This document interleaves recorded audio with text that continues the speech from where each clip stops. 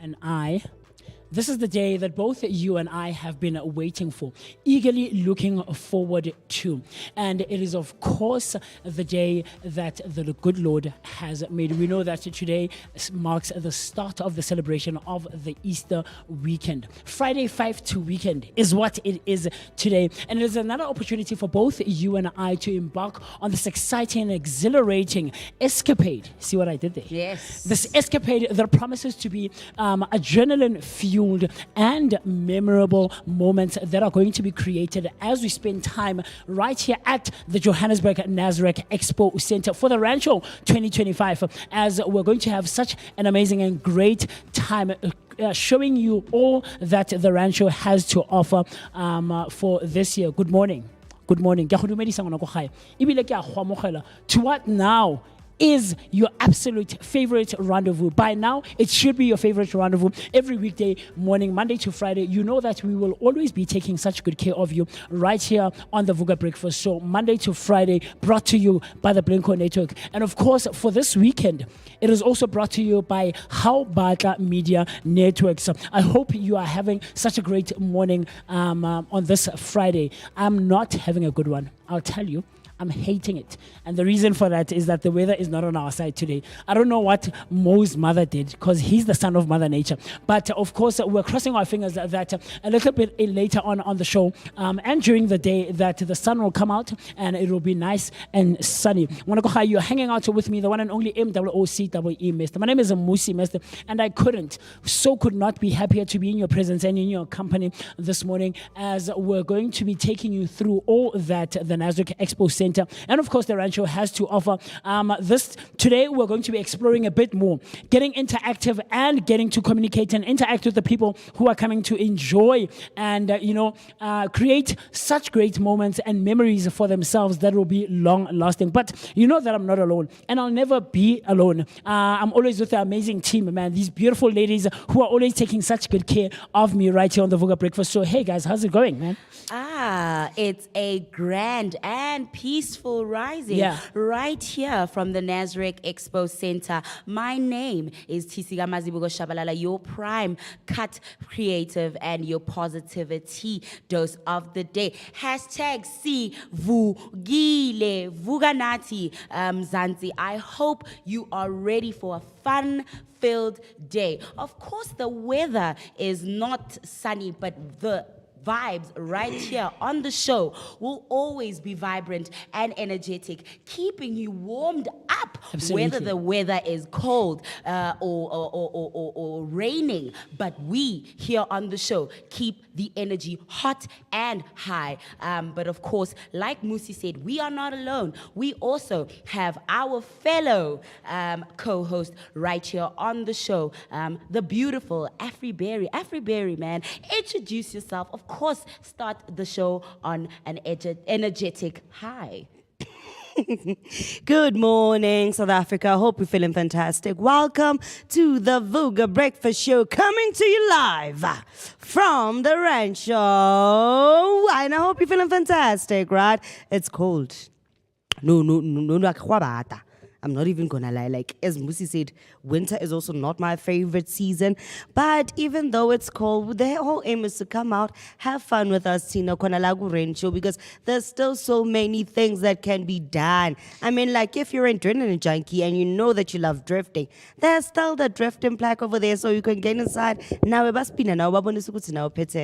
obviously, I go by the name of Afriberry, also known as Miss Berry Place. But to the darker the berry, the sweeter than Tuntuni. And in I am ready for the first musical act today. So me, otherwise best so much. Otherwise, I am ready and waiting. We'll see. So please make sure you start making your way to the Randshow. Do not forget that those hashtags is hashtag Vooka Breakfast Show, hashtag Randshow 2025, and then hashtag the place to be. Yeah, man, such good stuff. Look look, man, we're so looking forward to your interaction. Like we said yesterday, we want to see the pictures and the experiences and those moments that you get to experience right here at the Nasrec Expo Centre. I'll tell you guys, I was going through some of the hashtags, right, TC, when I got home last night, and some of the people that were out here shared their moments. But unfortunately, some of the ones that I saw are not, our people. Are not part of the Vooka Nation. No. Our people haven't come yet. Okay. Because they're still going to come. I know TK is one of them. I bumped into him and I ran into him last night when I got home, and he was like, no, I'm going to come through on Saturday. I'm going to pass through and come and hang out with you guys there and see the setup. Yeah, because he's one of our winners and he's a regular viewer and listener, and he was telling me that he's going to come through. So I was going through those hashtags, and people were on the rides because we didn't get an opportunity to go to the rides like yesterday. But we're going to do that. We're going to do that today and, of course, tomorrow. And so it was so cool. And you remember those little kiddies that passed here? They shared them. The Randshow Facebook page took a picture of them and shared them. So it was so cool to see that, man. So we want your interaction, man. All those moments. If there's someone that you know who's going to be coming through, tell them and encourage them to view and subscribe to the Vooka Breakfast Show so that we can see all those moments. Like Afriperi just mentioned, use those hashtags. But of course, the first and vital one that you must use is hashtag Vooka Breakfast Show, right? Because that's the platform that will be bringing you exclusive content behind the scenes, getting to interact with the people who will be coming through, whether rain or sunshine, whether the son of Mother Nature is doing the things. I don't know what Mo said to his mother.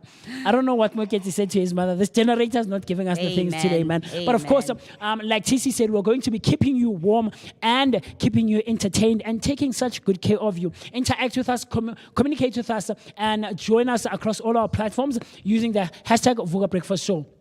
Comment, like, subscribe, and do the things that are necessary to be done. I want to hear your thoughts, your opinions, and everything else in between. But of course, the interaction needs not end there, like I've been saying. We want to hear your voices. Send through those voice notes using the number 060-493-3226. That's 060-493-3226. You know, as daily culture right here on the Vooka Breakfast Show, we always give you exciting pictures that you can check out that are of places from right here at home in South Africa, like they say, right? And today is no exception whatsoever. And TC is going to take us through what the today's picture is.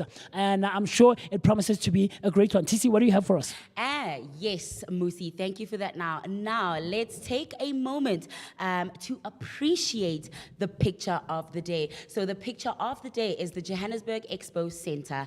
The Johannesburg Expo Centre, commonly known as the Nasrec Expo Centre, is South Africa's largest purpose-built exhibition, conference, and events venue located in Nasrec, Johannesburg. It is a well-known landmark that hosts major trade shows, exhibitions, and lifestyle festivals. The venue spans 150,000 square meters, which offers over 20,000 parking bays and can accommodate more than 100,000 people. So this is a very big venue, and it has been operational for over 30 years, hosting over 1,000 events since 2000. So the Expo Centre is part of the GL Events Venues Network, making it a key player in the global events industry.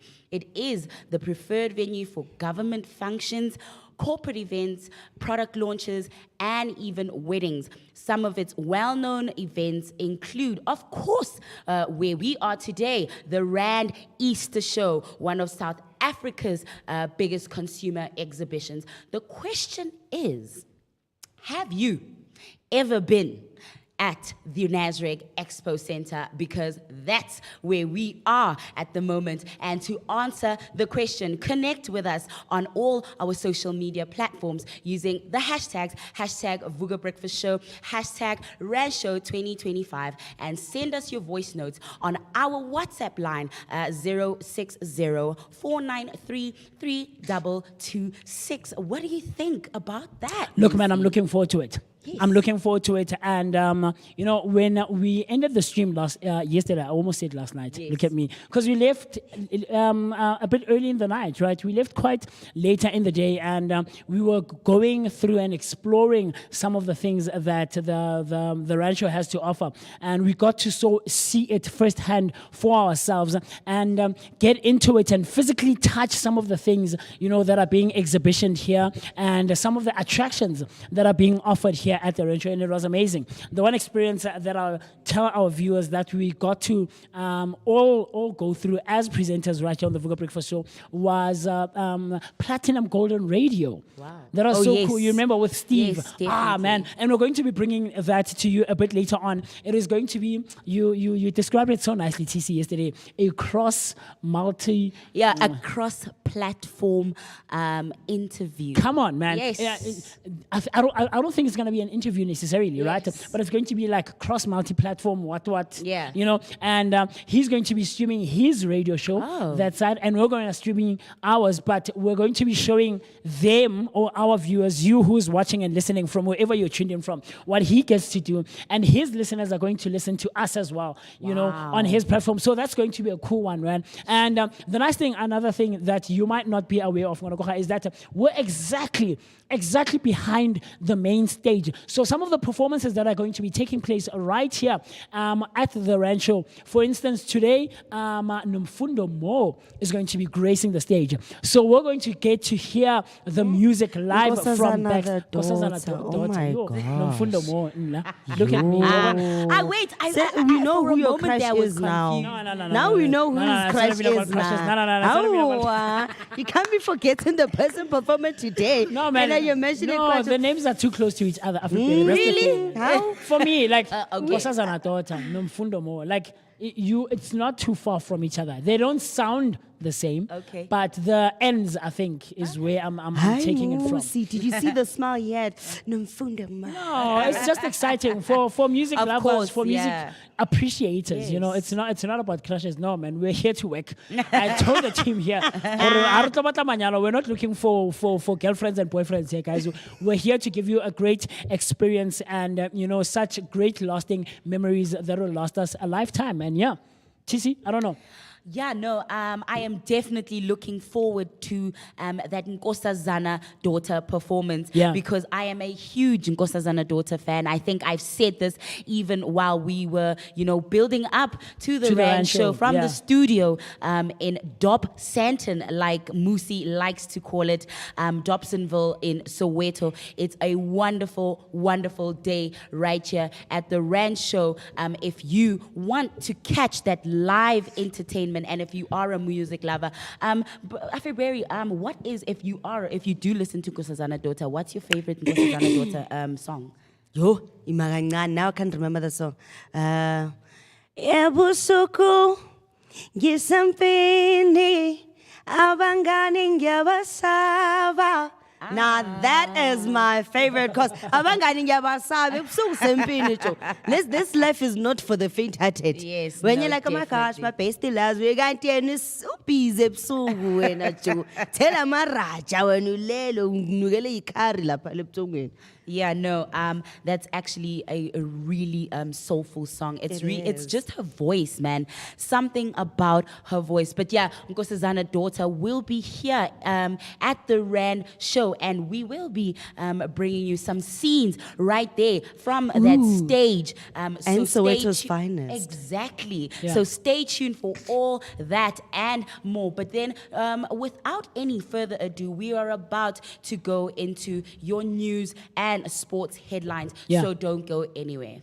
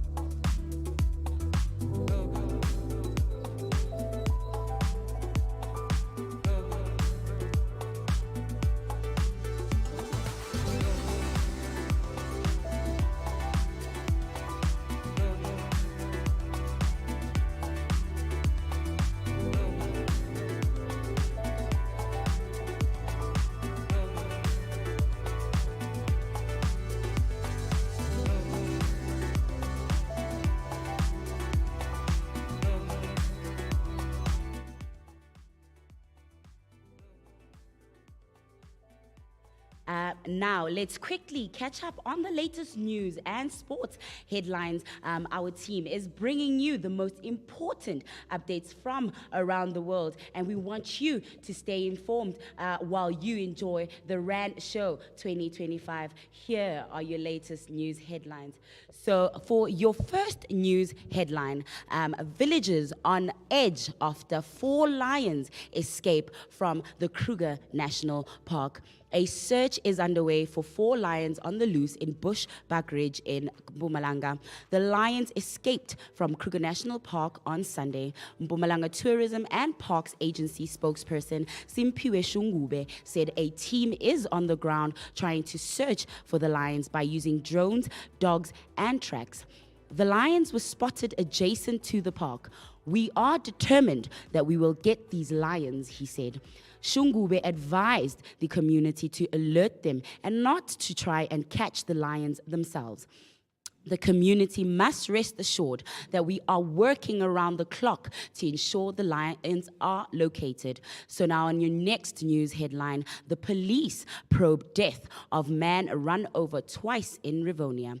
Police are investigating an incident on the 5th of April where a driver is seen running over another man twice. A social media video shows a 4x4 bakkie driving over another man in the middle of a Joburg road. The driver then reverses and drives over the man again, killing him. The motive is unclear, but police say initial reports indicate a lovers' conflict. Gauteng Police Commissioner Tommy Mtombeni said the vehicle has been tracked down and seized. And on your next news headline, 54-year-old man arrested for fatal WSU shooting. On a developing story, a 54-year-old man has been arrested for the Walter Sisulu University shooting and charged with murder and attempted murder. The suspect is expected to appear in court on the 22nd of April 2025. Police say the investigation remains active. The victim, Sisonke Mbolegwa, was confirmed as a registered student by Higher Education Minister Nobuhle Nkabane, despite initial claims by the university that he was not. Mbolegwa was allegedly shot by a student resident manager during protests over poor living conditions. That's all from your news, but now we are going over to your sports headlines. So now on the first sports headline in your football news, Van Dijk signs new Liverpool contract. Virgil van Dijk, Liverpool's 33-year-old centre-back, signed a 2-year contract extension, joining Mohamed Salah in committing his future to the club. Captain since 2023, Van Dijk has made 314 appearances since joining for 75 million euros in 2018, expressing pride in his journey with the Reds. He played a key role in securing multiple titles, including the Premier League and Champions League. So, under manager Arne Slot, Van Dijk has helped Liverpool chase a record equaling 20th league title. Meanwhile, Trent Alexander-Arnold's future remains uncertain as his contract expires in July, with Real Madrid reportedly interested. And now, in your basketball news, Heat knocks out Bulls as Mavs set up Grizzlies tie. Tyler Hero scored 38 points as the Miami Heat defeated the Chicago Bulls to set up a play-in game against the Atlanta Hawks for a chance to face top-seeded Cleveland Cavaliers in the playoffs. If Miami wins, they could achieve a franchise record of 6 consecutive playoff appearances. In the West, the Dallas Mavericks beat the Sacramento Kings to advance against the Memphis Grizzlies, with Klay Thompson scoring 23 points. The NBA acknowledged officiating errors in the Warriors' controversial victories over the Grizzlies, stating that they missed awarding the ball to Memphis in crucial moments. And now in your athletics news, how Glenrose Xaba manages her demanding athletics calendar. Boxer Running Club star Xaba, coached by Casta and Violet Semenya, manages a demanding race schedule with focus and discipline. Competing in over 5 events this year, she remains unfatigued, winning 5 races and planning to compete in the 15,000 meter and 5,000 meter at ASA Senior Track and Field Championships in Potchefstroom. Xaba emphasizes careful planning based on the ASA calendar and credits her coach's training program for her success. Confident and relaxed, she feels equipped to handle the challenges of packed season, aiming to continue her impressive performance streak. That's all for now. Happy Good Friday to you all from the Vooka team, as we are wishing you a very good one. Drive safely and take care of yourself. Don't forget to connect with us on our social media platforms using our hashtags, hashtag Vooka Breakfast Show, hashtag Randshow 2025, and send us your voice notes on our number 060-493-3226. Very cool stuff right here on the Vooka Breakfast Show, as we bring you exclusive and real-time traffic update, and of course the sports and the news live from the Johannesburg Nasrec Expo Centre at the Randshow 2025. This is the Vooka Breakfast Show, brought to you by the Blinko Network, but of course for this weekend it is also in collaboration with How Batla Media Networks. Of course, yesterday, as you can remember, we were in conversation with Isaac Mkhize. Isaac Mkhize is the co-founder of How Batla Media Networks, who works well together with our liaison for Randshow 2025, Kutlwano. And, we're having such a good time out here. People are slowly arriving, as, we were giving you that update. And, of course, the interaction is going to continue today. When people pass by and see us streaming and giving you all this amazing content, they wave to us and they want to come through and hang out with us. And today, we're going to do that. We're going to open our doors and let these people come in, and you can see that the people are here engaging with us and wanting to have such positive and exhilarating and exciting energy exchanges. I hope you are great out there. Look, grab a cup of coffee, or a cup of tea, and a hot chocolate, something warm, because it's cold. If you're like me, you're someone who absolutely and completely hates with a passion, a deep-rooted passion. Guys, I shut down when the weather is like this. Mara, because we're out here, Siavuga, and, we're bringing you great content. I'm excited. I'm good to go. Even in this weather, it's not going to get me down. I don't know about you guys. Are you winter, summer, spring babies? Afri, what's the thing? I was born in December. Yeah. When things are nice and bright. But these days, December is not Decembering. This December, it feels like June.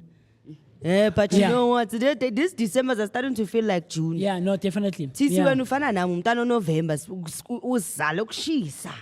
Tisi, you're a Scorpio.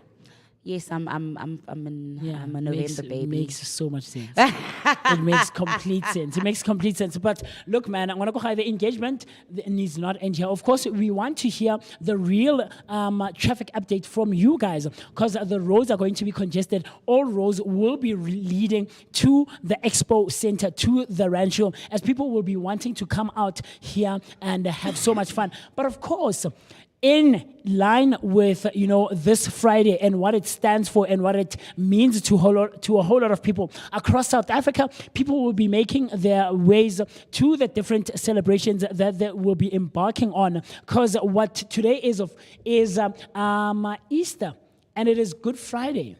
and across the country, and of course, ultimately the entire world, there will be celebrations all over the world in line with the celebrations of Easter. You know, yesterday we touched a bit more on the origins of where Easter comes from, and we'll do a bit of that again today. I'm not sure if time permits and if there isn't too much, because there's so much to experience here. But people will be making their ways, wanting to go visit family. Like you mentioned yesterday, TC, people will be going to Moria and stuff like that. So the roads are going to be congested, and we know most South Africa, year in, year out, people lose their lives. So we really hope that you will be safe and cautious and driving with so much, so much. Not positivity, precision. Precision. There we go. There we we go. need to have positive energy for the holiday. Absolutely, making sure that you're safe out there on the roads. So if there's anything that you come across on the roads, give us that update using the number 060-493-3226. That's 060-493-3226. Comment, like, subscribe, and do the things that are necessary to be done so that you and I and TC and Afriperi and the rest of the team right here at the Vooka Breakfast Show at the Nasrec Expo Centre can share our thoughts, our opinions, and everything else in between. TC, talk to me. Don't worry. As you were saying, Vooka Nation. Yeah, we do have a Vooka Nation, man. Yeah. You guys out there watching and listening to us, we appreciate and love you so much, Vooka family. Don't forget to engage with us on all our social media platforms. Mark the register. Definitely. Hashtag Sivukile. Absolutely. Hashtag Vooka Breakfast Show. Let's kick things off with some fun again, man. I know perhaps if you are still planning your commute to the Randshow, you're probably trying to plan your day, thinking, what am I going to do first? Yes, what's the first thing? Yeah, what's the first thing I'm going to do? Where am I going to go?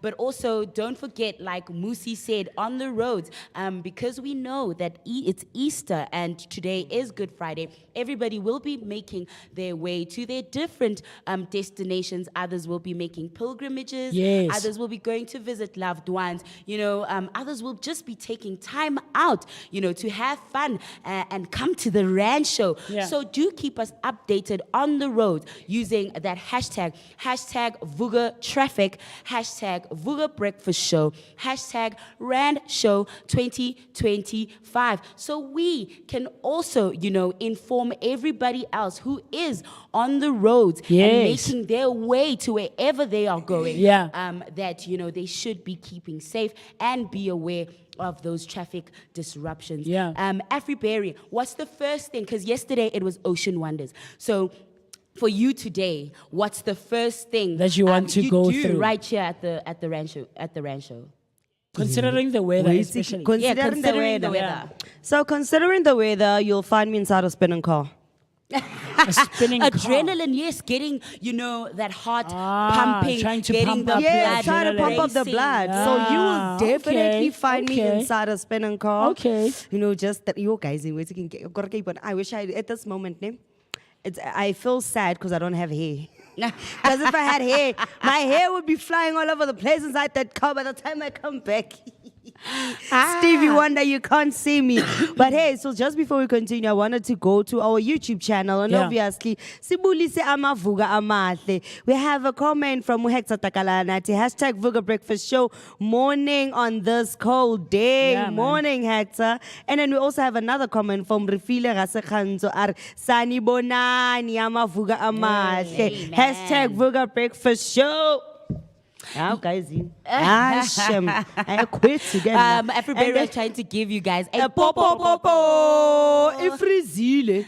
And then we also have another comment from Refile Rasekhanzo, hashtag Vooka, hashtag Randshow 2025. And then we also have another comment from UKT at hashtag Vooka Breakfast Show and another hashtag to the Vooka Breakfast Show. And then we also have another comment from Mtembi Gamni at a very good morning team. Hashtag Vooka Breakfast Show, hashtag Sivugile at Randshow 2025.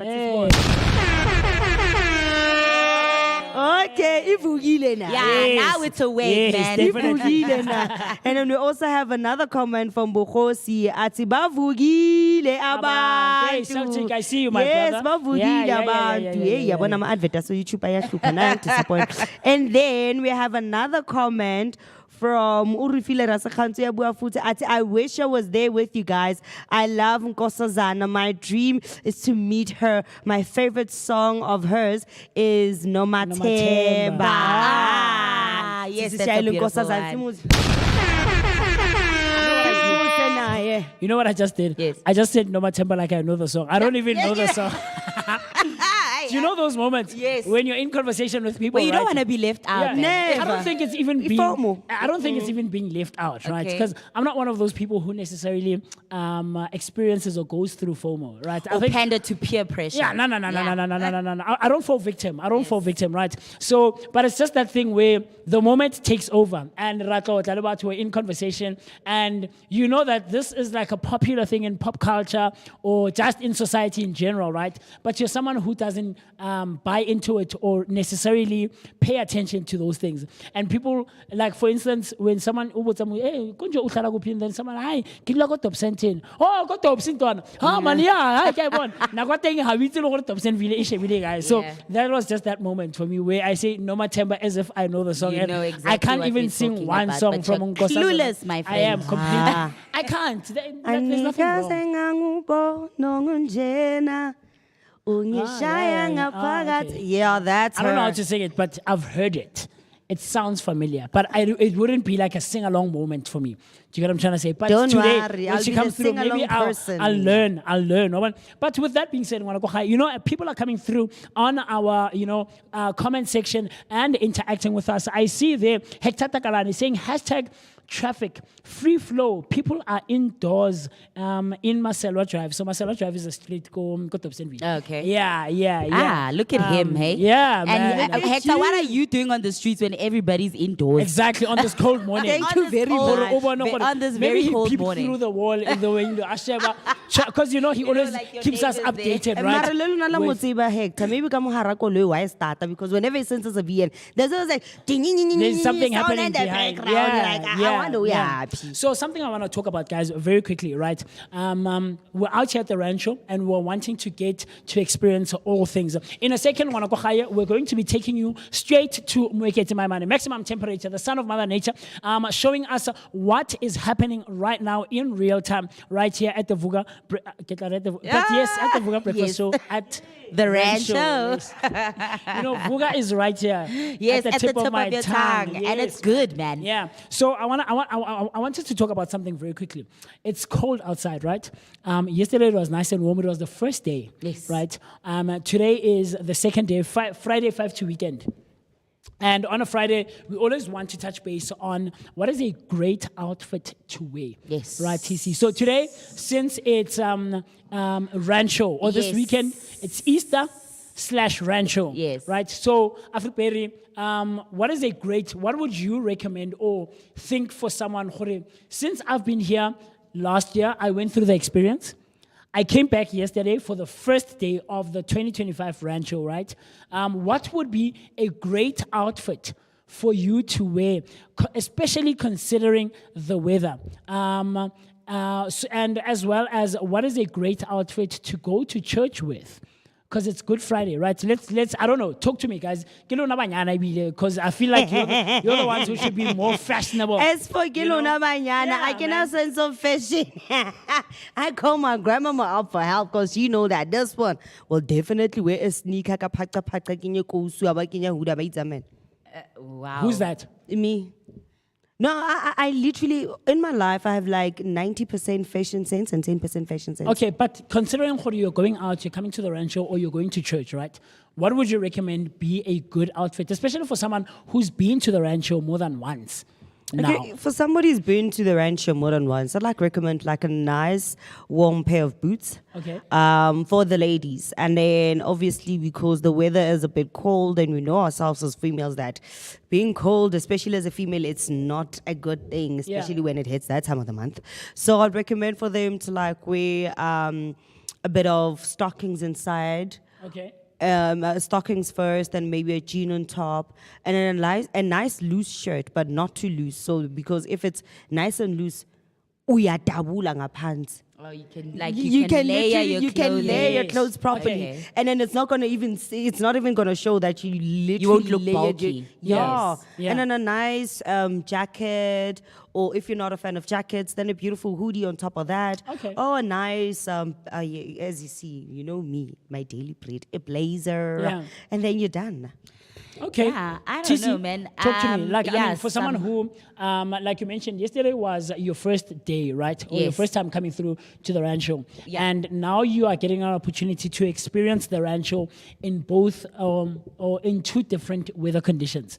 Yesterday, it wasn't too warm, but it was nice and sunny and shiny outside, and people could wear because we saw people wearing shorts and nice summer dresses, trying to be free and enjoy. everything the was Randshow. free flowing, Free flowing, you yeah. know. And now today it's nice and Light okay, it's not and, nice, yeah. but there are some people who appreciate this weather. Yeah, But and they're still wearing shorts. It's chilly and a bit breezy outside. What would you think would be a great outfit? Athleisure, perhaps like some sporty active wear. Yeah.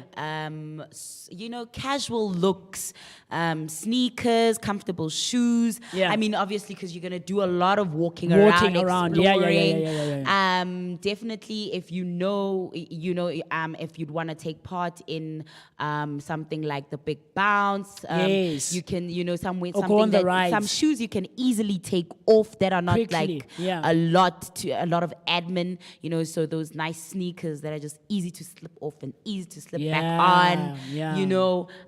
so be comfortable, being warm, but also keeping that little bit of style, adding those elements like some yeah. accessories, nyana, differentiating nyana with like some And nice coordination, of earrings and course. coordination. Yeah, coordination. But I've seen, I think perhaps one of the things we will do today is profile some of the interesting outfits that we come across. Yeah, that we come Yeah. across right here, because we do have Fashion Fridays here on the Vooka Breakfast Show. So you at home listening and watching, show us what your outfit of the day is for this Yeah. Fashion Friday. So it's hashtag outfit of the The day. day. And hashtag Vooka Breakfast Show, hashtag Randshow 2025, hashtag the best place to be, hashtag Joburg's best day out. Yeah, man, very cool stuff. Like I said a second ago, man, make it my money, maximum temperature, the son of Mother Nature is out there.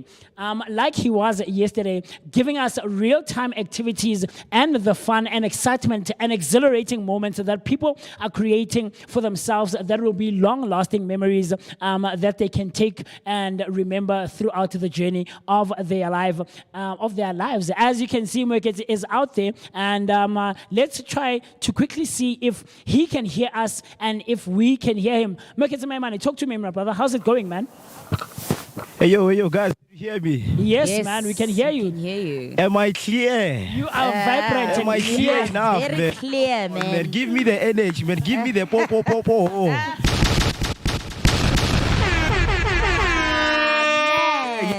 42 right here on the Vooka Breakfast Show. Once again, we're streaming live at the Nasrec Expo Johannesburg. Man, see the background, man. Gauteng, the city of gold. That is where every moment takes place, man. So you're asking yourself, man, what am I doing here? Yes, it's Friday, and I would like to wish everyone whoever's going home, you're on the road, you're watching from home, don't forget to use that hashtag Vooka Breakfast Show. Call us in, and you can also use the number to send your voice in here. As you can see, man, my name is Moketi, my man, Max for maximum temperature. Definitely yourself. I heard Musi was like, yo, I'm cold. Yeah, I'm cold. You guys in there, deaf, man, you are soft. This is for us, man. Definitely, this job is for us. You see, we're out here, man. Even the weather is not weathery. We are weathery, right? So that right now. Okay. Let me do this. So I just want to confirm once again if everything is clear and people can hear me, man. Am I clear enough?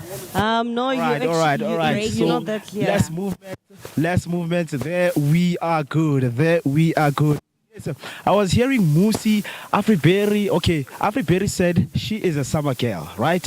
And she also soft when it comes to this weather. Come on, man. I'm the son of Mother Nature, so wherever I give you the adventure, you understand? So you're asking yourself, man, what is going on behind me? This is where the big stage is going to take taking place. We're going to having more performances from, your prominent. One of the person that they were speaking about in the studio is Nkosazana, the daughter. What song do you know of Nkosazana, the daughter? What song would you like to hear from Nkosazana, the daughter? Because right here, this is where everything is going to be happening. This is where the dance moves will be happening. Because talking about this, we're going to be having Soweto's finest, man. Soweto's finest. Guys, you can see I'm hyped up. I'm ready for this. I don't know if you are ready for this, but let us know if you're ready for this because the schedule is out. And right now I want to tell you that Nkosazana daughter's time for performance. So of course, I know people in the Randshow, they give me everything in terms of who's coming. Maybe if the CEO of the SADF, South African National Defence Force, they're going to be here. Obviously, information gets through me. So while at home, you want to ask yourself,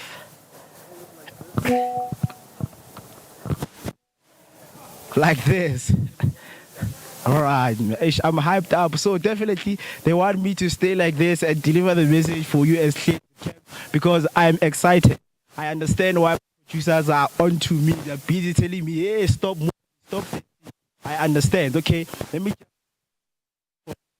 relevant information that you need. So behind me is what we call the music festival stage. This is where today Nkosazana, the daughter, will be performing. So what time will Nkosazana, the daughter, be performing? So Soweto's finest, they're going to be around 3 o'clock and then closing it off is Nkosazana, the daughter, 1 hour from 4 to 5, and you do not want to miss that. To tell you, man, if you don't know who Nkosazana, the daughter, is, man, obviously Nkosazana, the daughter, was born on the 6th of October 2000. She's a 2K. We understand her. She understands us. We can cover her performance to make sure that you guys all the coverage that you need. So let me just walk you through. And I just want you to see the beautiful scenic views of the stage on how it's looking like, where they're going to be performing. Behind me, this beautiful Gauteng, symbols right here. This is the main stage. This is where we are. And if you want to be at the race, this is where you need to. And when you want the big stage, when you want to see with the fire, this to get in. Live on this big stage festival. It is what Randshow 2024 is bringing you. So you need to stay tuned. Do not go anywhere because more in terms of the interviews, we're going to be having the JMPD spokesperson in the studio. About the public safety, things that you need to know. Public safety, because a lot of people, they are confused on what safety. Licensing, is it only JMPD or is only licensing only? Is more, so you need to know that information. And also, if you want to renew your license, that's the good thing. They said you can come through. To everyone who is driver, you want to renew your license, you can come here on the Randshow. The JMPD is available to renew your license for you, right? So let's get back to Nkosazana, the daughter, because she's going to be our main of the day, right? What is it that you want to know about Nkosazana, the daughter? What song is she going to perform? And what song would you like to perform so that we can cover that for you? You can see right there is Godola, producer. If those people are, give them some blankets, to make some moves. We're here to dance. We're here to on what, because it's hashtag show 2020, man. Everything you need to know is right here. And so what I'm gonna do right now is just to get a signal, is happening. It's busy, there are a lot of things that they need to give me so that I can keep on going, man. So I need obviously to communicate with wherever you are, man. Can you please show the trade right there, and I wish I can just be inside, man, and do things. Right? Fun picking, go into the steam, Stella. Call them, going to Pushe Mo. get We you can't to hear the train anything. and bring you right here on the Randshow. So I just got a signal. Afriberry can't hear me. Can you hear me now? Yeah, and then how far is it? Tabang winter. I tell you, bomba jacket. They got struggle. Bro, come on. I'm still getting ready. This thing is not. What you mean, dog? This is a steamer. It's getting me right into the right energy. So when you get into the right energy, siyakhulula. Get everything off. Get into the stage.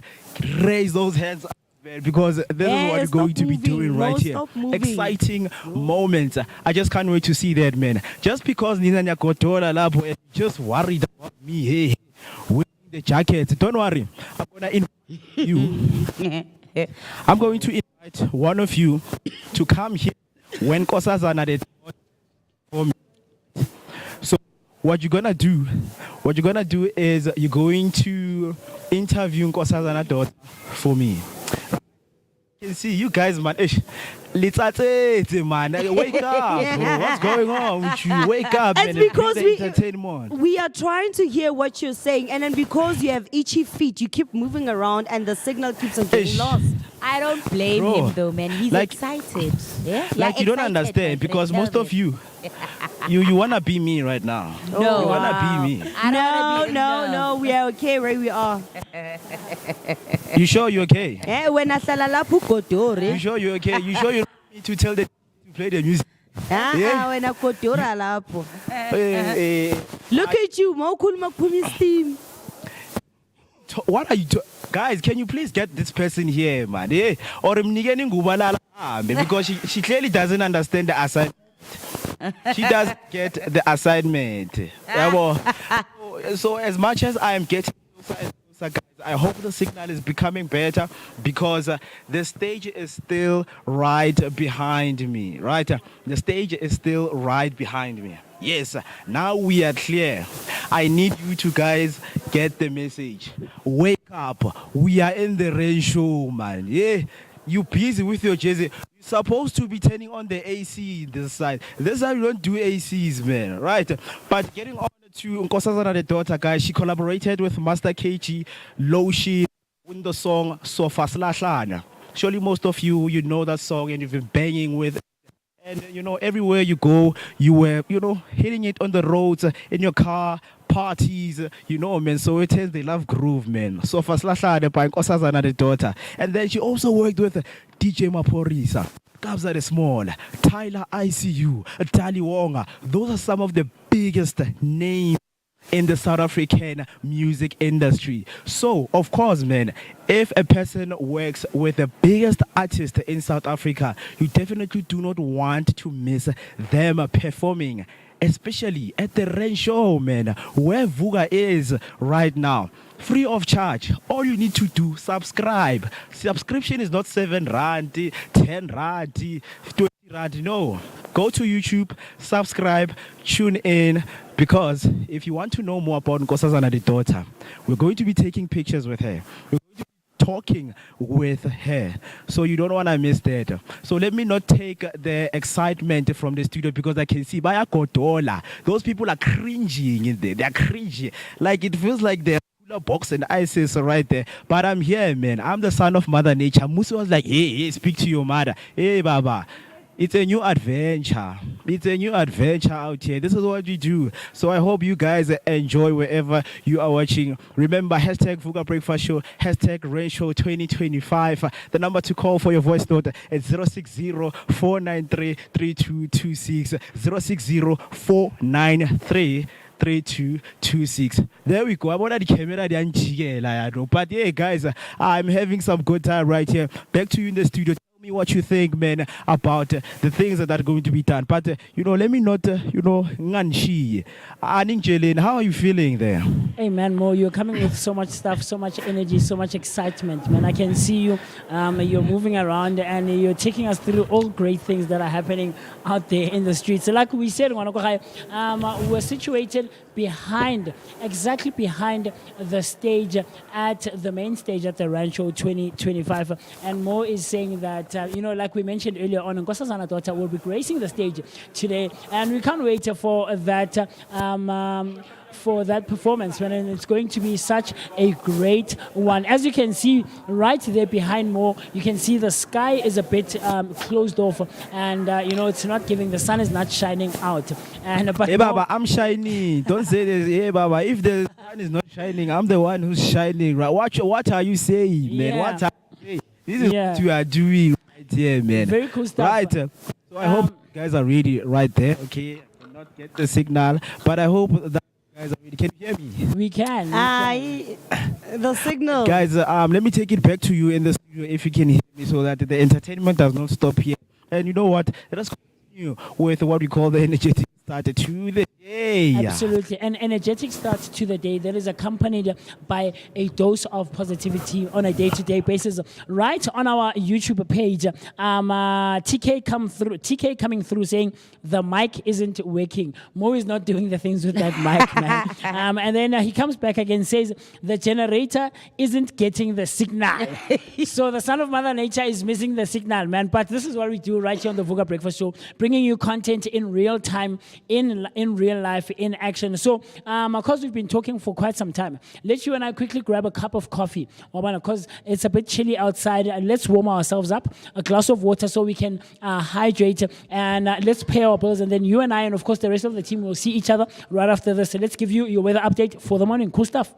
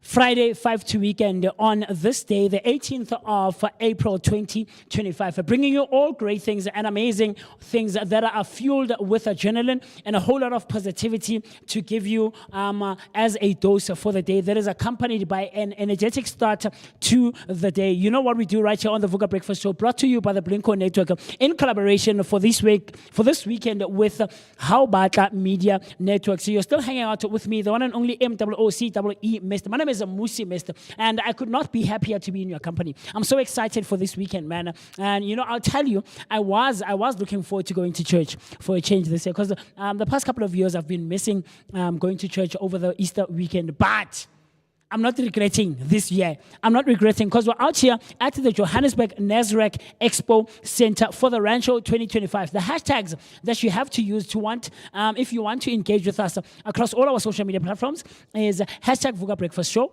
hashtag the best place to be, hashtag my Randshow, and hashtag Randshow 2025. And lastly, hashtag Joburg's best day out. I promise you, if you use Vooka Breakfast Show as one of those hashtags, we will absolutely get in touch with you and see the post and the communication and the interaction that you will be having with us across all our social media platforms. But of course, it doesn't end there, and it needs not end there.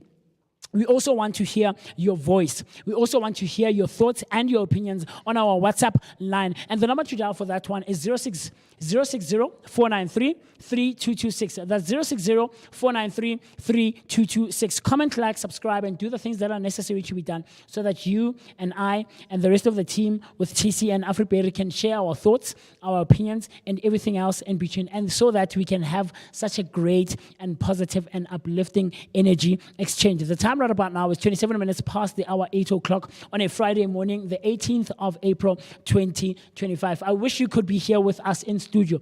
See people like Bokets misbehaving behind the camera. But we're having fun and we're having a good time. And we hope you're still hanging out with us. Talk to me, man. TC, what's happening with you? Man, I just cannot wait for the day to get started. Yeah. You know, and of course, yours has started because we are live with you here on the Vooka Breakfast Show. Your energetic start to the day. Absolutely. And we are about to do what we do here on the Vooka Breakfast Show, which is give you some historical and memorable moments. Absolutely. So, you know, we have a segment here on the Vooka Breakfast Show called Today in History. So it's time for Today in History. And today, other than shining some light on some important and relevant historical moments, we're also going to be shining a spotlight on some of the most unforgettable moments and collaborations that have made the Randshow a South African icon. Do you know, Wena Afriberry, of any memorable moments that the Randshow has experienced in its history? Do you? Maybe you've heard, you know, it's just, have it.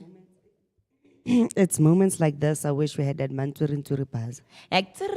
Ah. Because I'm having one of those moments, the cricket buzz. It's like, I wish I was like, oh my gosh, can we have that cricket buzzer? Because I am blank at the moment.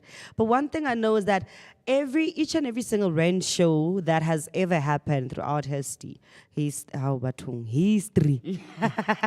It's okay. I understand. History. My tongue doesn't want me to speak proper English. Throughout history has always had its own impactful and the most epic moments ever. Like the fact that Soweto's Finest has now collaborated with the Randshow. Last year was the first collaboration, and they were featured like for the whole 3 days, enjoying fun with the people, dancing with the youngins and stuff. And this year they're having the same extraordinary moment yet again. Because, you know, the reason why I actually love the collaboration with the Randshow and Soweto's Finest is the fact it's shining out the beauty of dance. It's putting a shine on the beauty of dance, what dance symbolizes on its own, and how magical, mystical, and beautiful dance is. Because Soweto's Finest, if you know their history, they started out as a dancing group. Just a group of guys were dancing from Soweto, and then they ended up having songs, man. And then so it shows that when you nurture your craft, and you give it enough time to fully flourish, it'll grow into something else that you never thought you could have. That's right, Afriberry. I love that notion and thought, because the Randshow isn't just an exhibition, it's a legacy. Over the years, it's brought us incredible partnerships and experiences that have left a lasting impact. So let's start with the days when Metro FM and YFM FM turned up the heat with their legendary music festivals. So who could forget the Metro FM Music Festival, where artists like Malaika, Tokolo, and Brown Dash had everybody dancing all day long. And then there was a YFM Youth Music Festival where where they were celebrating Kwaito, hip hop, and house music with legends like Mandoza, Ukabelo, and Hip Hop Pantsula. So those festivals weren't just events, guys. Like everybody said, man, they shined a light on some of the rich culture and heritage that we have here in Mzansi. They were cultural milestones. And it wasn't just about the local vibes, Musi. The Randshow has also teamed up with global brands to bring unique experiences to South Africa. So remember, they had something called Snow World, where we got to experience a winter wonder world in the middle of sunny Johannesburg. Oh, wow. Where was I? Yeah, much like what they're doing this year with the Ocean Wonders. Ocean Wonders. Yeah, the Ocean Wonders, where they're bringing, the sea and that experience, to Johannesburg. Yeah, things that we don't get to experience, right here in Gauteng, because we don't have the ocean, and so we don't have the luxury, like I said yesterday, of having our feet in the sand, and the other thing that we barely ever get to experience, actually in the south of Africa, the only place that I know of is in the mountains of Lesotho. Lesotho, yes. Yeah, Lesotho is the Yes, only snow. place, I think, in south. I think Drakensberg as well. From time to time, Yeah. but Lesotho is the one that gets authentic, proper snow. So that's so cool to find out. They used to do things like that, man. I'm sure those parties and those events, man, used to be like a bang, man. Yeah, like they used to be a good time. Yeah, man. On social media yesterday when we were streaming, I saw some posts on my Facebook, Yes. where some people that are on my that are part of my algorithm, Yes. shared about Their experiences. the experiences, Their past and, experiences at the Randshow, yeah. Citing memories like what I just mentioned, Yeah. with the Metro, the collaborations they did with Metro FM and YFM, where they were wondering, does the Randshow still have that thing ever since, they stopped collaborating with those people. But if you were here yesterday and if you were tuning in live with us right here on the Vooka Breakfast Show, you would have seen that, man, the Randshow is proper, better man. than ever. It's proper. It's still, one of the most iconic places to be around this time of the year. Yeah. So, of course, if you want to experience everything and see what they have to offer for you, don't forget, man, to stay tuned right here. If you're one of those people who's going to be at home and didn't buy a ticket, but if you are one of the people coming to join us right here, do send your tag us in your memorable moments, share those thoughts and engage with us on social media. Yeah. So We actually have a voice note from UTK Hector. oh, okay. I love it, man. TK is always Can you engaging, please man. play I love that? it. Yeah, TK is always talking to us. Let's hear what he has to say on this chilly morning. Morning, Mavukas. Morning, Musi. Hey, come on. TC, Afro. Big ups, guys. I just love guy the fact kills that me. he always says one of these awkward voice notes, but This they guy have so kills me, much man. love Yeah, in them. man. And he calls you TK Afro.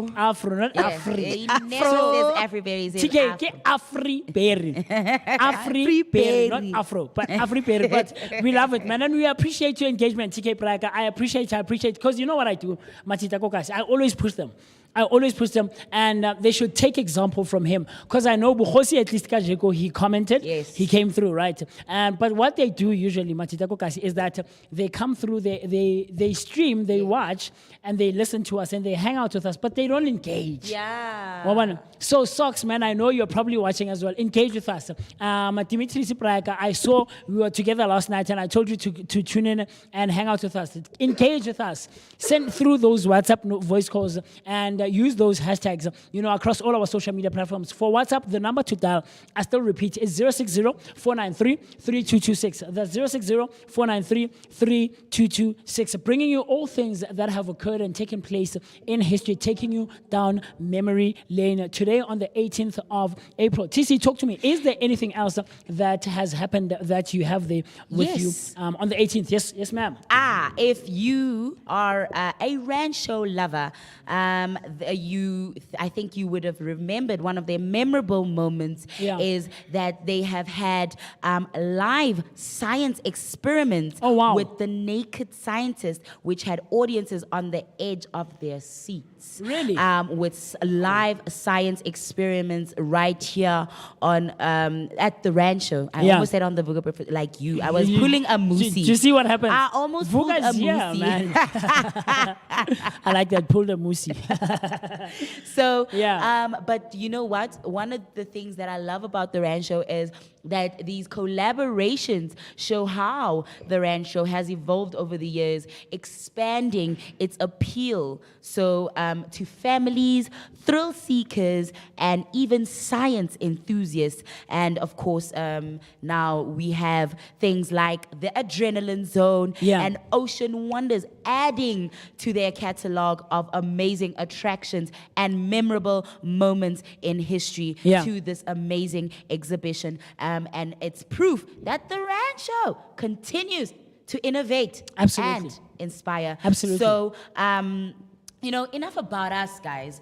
I want to hear now from you right there listening and watching. What's your favorite Randshow memory? Yeah. Was it a music festival, perhaps? Because I remember when we were running the competition and when we had Uzama, Yes. speaking everything Randshow. The coordinator for the Randshow this year. The marketing Yeah, coordinator marketing for coordinator. the Randshow. Yeah. Somebody commented and asked if they still have those explosive and massive Performances. closing parties. Yeah. But of course, she was like, no, man, now we have live entertainment Yes. all throughout the whole exhibition. So from the start to finish, 17th to the 21st, you will have live Performances. entertainment Absolutely. and performances Oh, here. yes. So, so you can also share with us what it was that you, what's a favorite memory that you have of the Randshow, if it was a music festival, a thrilling ride, or maybe a magical moment. Drop us your answers in the chat or post on social media using the hashtag Randshow Memories and also hashtag Today in History, hashtag Vooka Breakfast Show, hashtag The Best Place to Be, hashtag Joburg's Best Day Out, and let's keep the fun going. Musi, I want you to know that there's also something in the sporting world that is of interest today. Okay, that's deemed to be something great that happened down memory lane.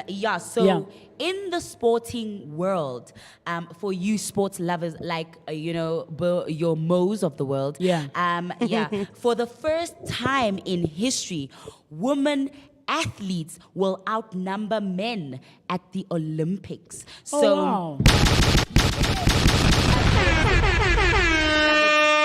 my fellow women, a very memorable and iconic moment for the women in the Olympics. So at the 2028 Los Angeles Summer Games. 2020? Sorry. 2028. Sorry. Yeah, so Sorry. Yes. So at the 2028 Los Angeles Summer Games, women will make be. it Oh, there. man, that's so. Born and Bogotas Womanda. year. And then for this one is Womanda. Womanda. And then for this one is also for Musi, because I know that you love movies, right? Yes. So in 2018, Black Panther is the first film shown at a commercial cinema in 35 years in Saudi Arabia as cinemas reopen. So Black Panther is the first cinematic movie that was played in Saudi Arabia after 35 years of being closed. Oh, Wow. Yeah. Wow. And I like the fact that they opened it with a black movie. Black Hey. Panther was quite young. Yeah, it was iconic. Yeah, man. It was iconic. It was iconic. You know, the numbers there were high. For Yeah, that. no. It made so It really much took money. up the numbers for the MCU. Yes. Yeah. No, for Marvel specifically as well. Yeah. Yeah, very cool stuff. So in light of that, we are also celebrating all, the Easter weekend. Yes. With all these different denominations that will be celebrating and observing Good Friday, right? On this day in 1506, the one thing that stuck out for me was that on this day in 1506, the construction of the current St. Peter's Basilica begins. Wow. So this is in the Vatican City. Oh, yeah. I So saw that St. one. Peter's in Vatican City is one of the world's most important Catholic sites. In Rome, of course, Yes. this is where the Pope of the Catholic Church resides. So on this day in 1506, the construction of that place began. So I found that very, very interesting. But this is what we do right here on the Vooka Breakfast Show, taking you down memory lane and giving you significant moments that have occurred and taken place that are deemed to be so wonderful and great for both you and I to always remember and have in our memories. And you know what we do right here on the Vooka? Oh, yes, Afriberry. So last one. So this is for people who like mind games, things that also stimulate the brain and help the brain just to fully function and get your neurons busy, right? Yeah. So this is a did you know fact. So did you know that the first crossword puzzle book was published by Simon and Schumer on April 18 in 1924. Yeah. Wow. So today the first crossword book was actually published. Wow. Very cool stuff. And that's one If of you my enjoy favorite games. ones. Absolutely. Yeah, me and my Crossword grandmother fight for them. Oh, in the It's a magazines problem. and newspapers, In newspapers. In newspapers and magazines, so it's literally we wait, and the first one who gets it wins. Yes. Ah, nice. Man, I very used to cool also stuff. love playing them after buried. It was one of the things. Crossword yeah. puzzles. No, Yeah. I never got into them.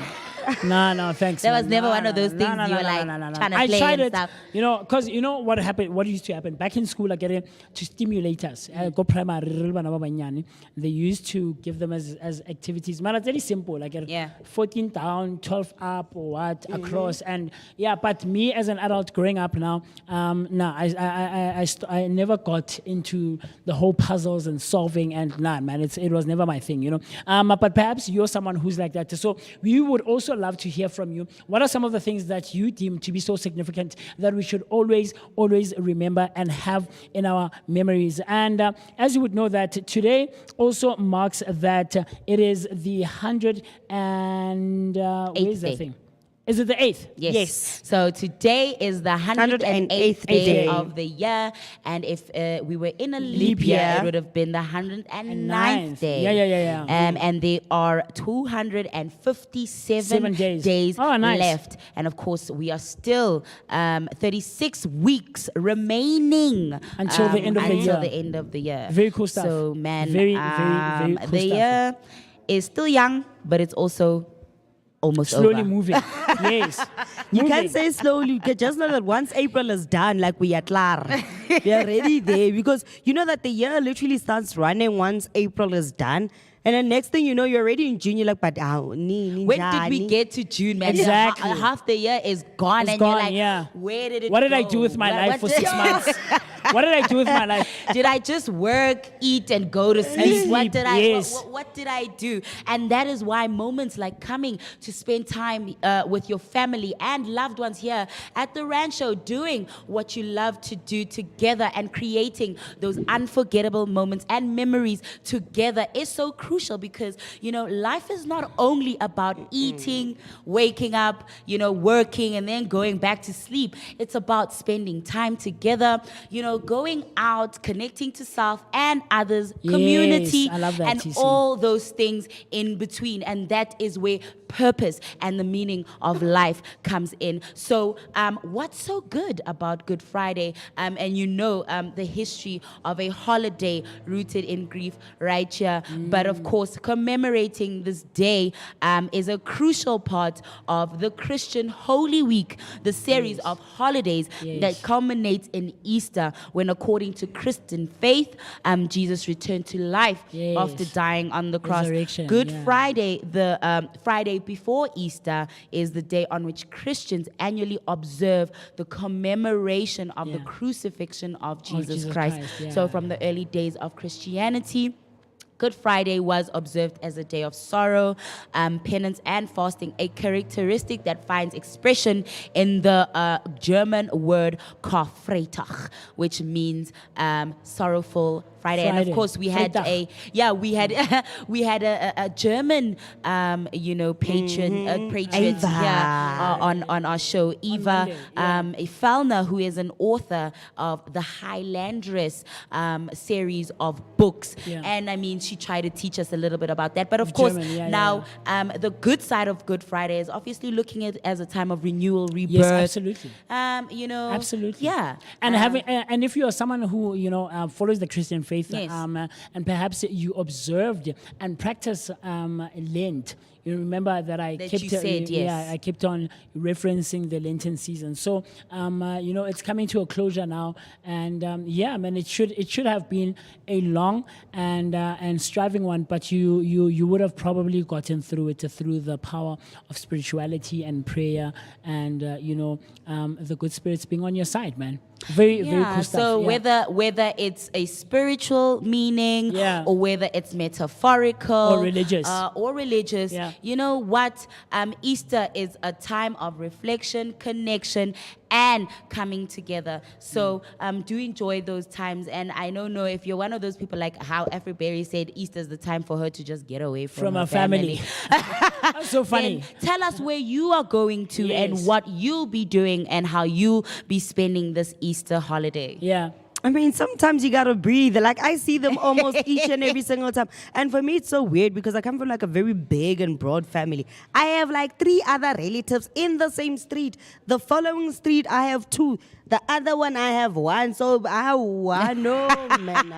It's because your family is just like all around you. All so you're around me. I need to get a break. But that's also, it's valid. That reason is valid. Because just when I think that I'm like, okay, my grandmother's siblings are not here, because it's like my great grandmother's house, who's my mother's grandmother. So they sometimes go there, and I'm like, hi, they're just chilling there. They won't come here. Goopy, you see a car parking.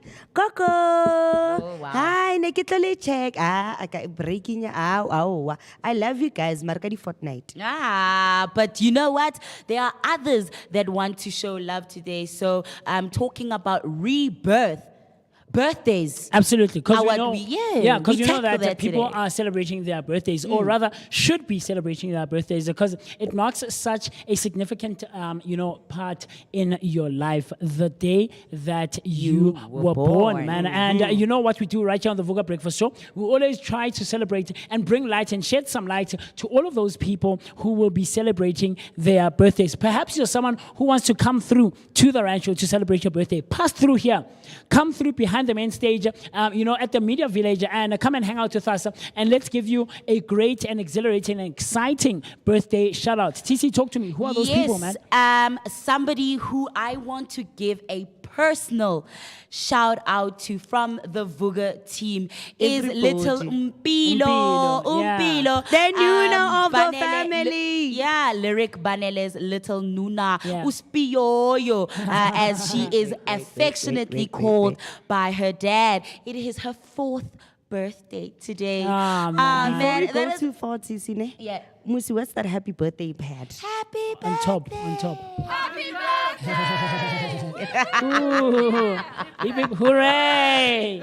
Hooray! Hooray! Ah, man, such Yeah, cool man. and amazing stuff, Yeah, man. I The just daughter want to our station manager, man. I just want Yeah. to wish Little Spioyo, Yeah. Umpilo, Yes. a happy birthday. And of course, we wish you so much love and a blessing and abundance in your life, man. And success, man. success, And man. love and laughter Grow and up great to be moments. just the remarkable young woman that your father sees you as. And of course, Yes. the love that he showers and shows you is going to be a testament of you being that woman. You know what? If you also have somebody in your life that is having their birthday today, yeah. don't forget to tag us or drop a comment in our a live chat or comment on our social media platforms and let us know about their birthday and who they are and how old they, and just give us your special shout out for them so we can wish them a happy birthday, Yeah, man. right here Yeah. on the show. So the celebrity birthdays that we will be profiling here on the Vooka Breakfast Show is Ski Mask the Slump God. So in April 18th, 1996, Ski Mask the Slump God was born, and today they are turning 29 years old. He is a rapper, by the way. If you are Okay. wondering who this person is, I was they lost. are- I mean, Mask who? Ski Mask the Slump God. Hey, my but wait, pizza. Me, I thought you were talking about somebody who's like a Ski professional mask the skier. slump. Okay, And so then, our hip hop heads right here at the Vooka Breakfast Show, Kat and Shimi are vibing, behind the Wow. camera because they know him. Oh, they know clearly. him? Yeah. Oh, okay. So is he a trapper? Is he a trapper? Ah, he makes trap music. So clearly we are out of touch Yeah. when it comes to this. That's Yeah. usually like, I'm a 2K. Ah, You what? Okay. Slam. Oh, he makes Slam. slam. He doesn't make trap. Slime. Oh, sorry. What? So it's not slam, it's not trap, it's slime music. So there's a subgenre in the hip hop section Yeah. called Crazy. slime.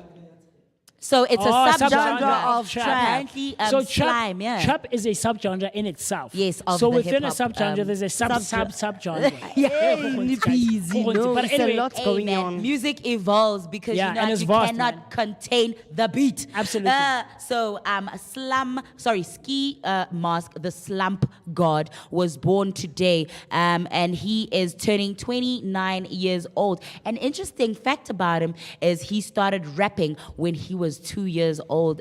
Now I don't know if slime. it's not make if sure. slime was it was available, but I mean Matala 2K. Masmanga. Towards the 2K, No, I don't know. Maybe it's something he's getting into now. Maybe diversifying to to get himself Otolo- out there. And Otomilo that's why, Rapana 12. yeah, Very- cats and them know him and guys. stuff. But yeah, you know what? Not to dismiss, what his achievements and his milestones are. Ski Mask, the Slum God, an American rapper, is best known. For his association. I've always had a problem saying this rapper's name. I remember how when I used to say Tentacion, they laughed at me. I remember saying XX extension. I was like, and then I remember, and then I was like, okay, guys, gang, is it triple extension? Because there's 3 X's, and then they're like, Yeah. You who- can't what- say triple. Who's that person? it's XX extension. extension. I Sorry? don't know. XX extension. Extension. Or whatever. I don't Okay, know. they will see there on the name. So he's also Him. in the hip hop space. Yes, Yeah, he is but in the hip-hop unfortunately he space. Guys, passed we are away. showing your age. Yeah. Yeah, but I'm unfortunately, 25 too. XX extension passed away. You know what's funny? I'll tell you when you refer to this age thing.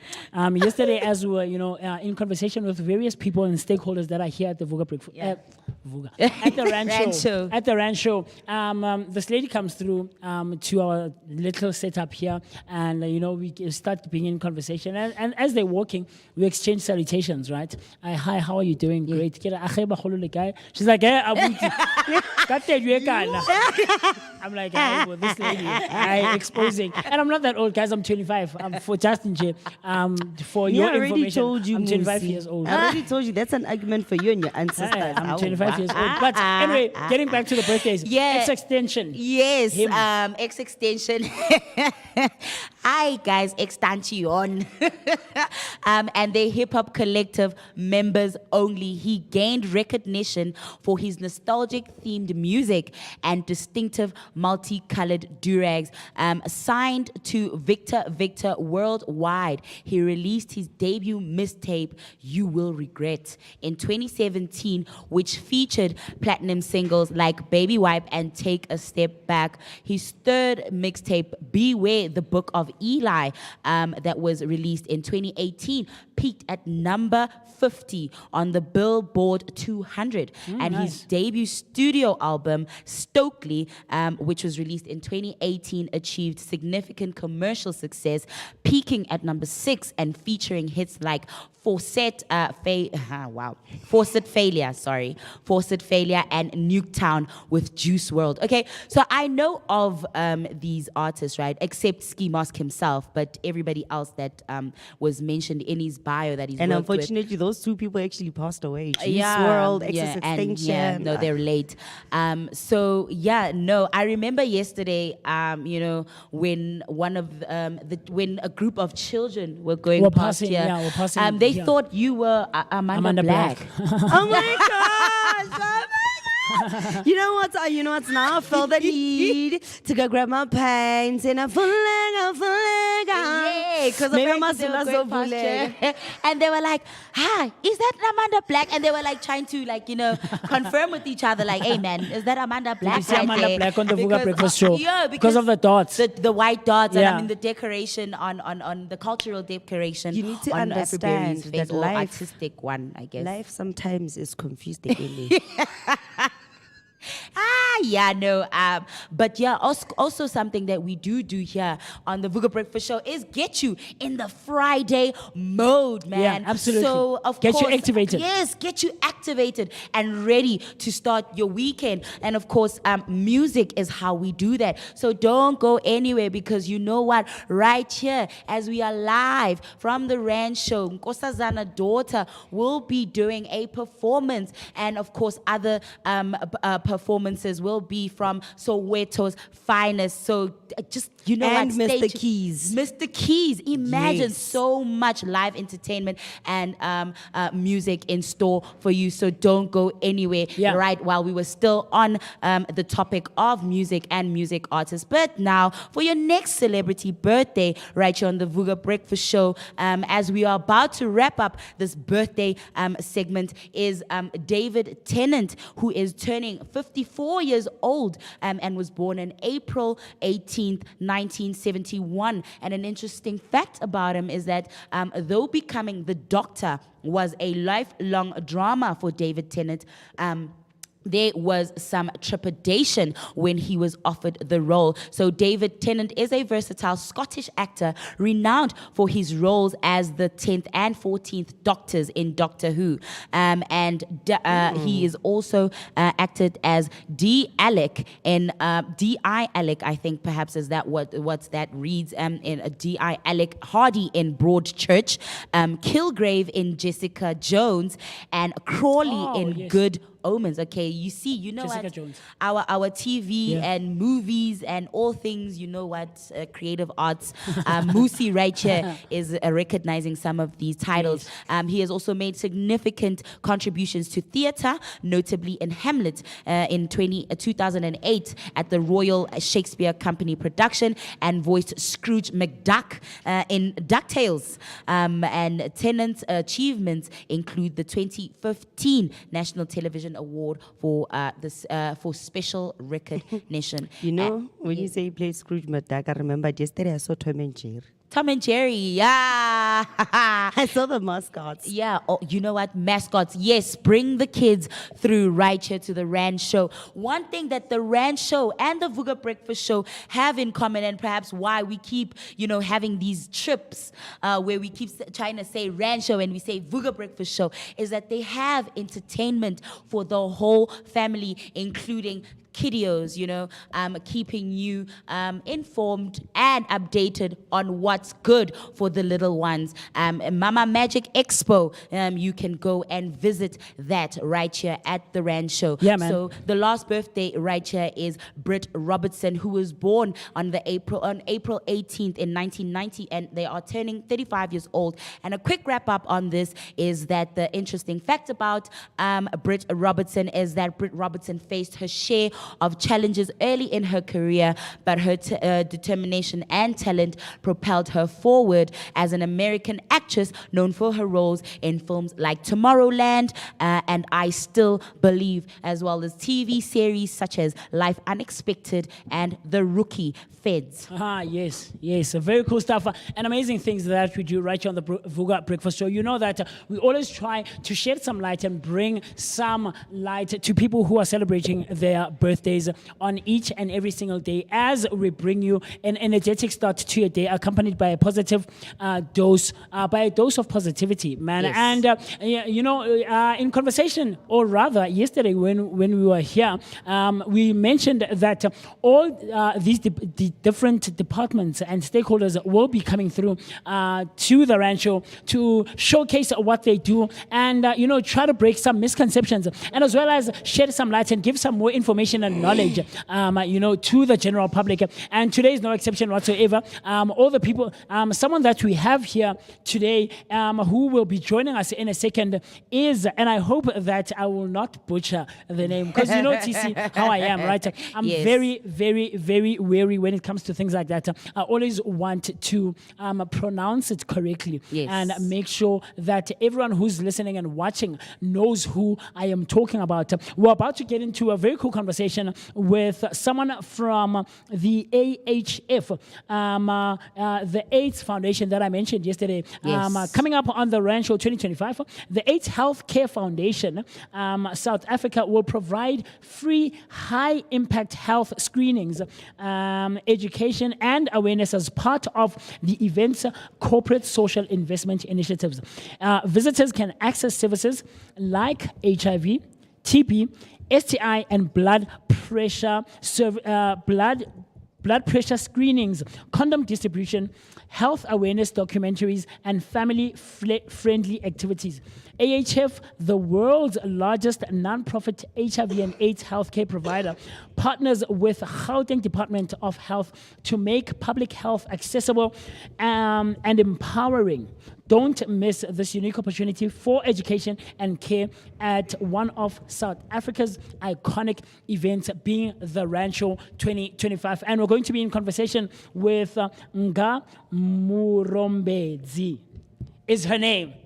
And she is nodding, so I'm hoping that I didn't butcher it. But she will, of course, in a second be joining us, and she will give us the correct pronunciation of what her name is. And I can't wait for that conversation, because there's so many misconceptions with regards to the space of health, especially when it comes to AIDS and HIV and STIs and TB. There's always so much that you and I can learn and try to encompass and absorb all of this information and knowledge. And she is joining us right now, so she will absolutely tell us what the correct pronunciation of her name is, and shed some light as to what their collaboration or what they are about to do for the entire weekend here at the Randshow 2025. So with no further ado, let's welcome her very quickly, and so that we can get that conversation going. Welcome, Nga. We appreciate you coming, and we can't wait to hear what you have for us. Thank you. Awesome. Thank you for having me. Yeah. I am Nga Tendwe Ishe Murombedzi. Murombedzi. My friends call me Nga. Okay. And everyone else calls me Nga. And Okay. I'm with the AIDS Healthcare Foundation. Very cool stuff. Very quickly, before we get to the conversation, like I mentioned a second ago, I'm very big on names. I don't know, can you hear us? Do you want to use the, yes, there we go. I'm very big on names, right? So I have one of those names that are not so popular. Musi. I think the only Musi that South Africa knows. If you don't know, is my there's man. also, yeah. Is my man. Musi, my The man, only yeah. Musi that South Africa knows is my man, right? But very soon, Musi Mist from the Vooka Breakfast Show is Yeah. going to be known. So, Nga. What does Nga mean? Makabongwe Nkosi. The Lord must be Makabongwe. praised. The Lord must be thanked. And it's a Good Friday, so We Amen. give praise, and thanks to the Amen. Lord. I love that. Such a cool name, man. Welcome. Like we Thank said, you. we appreciate you. So let's quickly get into it. What is AHF, and what is your guys' involvement with the Randshow 2025? Sure. So the AIDS Healthcare Foundation is the largest independent provider globally of HIV HIV care services. And in South Africa, we've been here for 23 years, since 2002. And our first clinic was in KZN, the Itembala Bantu People's Clinic. Okay. So essentially, we partner with departments of health across different countries. We have 47, now 48 countries of operation. Oh, wow. We've just added Ghana to the list. Oh, nice. And we had Tanzania join us last year. And we work with ministries of health to ensure that services for HIV are patient-centered. Advocacy is aligned with ensuring that people living with HIV have a dignified experience of that. We ensure that when it comes to facilities, how can we support the gaps that usually manifest? So things that are impacted by resources, things like human resource capital, data capturers, doctors, nurses, linkage officers, and the like. But we also work in supporting the infrastructure. So in some areas, you will find that we have supported with like park homes or the development of buildings. So it just goes, we work on a response basis. We are nimble as an organization. We try to respond to the need so that overall we provide cutting edge services and advocacy for people living with HIV regardless of ability to pay. Wow, I love that. I'm going through your site here, and it actually says exactly what you just mentioned, that AIDS Healthcare Foundation, cutting edge medicine and advocacy regardless of ability to pay. So, look, man, over the years, or rather when we were growing up, and I think in the early 2000s, we mentioned this, TC, if you can remember, a couple of weeks ago, that I think early 90s, early 2000s, in South Africa specifically, that's where, the AIDS pandemic hit the southern part of Africa, and people were losing their lives like no one's business. And some of the misconceptions or the things that we grew up hearing is that, the information that was trying to be given to the general public was that AIDS can be managed. And there are people who've been living with AIDS for the longest of times, right? HIV. Yes, HIV. Yes. For the longest of times. Yes, let's correct that one. Yes, right? But we've heard things like that. A lot of people fell victim to, the psychological part of it rather than the disease in itself. So for someone who grew up hearing all of those things, how true is it? And now where does the disease find itself in terms of the volume and the light that's being shed to it? Because when we grew up, there was so much. With Nkosi Johnson. Yes. Absolutely. At that time, it really did seem like, it was a time of a lot of, a lot of fear and stigma. It was a dark time. Yes, where surrounded the disease. So now going back to Musi's question, I would really love to hear your answer on that. So you don't succumb to HIV. Okay. You succumb to AIDS. Okay. Or other co-diseases. So like TB can kill you if your immune system is weakened by HIV. If you don't treat HIV, so get your viral load under control, it can progress and then it becomes AIDS, so acquired immune deficiency syndrome. Yes. Right? And that means your body has essentially lost its ability, its defense force against to fight fighting against illness. Yes. So you then succumb to the illnesses that can attack you if you're living with HIV and you're not treating it. So the biggest thing we always need to advocate for and to ensure people get is adherence to treatment if you're living with HIV. So take it right, take it always. Get your viral load to be suppressed and retain on that treatment. So one of our biggest campaigns is on retention, because like you said, the psychology around HIV, around treatment, it's like with any chronic illness, people living with high blood, that's why we always have to tell our grandmothers, take that medication is because you do get to a dip of fatigue. You have to do this every single day for your entire life. But the other side of that is you can thrive. So, personally, I like to refer to people thriving with HIV, not living with HIV, because your life is in no way impacted. In fact, I could drop dead today from hypertension before somebody living with HIV drops dead from HIV, right? I heard those kind of statistics where they were like, you are most likely to die from diabetes or, high blood pressure before, you can die from HIV based on the strides that have been made in medicine in order to combat and not contain HIV for the public. I think we grew up around the same generation, Yeah. or maybe a little bit ahead of you guys. But I was just saying to the Uber driver that brought me here that HIV used to instill the fear of God in you. Yo, it definitely. did. Not even AIDS. Like, you did not want to be associated. As they would Just refer even with to it. someone living with it, With it. or even if someone in your Suspected. family had it, you had to. It was like such a shame. You had to keep Yes. it quiet. secret. It was a Stigma, the secret. discrimination. I mean, just personally in my life, I could see like with my mom, even at her age, she's an old lady, but she still lives with like because of that. During that time, that fear that she still, without even at her age, she's always like insisting when she goes for medical checkups. Please take my HIV check my HIV status. Yeah. Yes. Yeah. And that's why we have to keep, I don't know if you remember the ABC campaign. Yes. Abstain, be faithful, and condomize. Yes. And then that fell to the wayside. Now people are fearing pregnancy before they're fearing HIV because HIV is discreet. Yes. If I take my medication and No I one use will a condom, know. nobody will know. But pregnancy, it's going to tell you what you're doing. So we need to really get back. And that's why we find ourselves in this space here. That's why we try to partner with communities.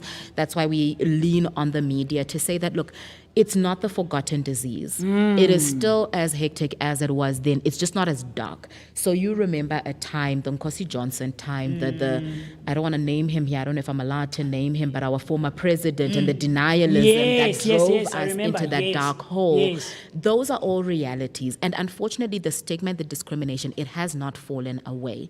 In fact, it has become self-stigmatizing and self-discriminating. So someone is more afraid of speaking out about their status because they fear how people will retaliate. Not necessarily that they have seen that people will retaliate in a negative way. So we advocate a lot around empowerment of people because remember, we now have generations of people born with HIV. Yes, yes. Nothing you could have done could have changed that Yes, for you. yes. And yet they live in that state of stigma. So we want to ensure that people have access to condoms. Governments continue to support HIV response, prevention services, adolescent and youth-friendly services at facilities because young people say, I don't want to go to the community clinic because Umam Fundisi is there. She might see me seeking condoms. Then she's going to tell my mom. So we have gaps and spaces and blind spots within our intervention that we need to ensure that people start to consciously address.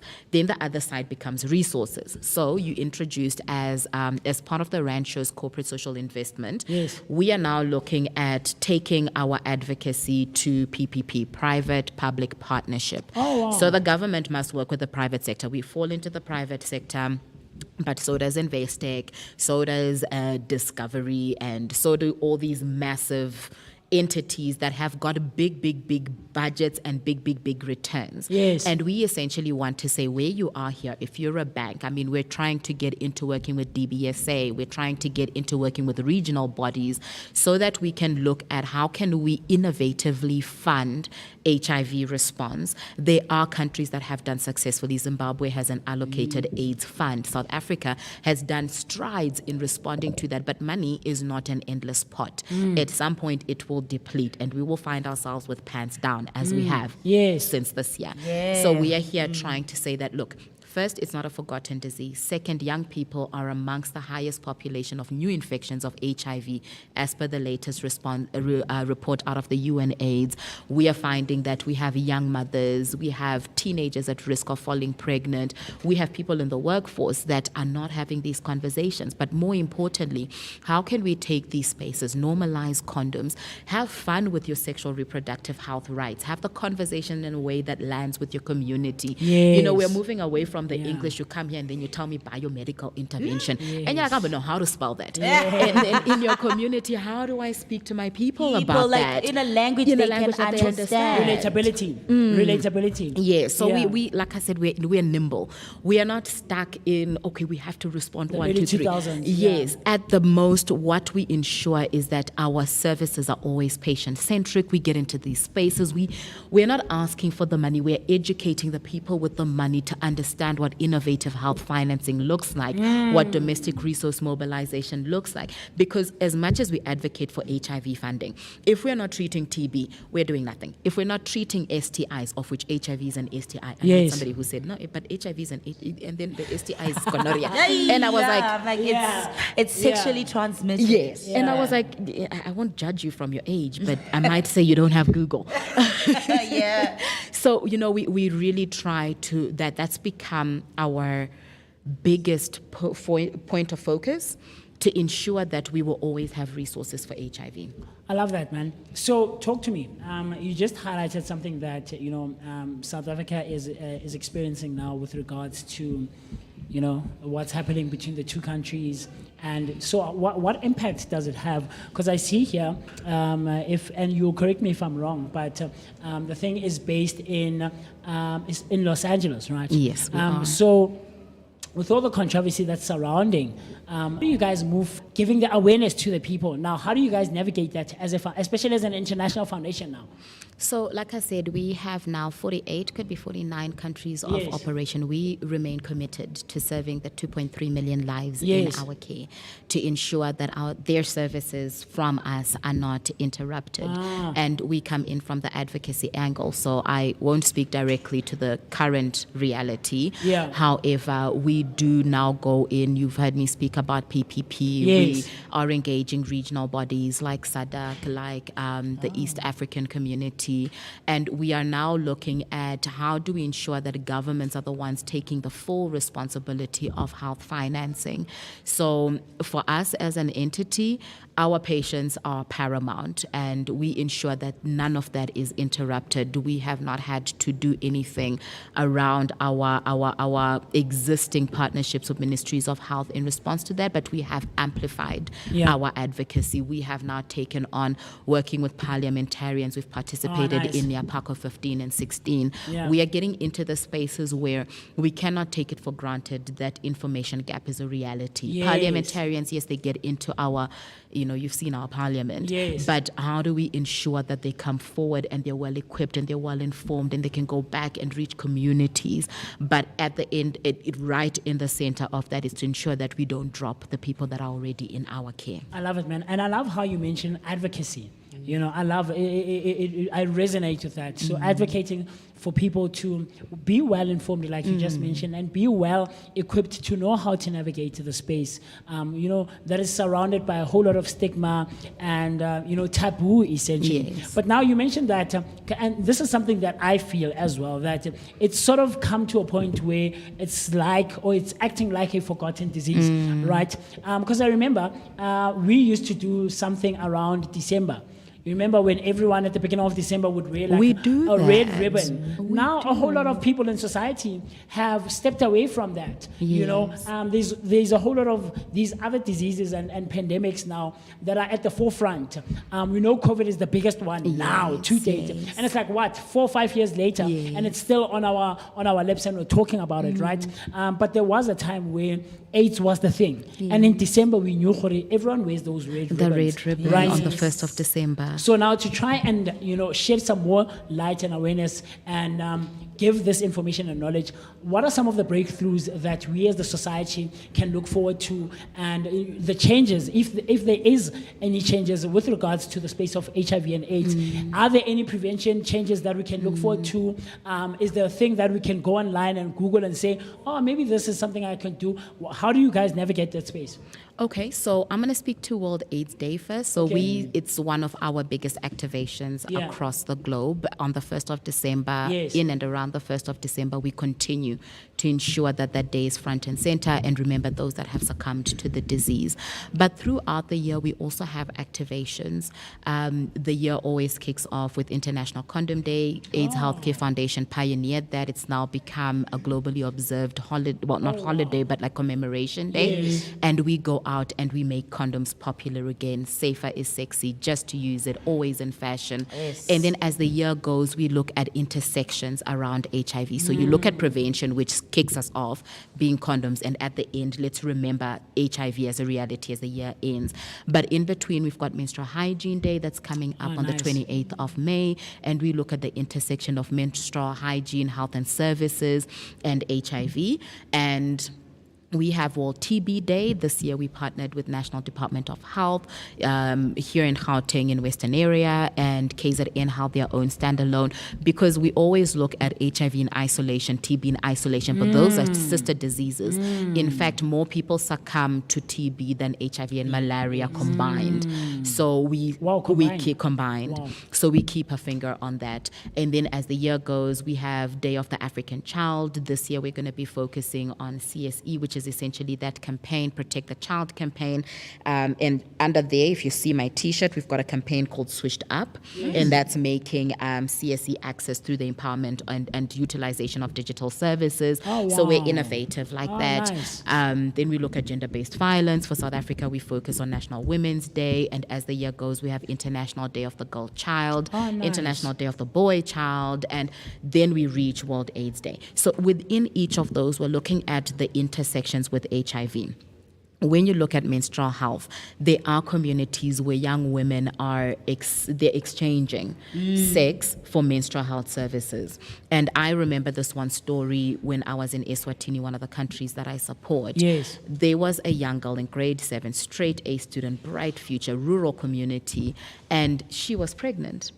And when the community, obviously, and teachers spoke to her, she had needed roll-on and a pack of pads. And it's not unusual. And that girl was pregnant. Now, she will fall out of school. She will become a statistic. How do we stop that? So that intersection, young girls are at risk. You can't negotiate safe sex. If you're having sex with somebody who is 3 times your age, who has money, you know, so why do we continue to advocate for that? How do we build empowerment?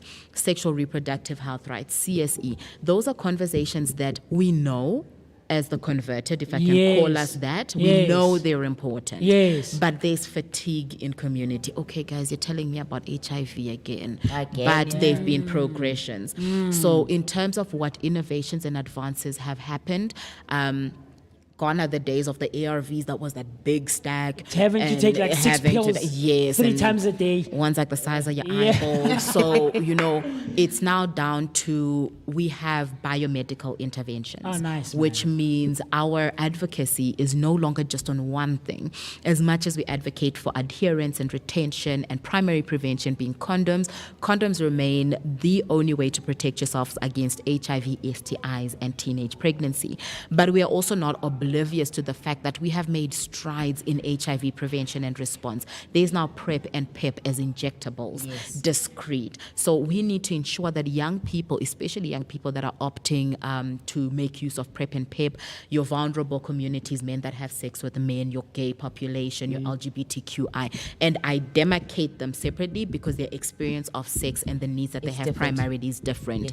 When you now look at that, you have to ensure that we are not just punting on the one side of condoms, but make sure that they know how to use this PrEP, how to use the PEP, what are the time frames, how many do you take, how do you take them, if you're at risk, what does that look like, what is that? Because we have many pockets that can't access condoms, but also can't access PEP. Now you're saying use PEP. Some people don't even go. They go to TikTok and the favorite person is just like talking about PrEP and PEP, and they're like, oh, nobody's talking about condoms, so let's leave that to the side. But condoms are cost effective. Yes. We distribute those freely. We give Icon and Love condoms. If you pop by our stand, you'll see them. One is gold, one is red. They're awesome to look at. Now, when you look at that, there is gaps. So we need to always ensure that we are responding to the current realities. We're not necessarily married to the messaging we've been giving, and ensure that now we advocate. I was happy to hear during the Close the Gap campaign, it was facilitated by Minister Motsoaledi. It must have been in earlier March or Feb. And he said that when we are now talking about prevention, let's start to look at combined, what is that combined prevention, the combination prevention for HIV. Now we're looking at biomedical, and we are looking at your traditional ways of preventing HIV. So yeah, we try to respond. There have been many innovations, there have been many realities, but the one innovation we want to integrate with is the power of community voices. And we actually then started piloting community power voices. And those are the people that say, guys, you want to come here with your big English, that's not going to land. You need to come here and understand how we speak about this. Let us be the ones who go to speak to government. If it's an issue of infrastructure in rural Dochwa, you are not really privy to what that looks like on a day-to-day for us. But if you give us the capacity, we can go and we can speak and advocate for ourselves. So we really try to ensure that communities are at the center. You know, it's always been nothing for us without us, and we try to work with communities so that we're not leaving them behind. I love it. Community-based involvement. Yes. I love that so much. You know, you've touched base on so many things, TC, and there's a whole lot of questions that come up from all of these points that you touched based on. But the one that I want us to go into, because you mentioned that these demographics are separate, and you know they are not in the same thing, though the community falls under one umbrella, right? So someone is sitting out there wondering, is there now a specific population or demographic that your foundation focuses on, or as well as the disease and the virus in itself? Have you found that in your research and over the years it targets a specific demographic or race or population of people that are more privy to fall victim to it? So we don't have flux in South Africa, but globally, especially through our domestic office, we have flux that focuses on the LGBTQI community. And when I say not in South Africa, I mean we don't run it as a program, but in Cape Town, you may find there are people hosting flux. And basically, we have shifted to, and I'm not sure which research we leaned on, but it is on findings of realities on the ground, the population of men that have sex with men. And it's essentially around the stigma around that, the discrimination, the secrecy, they don't go to seek the health services the way your cis community is, your heterosexual relations, even your gay population is, because men who have sex with men, some penetrate, some don't penetrate, some are and vice versa. And those are the realities. Like I said, we want to learn from the communities how best to serve them. So we actually conduct surveys. With most of our interventions, we facilitate focus group discussions. We have not seen, I can't say concretely, we have not seen anything around race that we have focused on, simply because that was stigmatized. So we try to move away from anything that can pose stigma. Imagine we start saying that it is prevalent amongst black men, what that's going to do. So we try not to stigmatize in the way we deliver our messages and our messaging, but we do try to go to the communities and actually understand and see. We lean on our M&E department, and when we look at our stats monthly to see where are we seeing a spike. So I would say in a non-discriminatory way that the adolescent population, your 15 to 24, remains the highest at risk. And then you take your aging with HIV. So people that have been living with HIV, maybe it's fatigue that has gone them, so they've hit the cusp of your 50 pluses. So there is groupings where we're seeing a spike, and that's not necessarily anything that has to do with their makeup, but you could take a look at the behavioral component. So, you've got your 95, 95, 95, and I'm always advocating and saying I support people that say the last 95 should be behavior and community focused. So how do we ensure that we get the people to test, the people to retain, know their status? How do we ensure that cycle closes? By ensuring that we support the behavioral component. And that's where we find the different populations. But that's just, it's statistical. We're finding a lot of new infections amongst your adolescent population. Wow. That's very fascinating. I mean, 15 to 24, that's crazy, man. And, because you mentioned that we almost grew up around the same era and, we're almost in the same age bracket, right? But for me, it's crazy to find out that these little kids... It's the young, it's 15 years ago. Teenagers. Exactly. 15 years ago was like what? So from 2007, to like young 2008, right?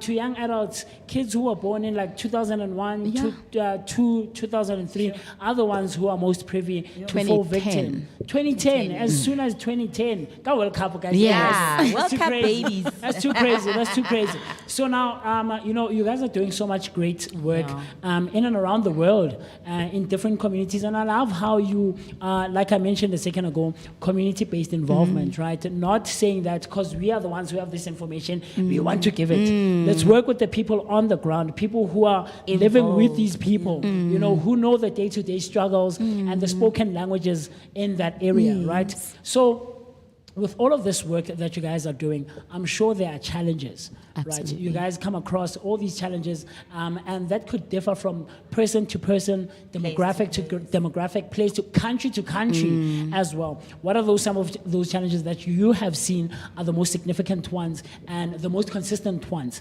across all these, I guess, categories that I've mentioned, and how do you now try as a foundation to overcome them and, make successes of those challenges? Absolutely. So there's always three that I reference, and the first leans to that imagined fourth 95, the behavior of people, the community attitude, the stigma and discrimination falls into there. The second is political will, and for me, that is the biggest one. If there is no buy-in in the people that can make decisions to ensure we have resources and facilities for people living with HIV or preventing HIV from ravaging our communities, we need to get political will. Until our president stands up and says, we have not forgotten HIV, until he says, I stand and say, just use a condom, or he says, test and treat, or he's saying, I remember campaigns where you would see the political leadership going to test because they are leaders in our community and people want to see that. So until we get political buy-in and political will. Now, I say that without saying that we don't have sufficient. If we still have to advocate, it means there's still a gap. It's not sufficient. Yes, but our leadership needs to really step in and make HIV a priority. How are we putting it not only on our parliamentary floor for our parliamentarians to debate, but when Ministry of Health is putting together the budget? Are they putting HIV front and center? How do they get, it's not one department, so it's not just for Ministry of Health, but how do we get the entire portfolio to make a commitment? And that could be a challenge we can put out to them to say, how is our political leadership contributing to communities taking up HIV testing, treatment, and care? And then the last one is to get resources. So resources remain a big thing. Communities need resources. People need resources. So resources I don't mean from the advocacy side, but even things like getting taxi money. Oh, yes. How do you get to the Just facility? to get to those clinics, yes, and be tested. So how we respond to that is how do we then go into communities on outreaches and ensure that once a month we go to test and dispense medication. So those are things that we need to collaborate with, because remember, communities have gatekeepers. If they don't invite us in, we can't really go in. Yes. So, and that again comes to political will. If we start normalizing the need to speak about HIV the way we spoke about HIV back when it was ravaging communities, without instilling fear, we don't have to scare the life out of people to get them to buy into the HIV narrative. We can really just bring information. We can build champions. So many people have been infected and affected by HIV. How can they come and bring their stories and garner political will? I'm passionate about storytelling. I am an anthropologist by profession, so I believe in the power of utilizing and harnessing stories. I can never tell your story as a black man because I am not that. It's never going to be my lived reality, and vice versa. So how do we build capacity? I can never tell the story of somebody who lost a parent to HIV. That was never my reality. I can speak to how it feels to have been a young Zimbabwean girl who was orphaned by TB because that's my reality, but it doesn't transcend borders. So how do we build capacity for communities to come up? We must stop thinking that communities don't know what they need. This top-down thing, it must stop. We need to say from the communities, what do you need? First thing they'll ask for is money, but more. Actually, you're right. Yes. But after that, they will tell you exactly what they need, and then we tailor with them. We need somebody who sits in a portfolio that works with civil society and is passionate about civil society, is passionate about giving them the platform and not bringing the light to themselves, is passionate about taking and going to stand in front of the president saying, this is what civil society has said. Listen to them now. Those are the kind of people that we need. So those three elements, those are the things we really need to get if we're going to get a harness on HIV. Sheesh. so much that you are giving, and I feel like this is an unending conversation, and there's so much to even explore, if we were to talk about it, we would not We would finish. not But we would finish. absolutely love to have you back so that more light is shed on this conversation. Yeah, and you know? perhaps when you do your campaigns and whatnot, we can help cover, Yes. those activations and campaigns And the initiatives, yes. and initiatives, Yeah. because this, like you said, is a matter of public service. Yes. Yes. Because it would be helping communities and society as a whole to get this information and content out there. Yeah, Amongst the people, and help in the advocacy for the people already who live with the virus to have dignity and, of course, get accessibility for everything that they require. Yeah, Absolutely. very cool stuff. So, Nga, talk to us. Someone is out here at the Randshow and is not aware that AHF is here, right? And that there's an exhibition and an activation with regards to the space of AIDS and HIV. Where do we find you guys, and how does one get involved when they pass through and want to come and visit your space there? Awesome. So we are exhibiting in Hall 5. We are stall B07.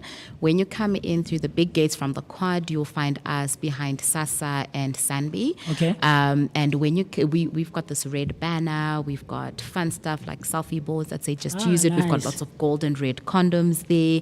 And you can also follow us on social media. So on Instagram, we are at AIDS Health SA. Okay. That's at AIDS Health SA. And then on Facebook, we're AIDS Healthcare Foundation South Africa. Yeah. And when you come and take a selfie with us, please do tag us and bring your friends. We also have, like you said, HIV testing happening there. We've got our Yes. counselors, we've got our Girls Act that have been part of the program, exhibiting what they've learned around being empowered as young women and young girls. And we also have some fun questions. Like I said, I learned some people don't know how to put on a condom. Yes, still, that actually is still a thing, guys. It's still a Yes. thing. I mean, it's funny, but But it's a thing. reality. It's a it crisis is. because It these are is. grown people. It is. Yes. Like the adults, not my Yes. kind of adult. The other one. So please do come through, come and grab some condoms, come and get a t-shirt, come and answer questions, come and ask questions. Yes. You can scan and find more about us. We've got cool prices. We've got like fanleys that are written, just use it. They are not Stanleys, guys.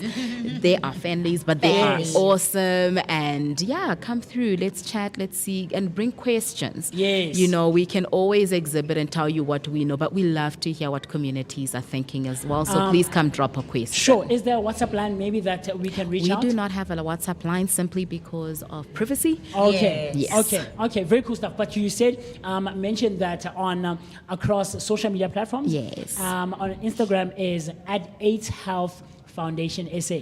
At AIDS Health SA. SA. Yes. That's on Facebook. You will find our motherboard, AIDS Healthcare Foundation. That's also there. You're welcome to interact with them, but we are at AIDS Health SA. Very cool stuff. Mwanakoha, you heard it first right here on the Vooka Breakfast Show, brought to you by the Blink Network, and of course for this weekend in collaboration with the How Batla Media Networks. Nga, giving us so much information and knowledge, shedding some light and trying to break all these misconceptions surrounding the stigma with regards to the AIDS and HIV spaces. This is what we do right here on the Vooka Breakfast Show. In a second, right after the break, we're going to be bringing you representatives of the Gauteng Department of Health, and those will be from the Gauteng EMS, from the Forensic Pathology Services, and of course the Clinical Forensic Medical Services. They will also be shedding some light and giving us some more information and education as to what is their involvement with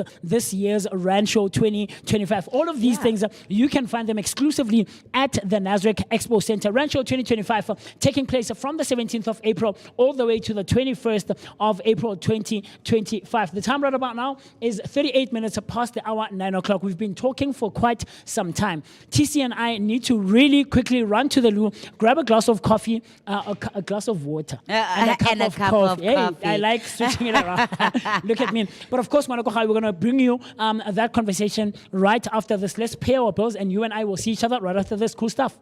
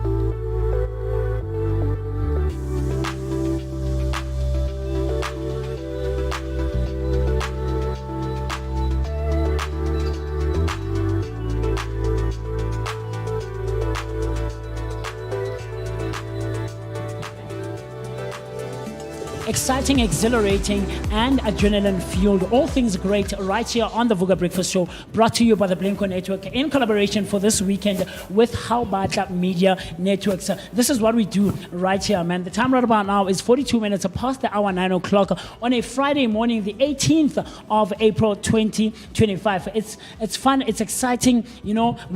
Now I'm getting a bit warmer, TC, I'll tell you, because I'm still hating this weather, but now I'm getting a bit warmer because people are coming through and coming to engage with us and share some of the knowledge and education that they have gathered over the years. And right about now is no exception whatsoever. Talk to me, TC.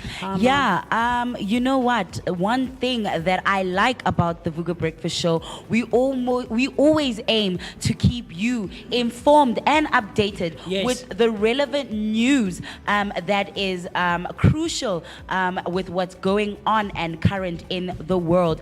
Because, of course, here at the Randshow, they're also trying to get the community awareness up, you know, by including the public services sector, and of course, you know, giving you those crucial services that are essential, you know, for you right here at the Randshow. And now here at the Vooka Breakfast Show, we are going to get into those insightful and meaningful conversations, so that you can grab that information right by the hands on this beautiful but cold Friday. Absolutely. What I love, TC, is that people are in real time, giving you real time in actions that are happening here. And you're getting live news, man. Absolutely. This is live news. And I can see the people taking their pictures and selfies, having such a good time right here with us at the Vooka Breakfast Show. But right about now, we're about to get into the conversation with representatives from the Gauteng Department of Health. And these consist of 3, but we're going to try and split them and give you the correct definitions. Right now, we have someone from the Clinical Forensic Medical Services, and the other one is from the Forensic Pathology Service. And they go by the names of Johannes Musikid. Right? Did I pronounce that correctly? Yeah, that's correct. There we go. And Sipho Leopeng. Is that correct, my brother? Yes, that's correct. Absolutely. I love, the thing, I'm very wary. I never want to mispronounce people's names, because that's a very bad thing for me to do. So welcome, gentlemen. We appreciate you guys taking the time to come and spend some time with us and, give us all the information that you guys have. Yeah, man. Let's jump straight into it. Forensic pathology and clinical forensic medical service. What are those things? Someone is watching out there or is coming to the Randshow for the first time and doesn't know or has never heard of forensic pathology. Please go very quickly, Njay, to shed some light as to what the space involves and what it means. All right, thank you for the opportunity. Yes, sir. Forensic pathology service and clinical forensic medical service, we fall under the one directorate which is named Forensic Medical Services. Forensic Medical Services. Is the overall directorate I see. divided into two. I see. The main key difference between the two directorates is that forensic pathology services deals more with deceased persons, while clinical forensic deals with live patients. I think that is the main key. That is the difference. Very cool, very cool. Yeah. Yeah. So if I go deep into forensic pathology service, so our service is mostly mandated to investigate unnatural deaths. So we are the specialty within the department which investigate. People mostly know us by say, by the post-mortem. You know? So we are that team which conducts autopsies for the purpose of gathering evidence for the administration of justice. So we work closely with the SAPS, we work closely also with the NPA, but our key is to investigate so that unnatural deaths can be properly handled. Yes. I love how you try to simplify it and differentiate it by saying the one works with live persons, the other works with deceased persons. Very, very cool. And so the involvement for the Randshow this year, because we're already seeing the uniforms that you guys are wearing, and people are not knowledgeable as to what are these guys doing at the Randshow, because people have this thing that the Randshow is about rides and having fun and entertainment and all of these things. What is your involvement to the Randshow, and what can someone look forward to taking away from seeing you guys and coming to you as an exhibition?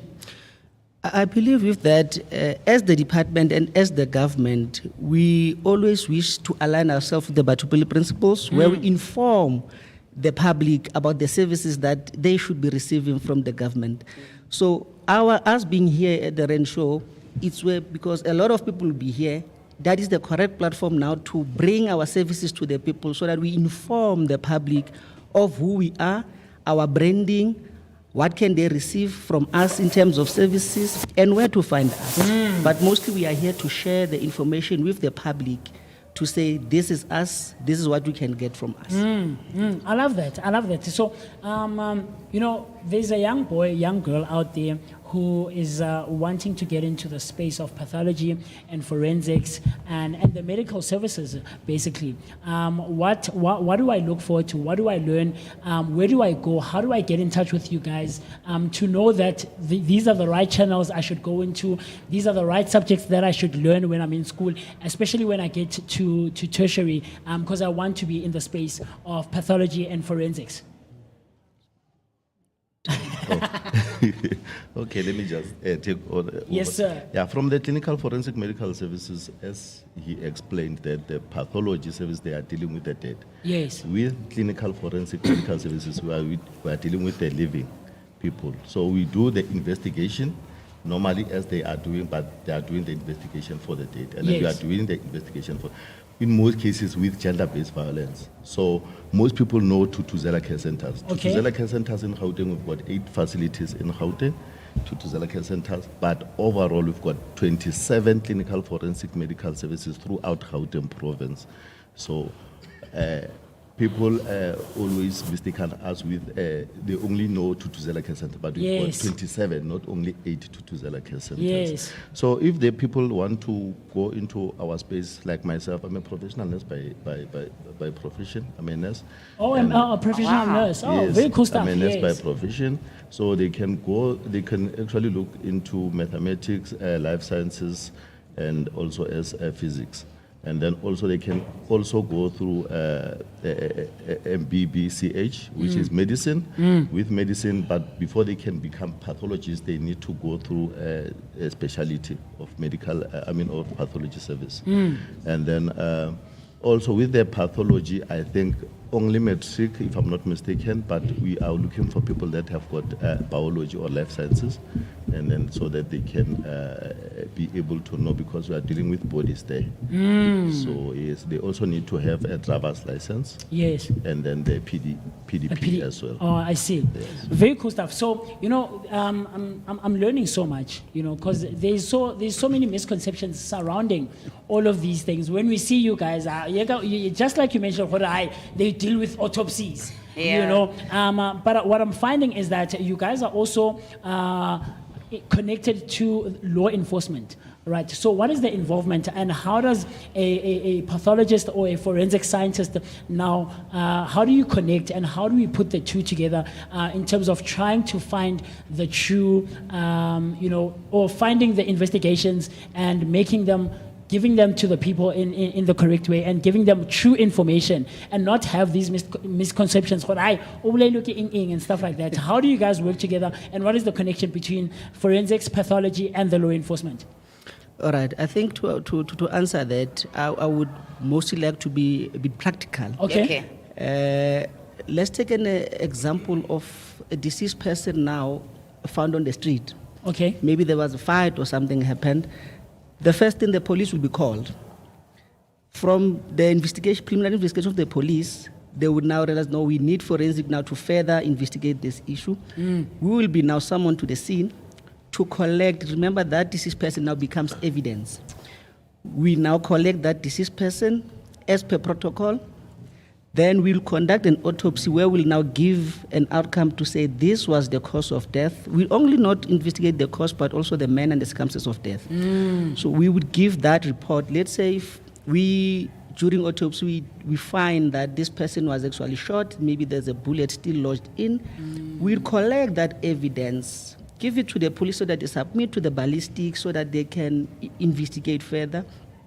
So that is how we align with the police.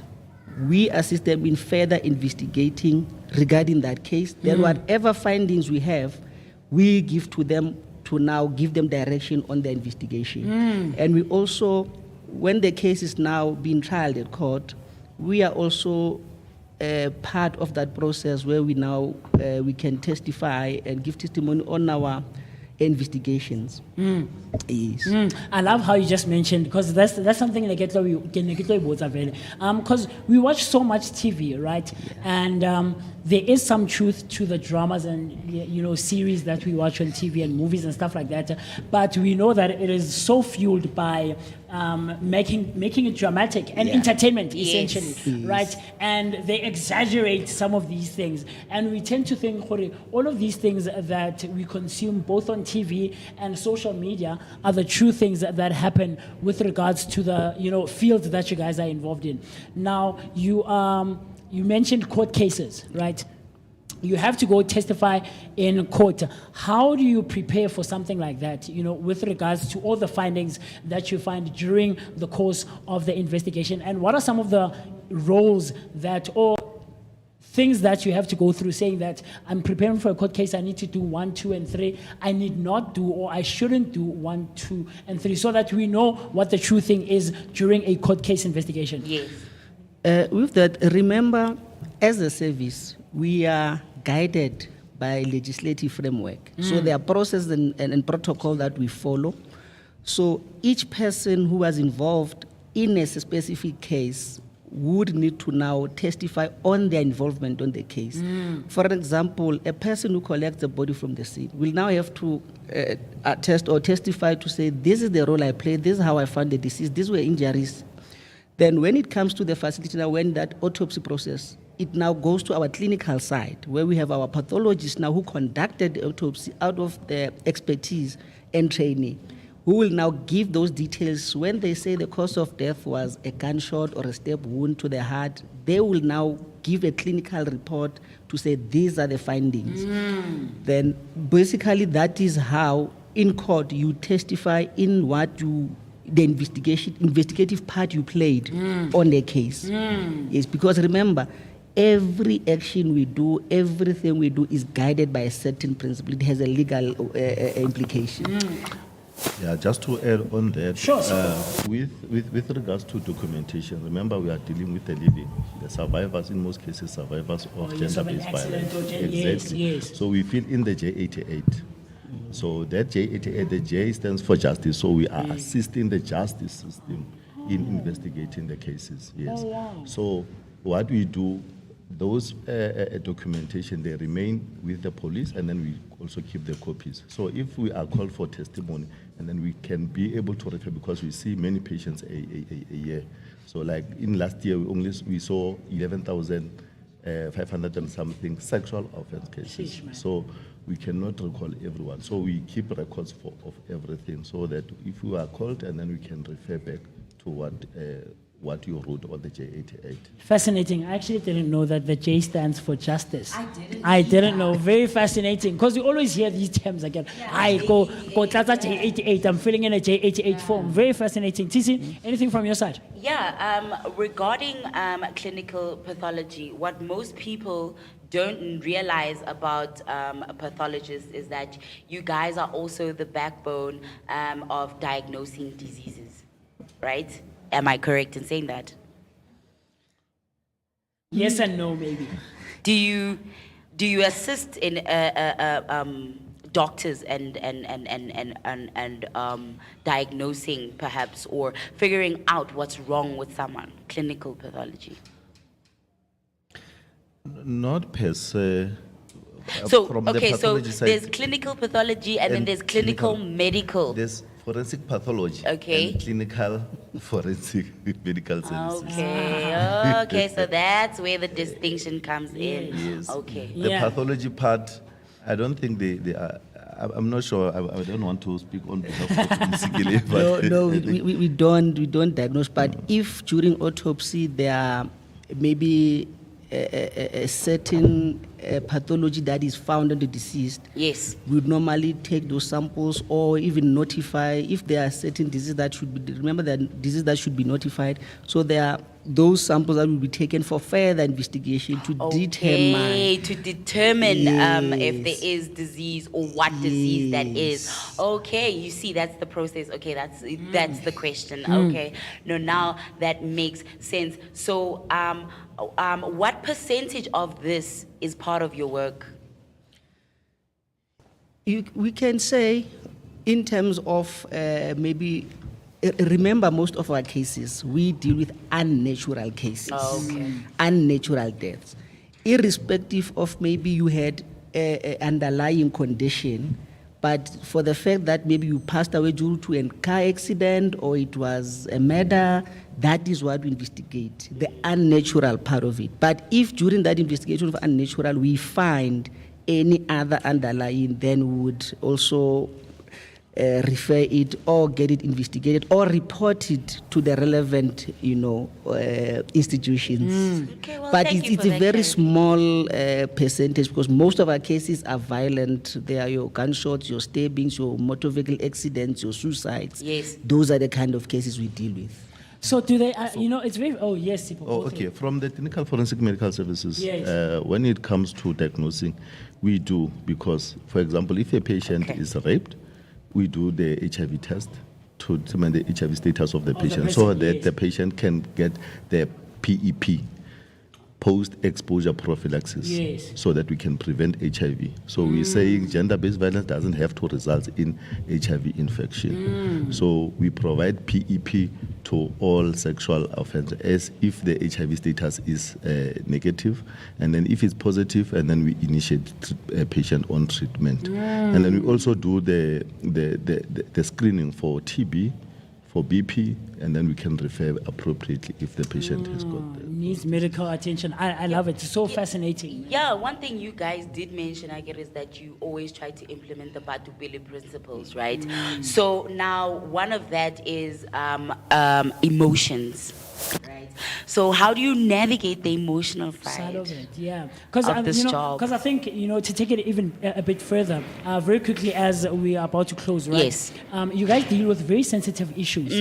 Like you mentioned, Sipo, that a whole lot of the cases that you come across is GBV, right? And with GBV, there's also the side of the community now, the LGBTQ, because there's also violence involved in that space where there's a whole lot of stigma and there's a whole lot of taboo that surrounds that space. So emotionally, do you guys, in preparation, in your training, are you now trained to handle all of this sensitive cases that you come across emotionally, so that you don't project or you don't take it personal and leave with it from your workspace to go home with it and carry all of this baggage?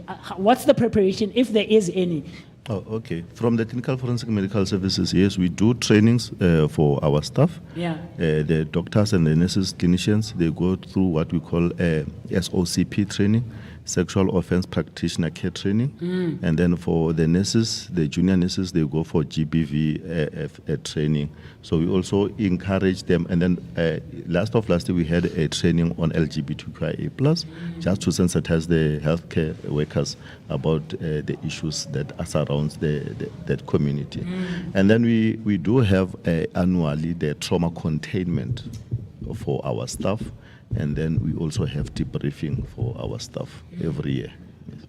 Although through the financial part, it's difficult to take everyone, but we are trying to accommodate everyone. As much as you can. Yes. Yeah, Johannes, how about you? Yeah, I think from our side, this whole support starts from the recruitment. The assessments that are done to ensure that this person is mentally, psychologically fit for this kind of a job. Yes. But while as the person is now in, there are also trainings that take place, continuous training. Also, as the department, there are also full-time social workers, full-time psychologists, full-time. So there is that support as and when it is required. Sometimes it happens that it's forced. A person does not know, you don't realize that you are affected by a certain, so maybe management will now notice certain things, but there is that sufficient support from the department in terms of giving support to the staff, psychologists, social workers, so all of those are there, including training. So we do our best. Yeah, You know. to handle and navigate that space. Yes, remember there's also, when I mentioned that ongoing training, we deal with a lot of bereaved families that come and they are, the emotions are, it's, so we also give that training to our staff so that they can be able to manage and be able to deal with those families at whatever level they come. So there is sufficient support provided by the department. Very cool stuff. So, in closure, someone is out here at the Randshow and wants to visit your exhibition and try to come and find out more information and knowledge and see how they can get involved themselves. Where do I find you? And not only, more Randshow, but over and above social media, getting in contact with you guys in future. If I want to come and learn and find out more information, where can I get a hold of you guys? We are currently in the Randshow. We are situated at Hall 5. Okay, Hall 5. So everybody who's around Randshow can come through, see our services. Yes. We'll be gladly receive them, Receiving and people. we'll be also giving them as much information as we can. Yes. Yes. Yes. So you guys are at Hall 5, I'm assuming at the same space, right? Yes, definitely. Okay. And over and above that, social media, email address, phone numbers, WhatsApp, where can we find you guys? Department of Health is in all social media platforms. Okay. They are there on X, they are there on Facebook, they are in every social media platform. Yes. Gauteng Department of Health is there. There we go. Very cool stuff. Amazing stuff that we bring you right here on the Vooka Breakfast Show. Right now, we're in conversation with Usipho Leopeng and Johannes Masikili from the Department of Health, trying to debunk all these misconceptions that are surrounding, pathology and forensic, the spaces that that you and I are often seeing but not knowledgeable of and not informed or well versed in. And they were trying to shed some light, and try to educate us as patrons of the Randshow 2025. And if time permits, we're going to go to Hall 5 and see some of the things that you guys are offering so that we can give more information and knowledge. But with that being said, gents, thank you so much. We appreciate you guys taking the time, because we know that there's so much happening right here at the Randshow. But we appreciate, and you do enjoy the rest of your day, man. Cool stuff. Thank you, gents. The time right about now is, thank you guys. The time right about now is 5 minutes past the hour, 10 o'clock on a Friday morning, the 18th of April. And TC and I are out here at the Randshow 2025, happening from the 17th of April to the 21st of April at the Johannesburg Nasrec Expo Centre. More information, exhilarating, fun, and exciting moments that we're creating. TC, talk to me. Amen. One thing about us is that our conversations on the show are always eye-opening. So, right now, man, we spoke about everything from solving mysteries to saving lives. So, these gentlemen and the Department of Health have shown us how vital pathology is forensics.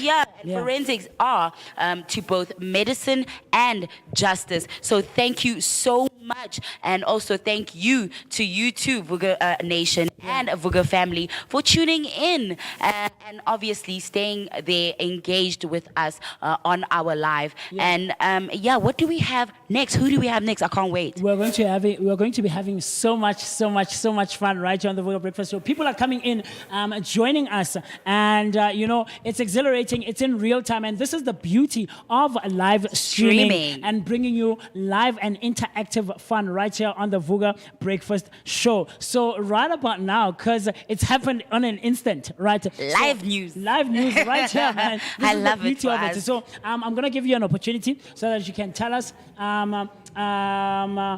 There we go. I'm assuming this is Kelly, right? Yes. There we go. So you're wondering, who Kelly Ira? Okay, you see what I meant? Because I'm very, very wary when it comes to, pronunciations of people's names. She is a prodigy lead of Dibla International South Africa.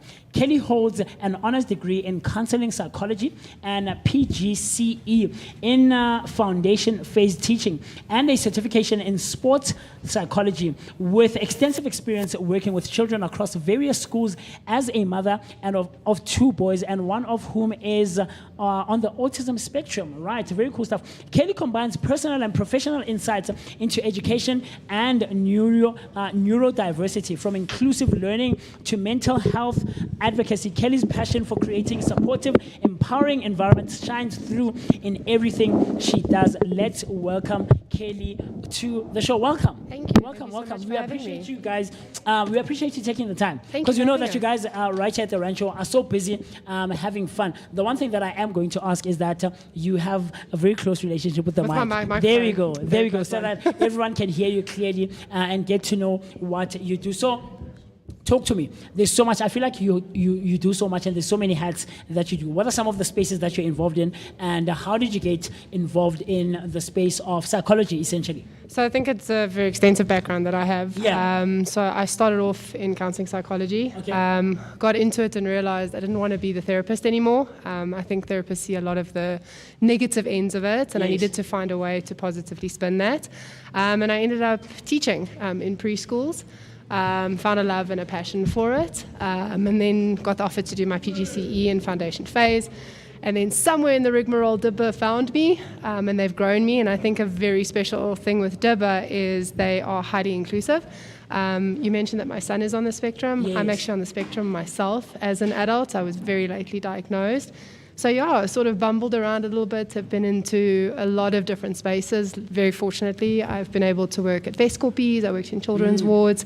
I've worked for Teddy Bear Clinic, preparing children for court. I worked for Midrand Police Station. So I've had a little bit of a different experience with children in various ways, and ended up in education. And now I develop curriculum for DIBA International South Africa. Wow. I love that because I've dealt with some of the organizations that she's she's mentioned that she's obviously associated with. And I have to say, man, the work you guys do is crucial and it's important, and I've seen it make a difference real time personally.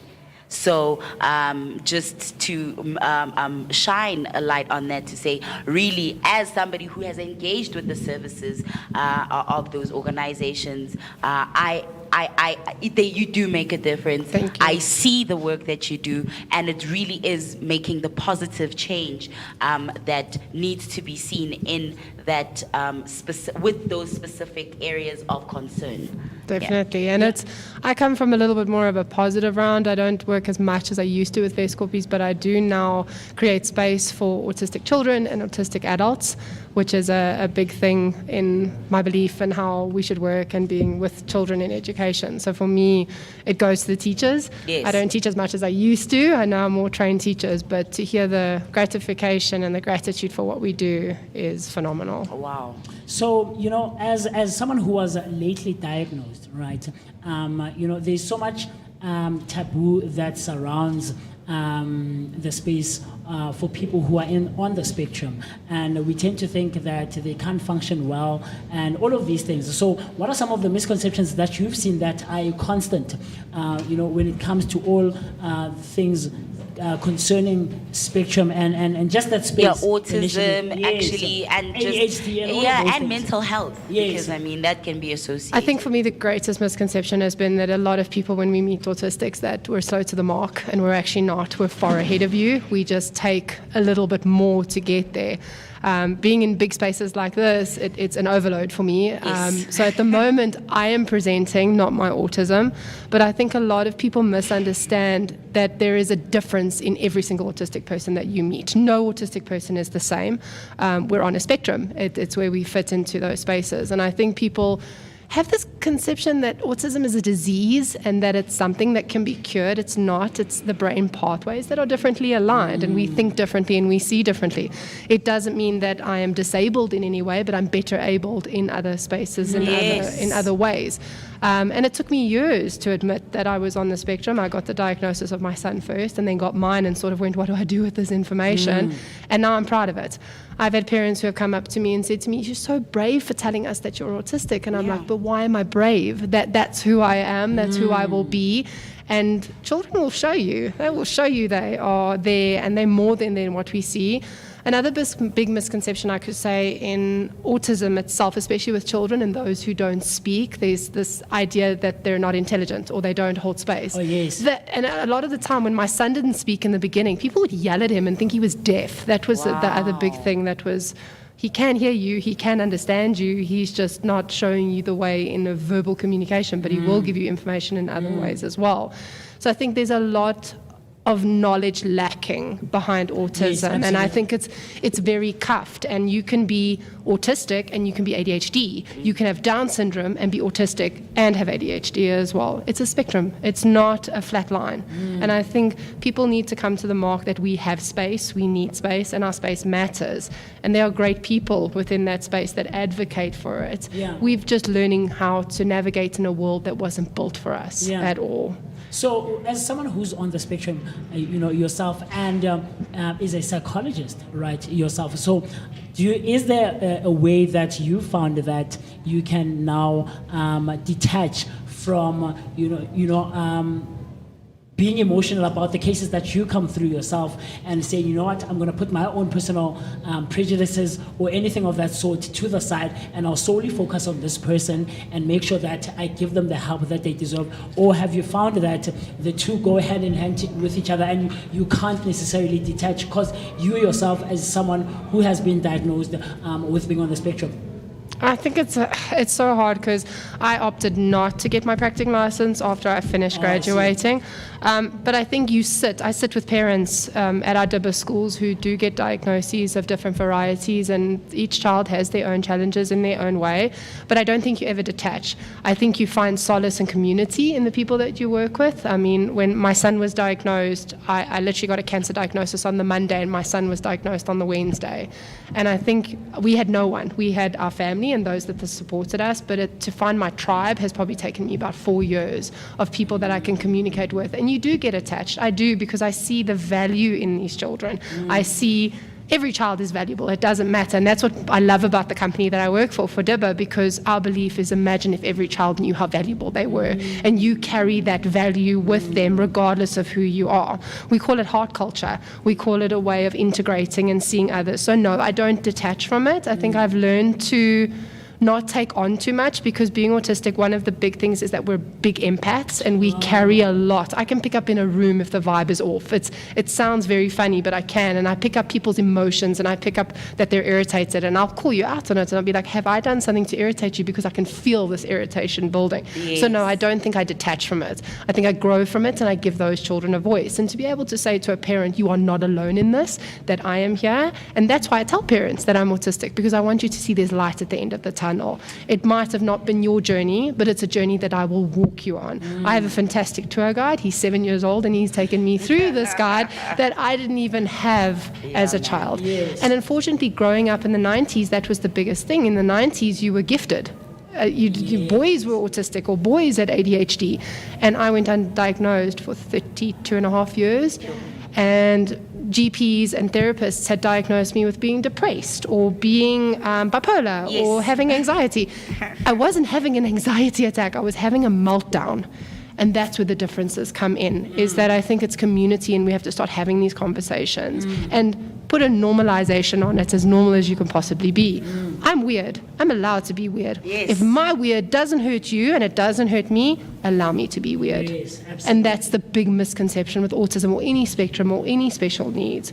We have space, and we deserve it in that regard. I love how you explain that. Yeah. You know, because we, like you say, there's so much misconceptions, and we are given so much false information, both on conventional media, TV, and social media as well. And so much exaggeration is fueled through this propaganda that we see across all these spaces. But it's even now. I mean, we have this gentleman, this JFK, that's come out in America now, who has outright put that autistics ruin families' lives. Really? Autism ruins families' lives, and that these children will never do tax, or they'll never play sports.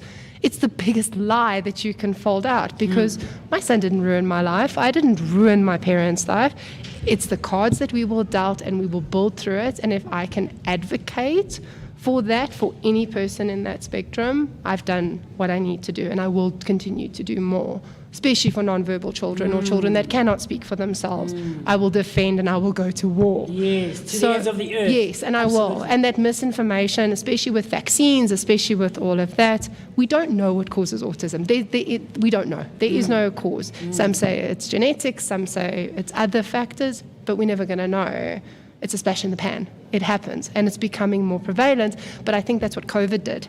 I think COVID forced all the ADHD adults to come out, because now we were stuck at home, and you sort of sit there and go, this is not normal. I should not be there, and I'm okay with it. But we learn, and we find ways. And I might, like I said, autistics, we have our moments, and we have our days, and it happens. It is what it is. I'll go home tonight and stim. I will. My brain will be overloaded. I'll be tired, but I've learned that it's okay. It's my body's way of processing in its own right. So as someone who works in the space of neurodiversity, right? Someone is watching, is listening to us, and is not necessarily, knowledgeable or informed, and is perhaps the first time that they're hearing the term neurodiversity. What is neurodiversity? What is it involved? And how did you find yourself now getting involved with it? And how do you combine your teaching of psychology with the space of neurodiversity? Sure, it's very difficult. I think neurodiversity is to explain how children are neurodivergent. They are differently abled in thinking. Okay. So neurodivergency is a spectrum. It is ADHD, it's dyslexia, it's dyspraxia, it's to do with the brain's functioning and how those neurons integrate and how they come together and form our networks and pathways. Yes. The way that I teach is very different, and I think because I have a child in DIBA, I've got a little bit more of a purpose and a push for it, and I think we've got to be understanding that every child learns at their own rate. We cannot fit children into a box and say, right, this is where you fit. There's nothing out of it. And I hate that schools have become that. You go to school, you learn your subject, and you leave. No. Yeah.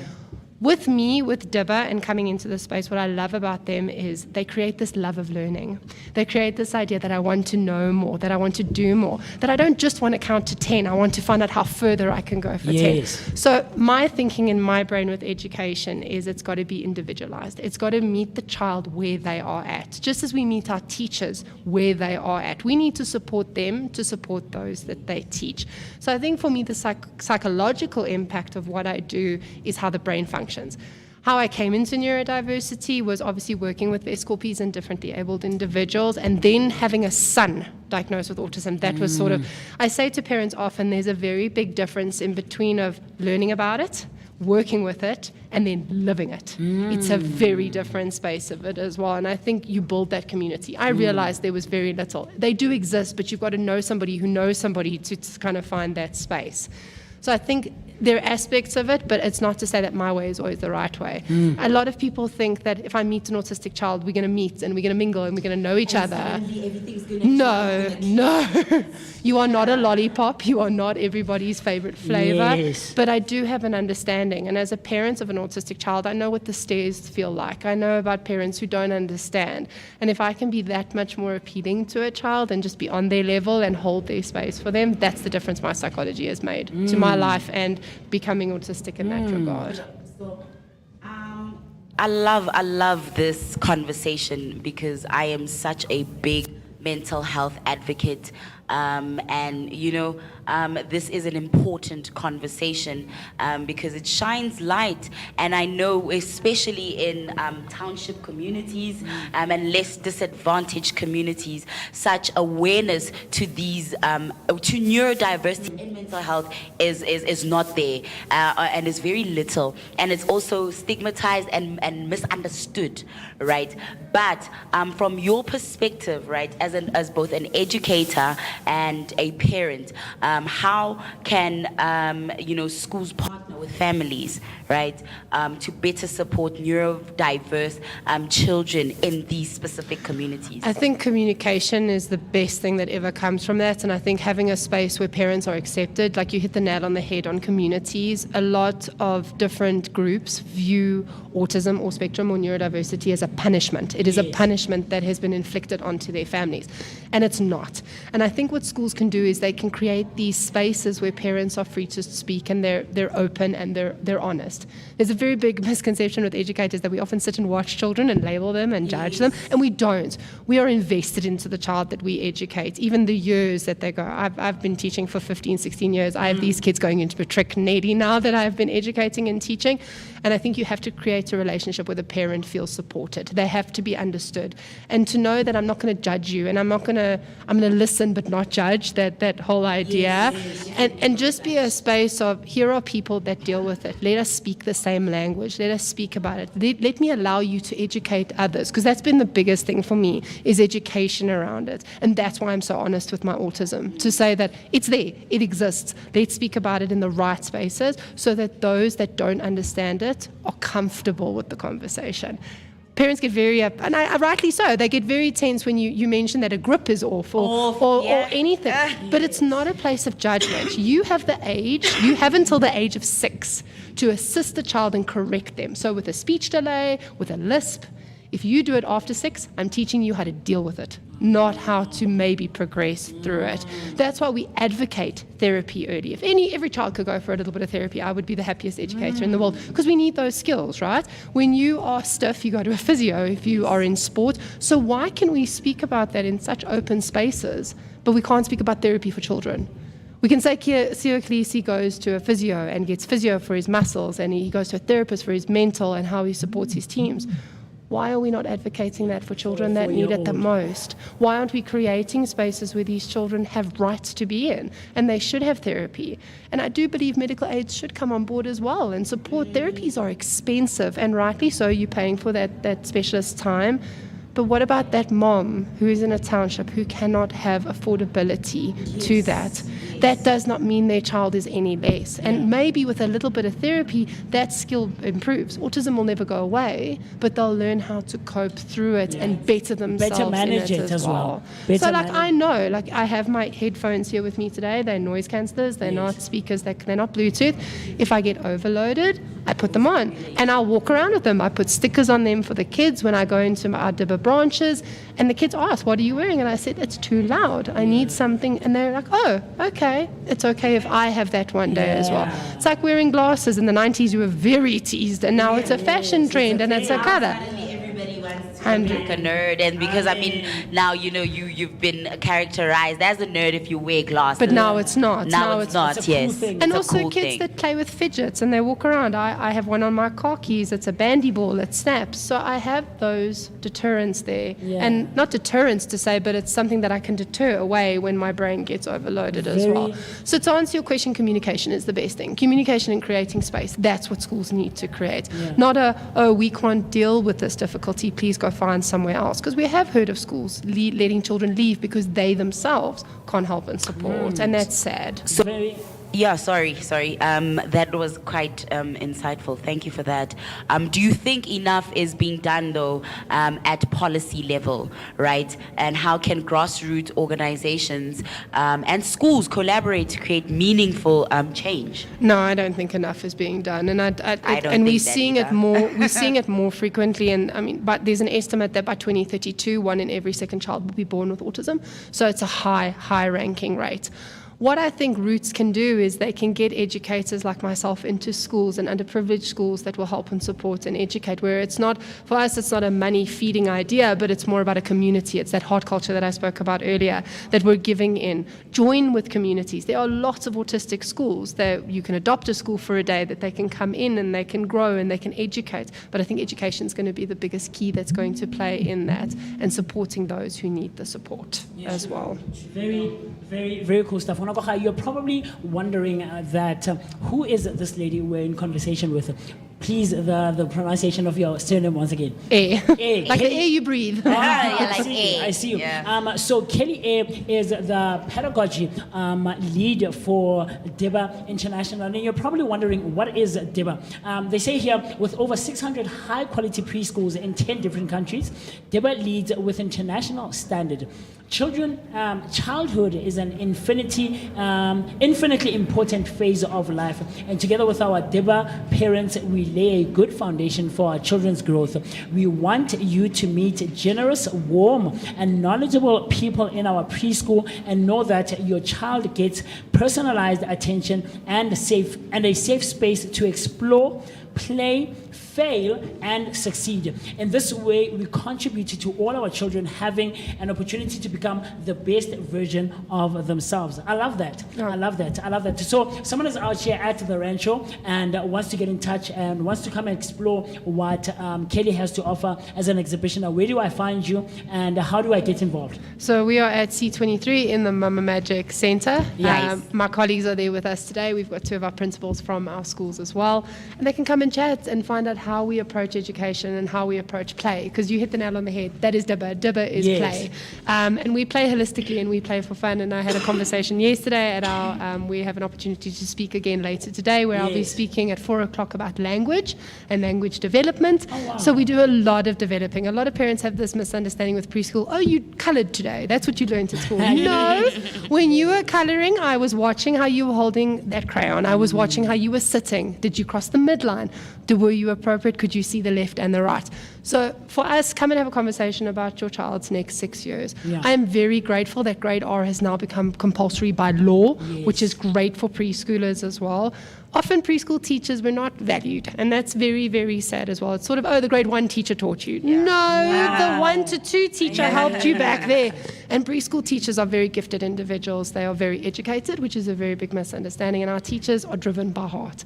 They're driven by the understanding that each child is valuable, seen and heard. And that's what Dibba is for us. So definitely C23, and I'll be speaking at 4 o'clock later today and through the weekend. Very cool stuff. If you want to learn and find out more about all of this thing, or rather all of the spaces that Kelly's involved in, particularly the Dibba International, check out them out at C23. C23. at the Mama Magic. In the Mama Magic Mama Expo, Magic yeah. Expo. Right here at the Randshow 2025 happening at the Johannesburg Nasrec Expo Centre. I promise you, you will not regret it. And I fully agree with you. All of these things that we learn need to be from a foundational phase. 100%. From early childhood development. Because like you said, that as an adult now, at a certain age, it's no longer about learning how to overcome that thing, but it's about, learning to live with it now. And it is learning to live with it, and Yeah. it's being okay in that space. It's, Yes. it's sort of, if you're a diabetic, you take insulin, and it's accepted. That's your medication. Yes. But when it comes to, again, mental health or any,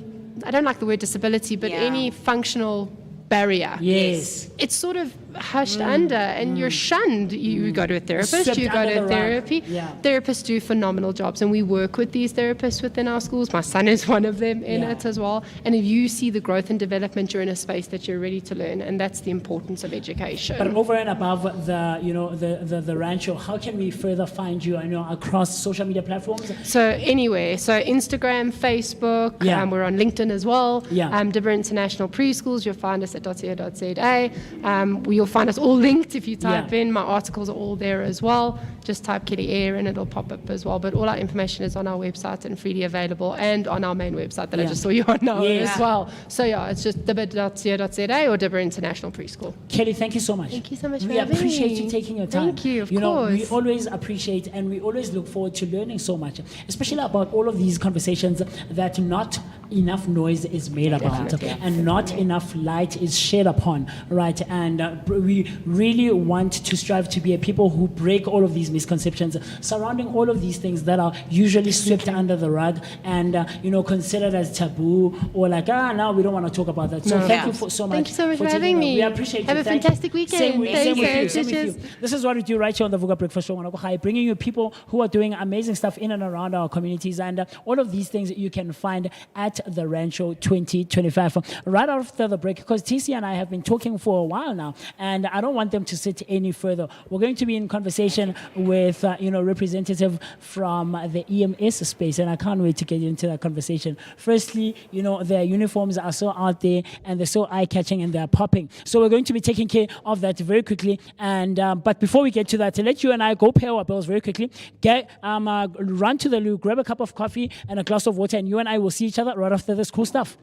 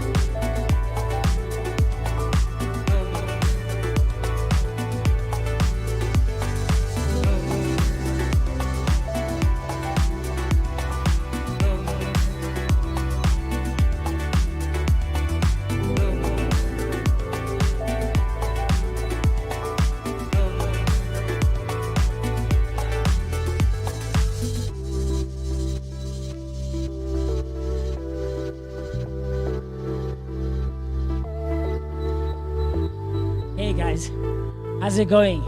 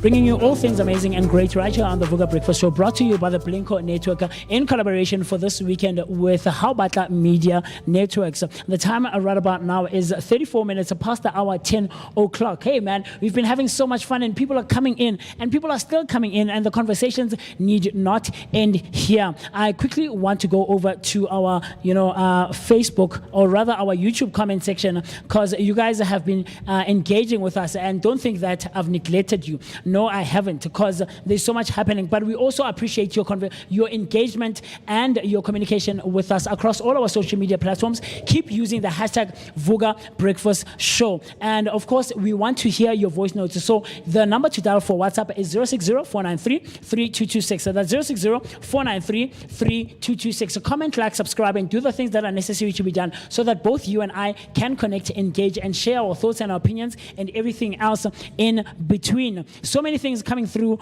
on YouTube. Let me see here. Spin City coming through saying, good morning, Vooka.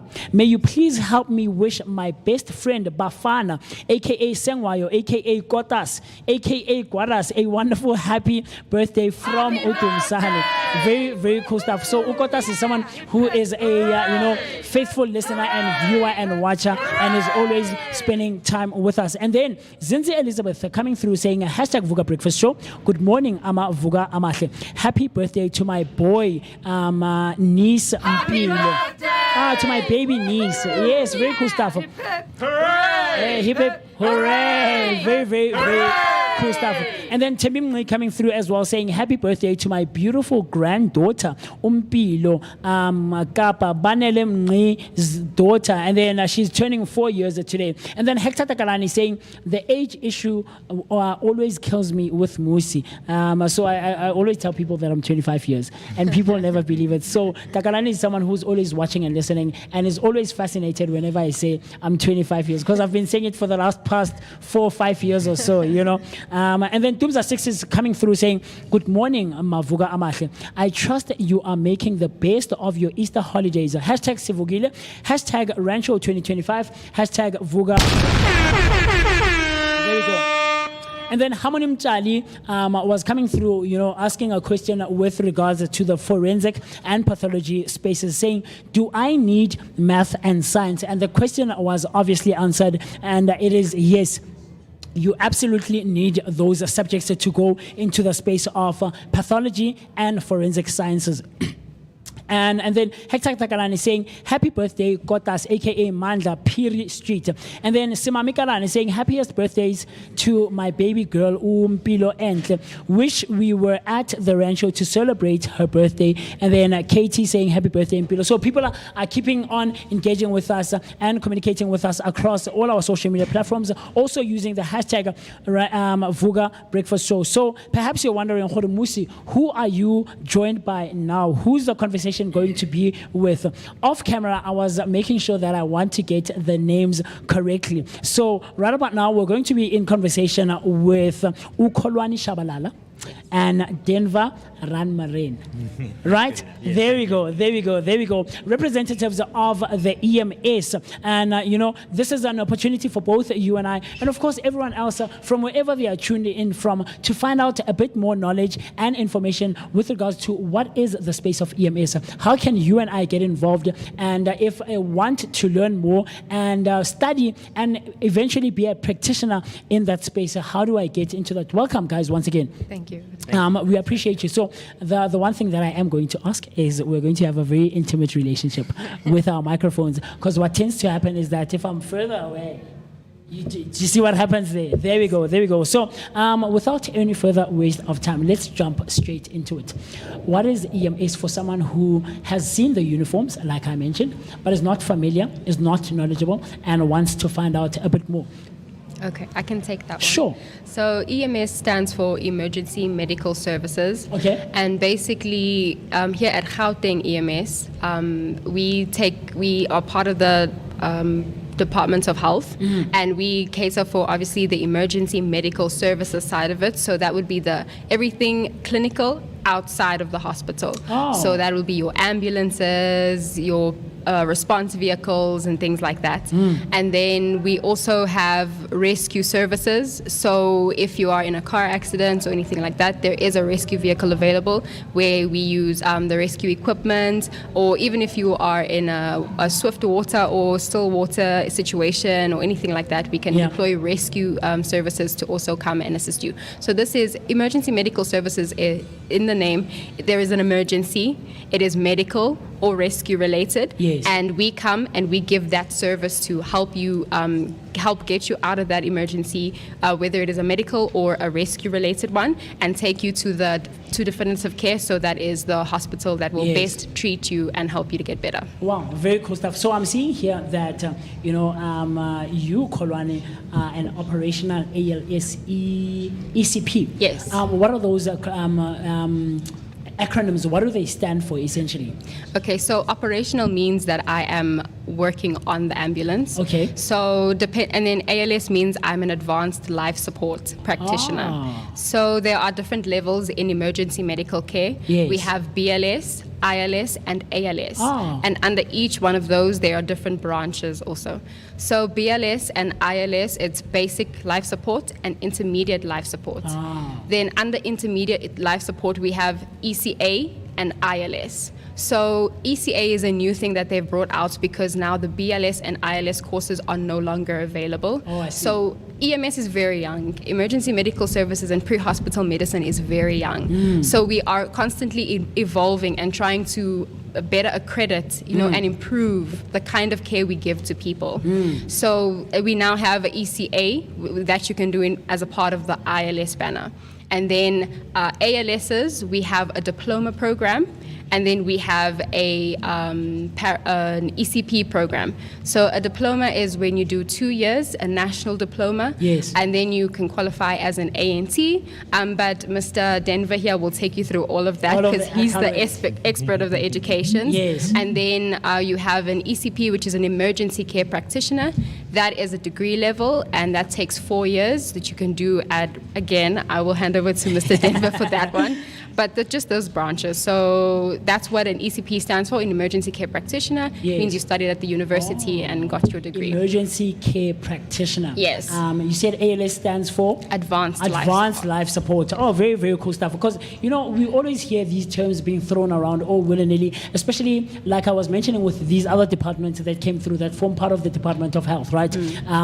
We hear so much on TV mostly. But now that we are spoiled for choice in terms of what we consume, there's conventional TV, and then there's social media, of course, and these other streaming platforms. So we hear, especially in dramas and soapies that focus on the medical space, we hear, I do this, I do that, I do this. So you mentioned that you guys are solely under the Gauteng EMS. Does it then mean if I move out of Gauteng and I go to Mpumalanga, for instance, does it go hand in hand with the uniforms that you wear?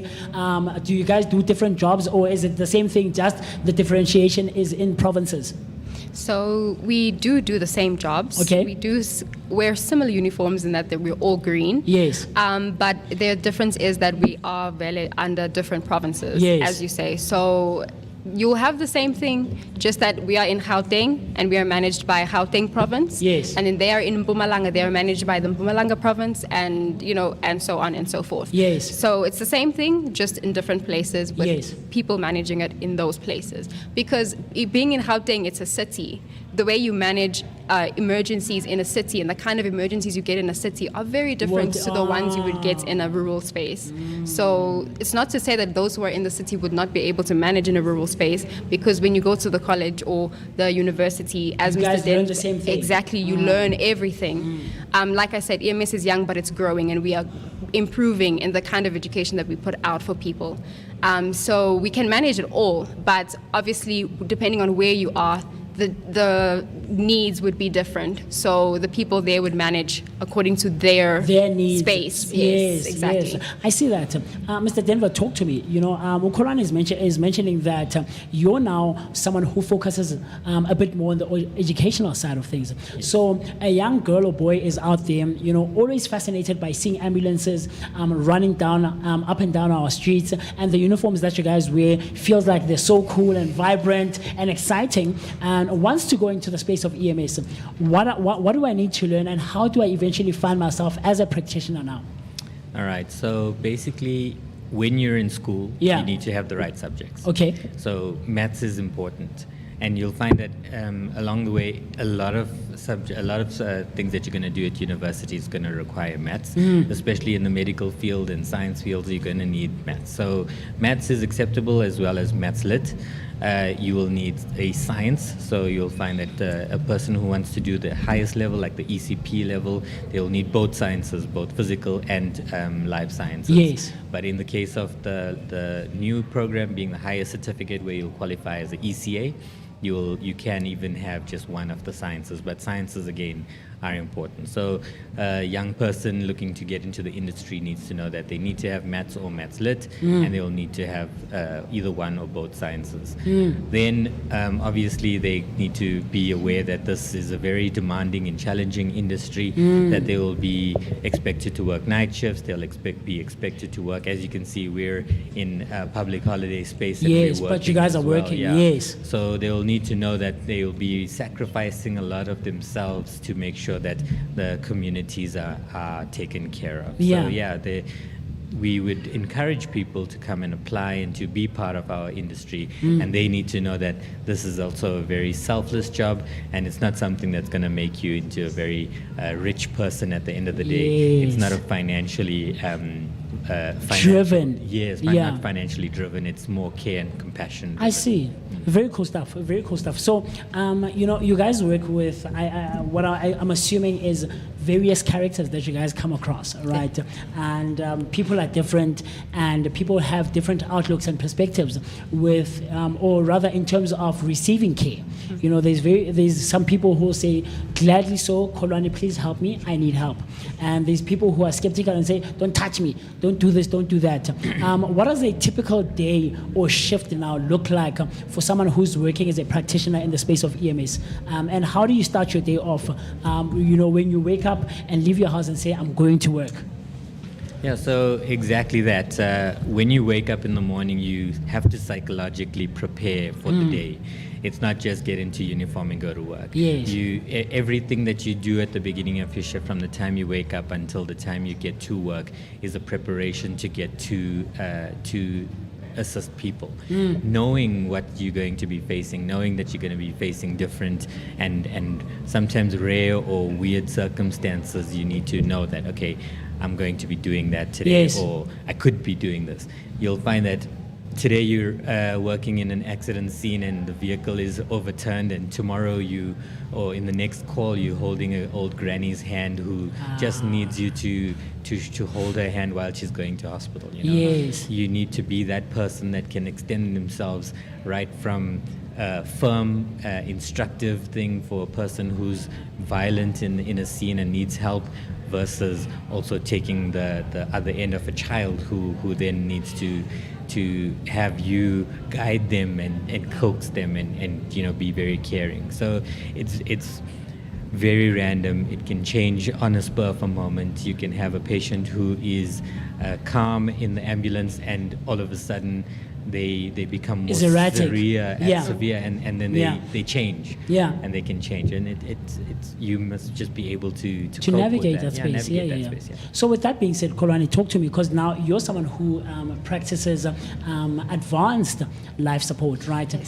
Like I asked the gents from pathology and forensics earlier on, do you guys now in your training, in the course of your studying in school, are you guys now psychologically prepared and trained, to navigate and essentially handle all of these things and the different cases that you guys are going to come across? Because they can vary from an adult who is so complying with your instructions to cases that are extreme and very sensitive with children and GBV and all of these things that we're now seeing have become a trend. Are you guys trained within your course, and what is the journey that, if there is training, that you go through that training?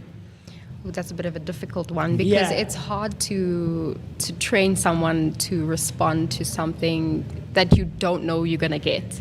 So I think a lot of the times with this, I think Mr. Denver touched on this, is preparation is very important, to know how to prepare yourself, to know, okay, I probably won't know what I'm going to get, but I prepare for every eventuality. Should this happen, I know, okay, I at least have this plan, or at least have that plan. It might not always work, guaranteed. Like, it's a mess.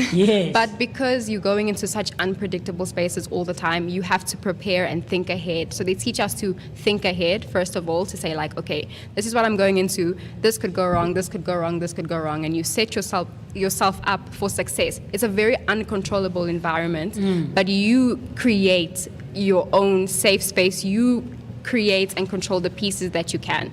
And then from that, we also have practicals, because also it's cool to read a book, but you also need to be in the space. So from like first year, you already start doing practicals, you already start working on ambulances, and they pair you with people who have been in the industry for a long time. So there's something that like a classroom can't teach you that someone who has been working in the industry can teach you, or being in the space with those people and going through it yourself. They can say, you see, this has happened. Then afterwards you talk about it to say, this is what has happened. This is how we've handled it. And going forward, this is how we can improve. So initially it's preparation. And then it's obviously then putting you in that space with people who are equipped and who have been doing it for a long time. You experience it for yourself, and then after each call, you sit down and you talk about it. This is what has happened. This is what we've gone through. This is what we've done. And this is what we can do to improve the next time.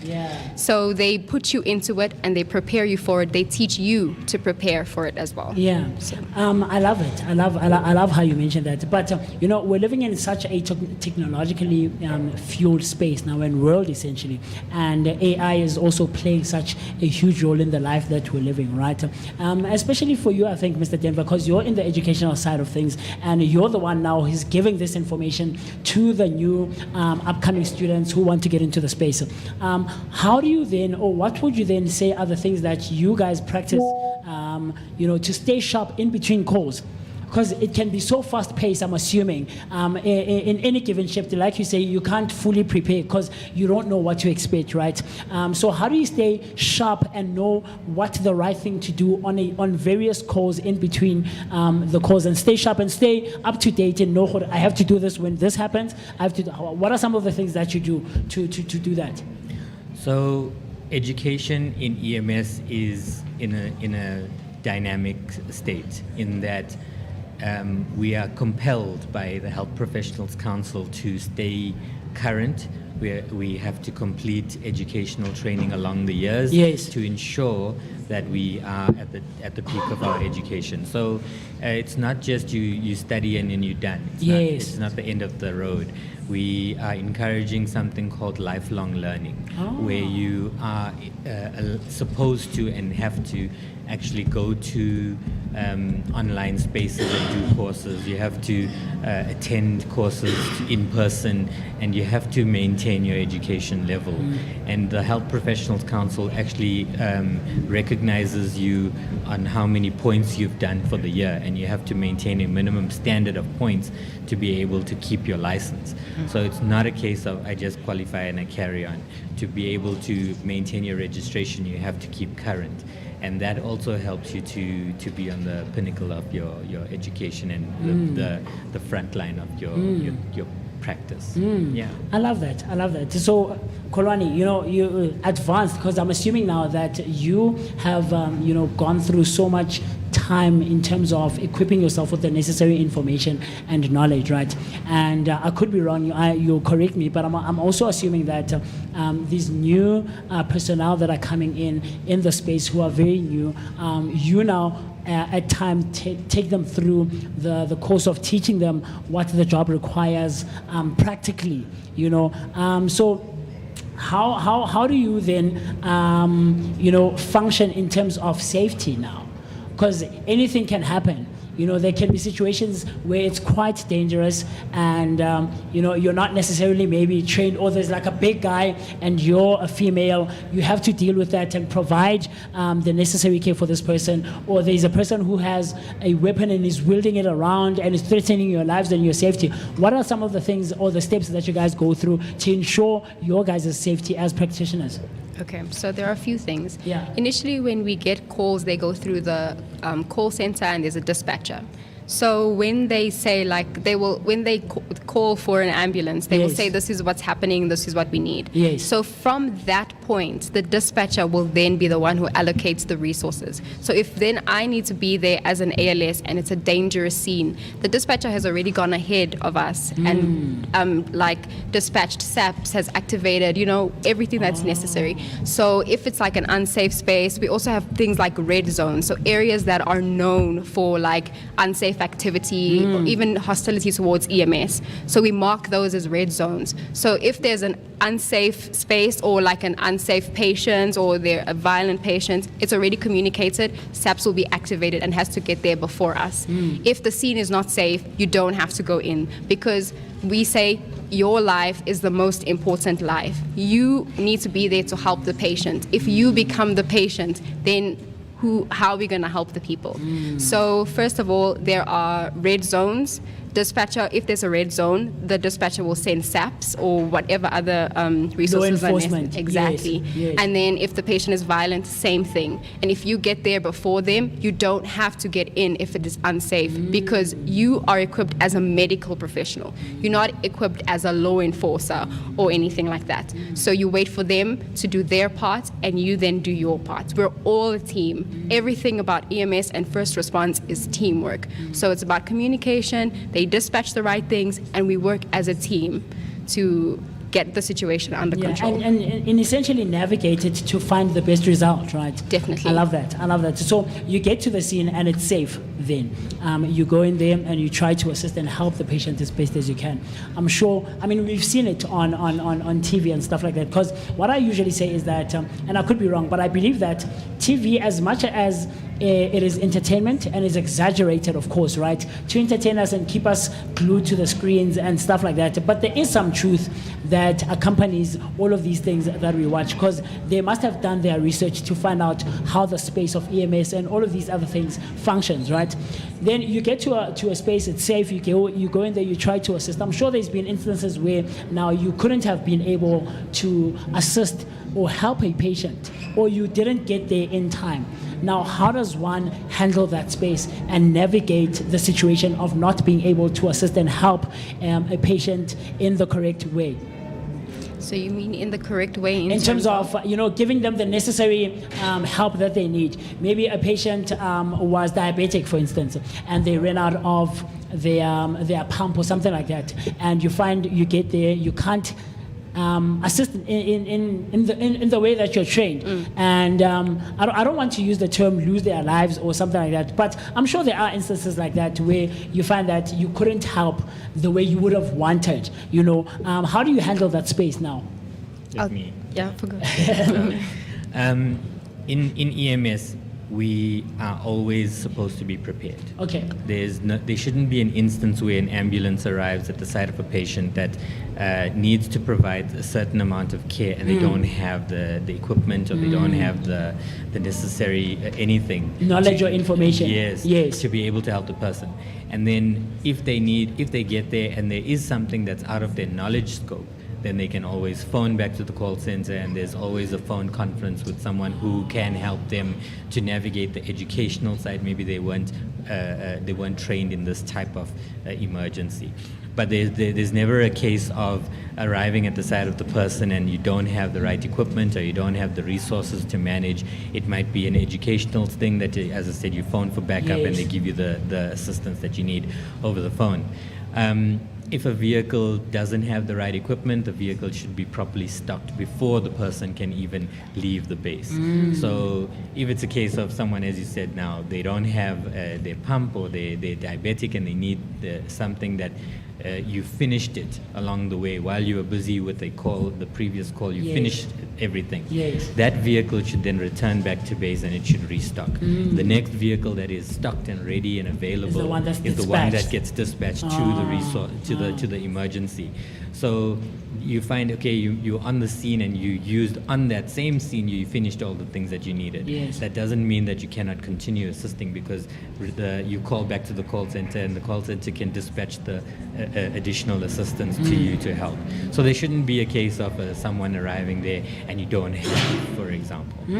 But it is a case of if you cannot manage this patient, then it needs to be escalated to the next level of care, and that's when the advanced life support paramedic will come in and then take over and assist to that level. I love that. So now let's talk misconceptions, because I'm sure there are stigmas and stereotypes that accompany the space of medical care, especially emergency medical care, saying that these people never help, these people never arrive on time and stuff like that.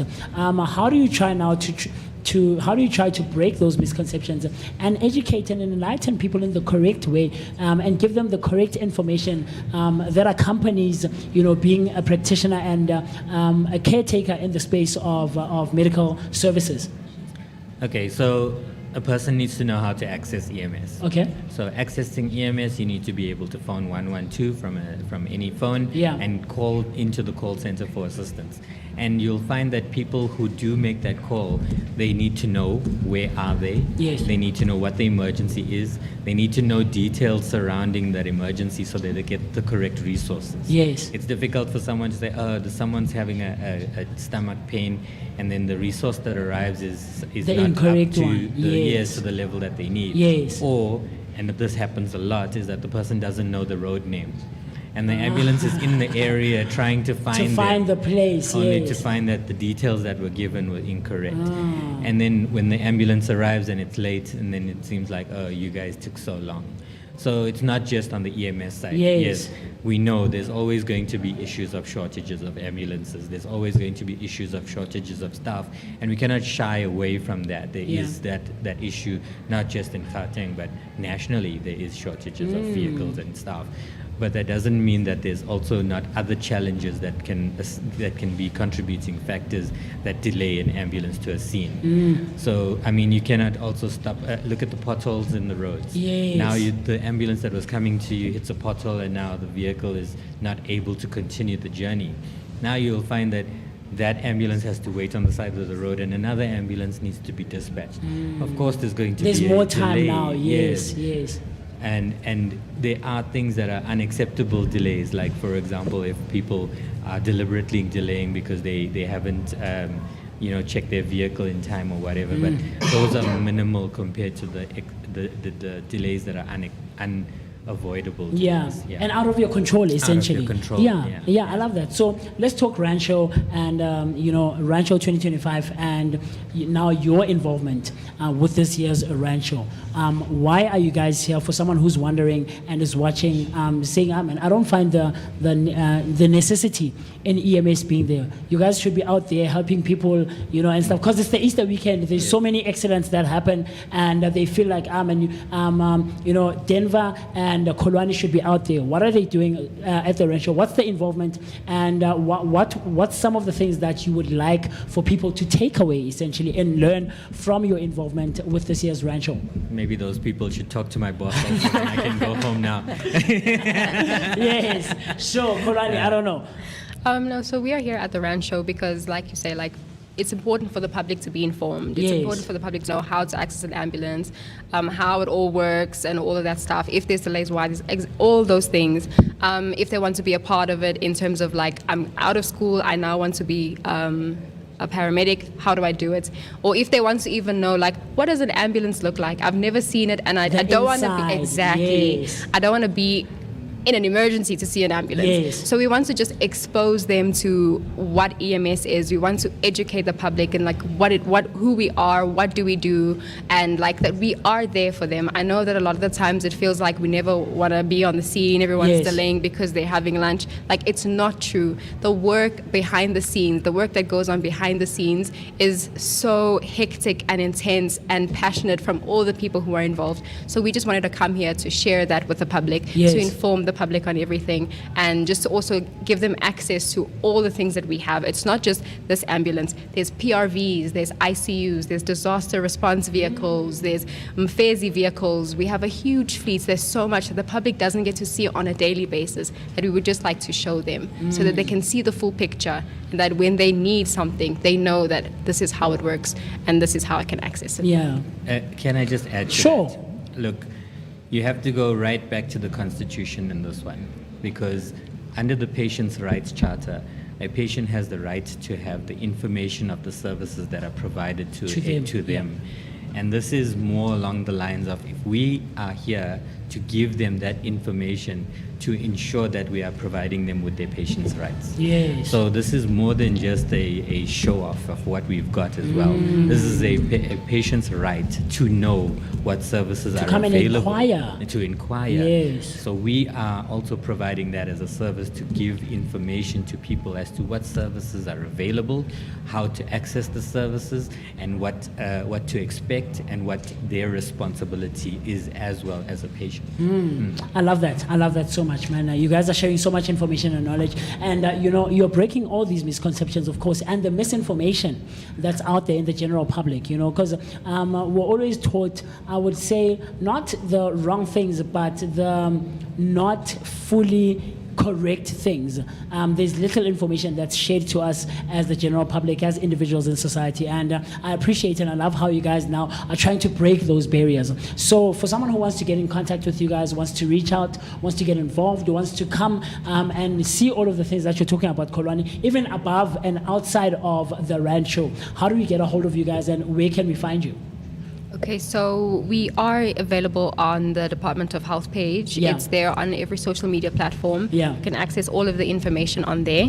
And then outside of that, honestly, I think it's more so a thing of like, please don't get in an emergency, because that's another way that you can access us. I mean, But there are so many institutions. There's the college. If you are living in the like Pretoria area, you can go to the college. You can inquire about if you want to further your. If you want to interested in education in there. Yes.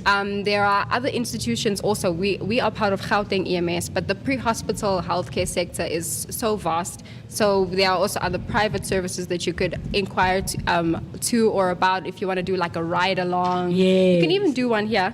But if there's there's Netcare, there's ER24. So the pre-hospital environment is very open for you to just access in any way that you want. In terms of the college, if you want to further your education, there's also universities like UJ, there's DUT, there's CPUT if you are in Cape Town. Oh, yes. So if you want to do the degree or the diploma, you can inquire in many other ways like that. So yeah, so you can see us here, or you can go to the college, you can go to the universities, you can go to the EMS spaces and just inquire and like, I'm interested. Please, can I do a ride line? Exactly. Yeah, very fascinating to find that you can, a general individual in society and in the public can do a ride along. I didn't know that. Very, very fascinating. And maybe this is something that we as the Vooka Breakfast Show should do and see how you guys function on the road, in the job, in a day-to-day shift that you guys go through on a daily basis. Thank you. Thank you so much. And we'll absolutely try and make time to come through, because you've seen there's so many people who've come through and we need to make time for all of you. But and I could be wrong, but I feel like all of these departments work very hand in hand with each other. And maybe we should make time to bring all of you guys now and have a sit down, because you mentioned that you work in connection with law enforcement and other stakeholders and these other entities to make sure that the general public gets the best care ever. Thank you, Kolwani, and thank you, Denver. We appreciate it. You're perhaps wondering who I was in conversation with. This was Kolwani Shabalala and Denver Ranmare. in. I have to make sure with that one. And they were just shedding some light and giving us more information and knowledge and education in terms of what the EMS stands for and what are some of the things that they come across and encounter on a day-to-day basis. Of course, you can get them right here at the Randshow, taking place at the Johannesburg Expo Centre. And this is from the 17th of April all the way to the 21st of April. And we can't wait to find out more with them. We'll, of course, try to go to their exhibition and see what are some of the services that they have to offer at this year's Randshow. But that was a very insightful and educational, conversation with them. Some of the things that I personally also did not know about. So I hope you at home who is watching and listening found it as educational and insightful as I did. But with that being said, let's take a very quick break so that I can grab a drink of water, and you and I will see each other right after this cool stuff.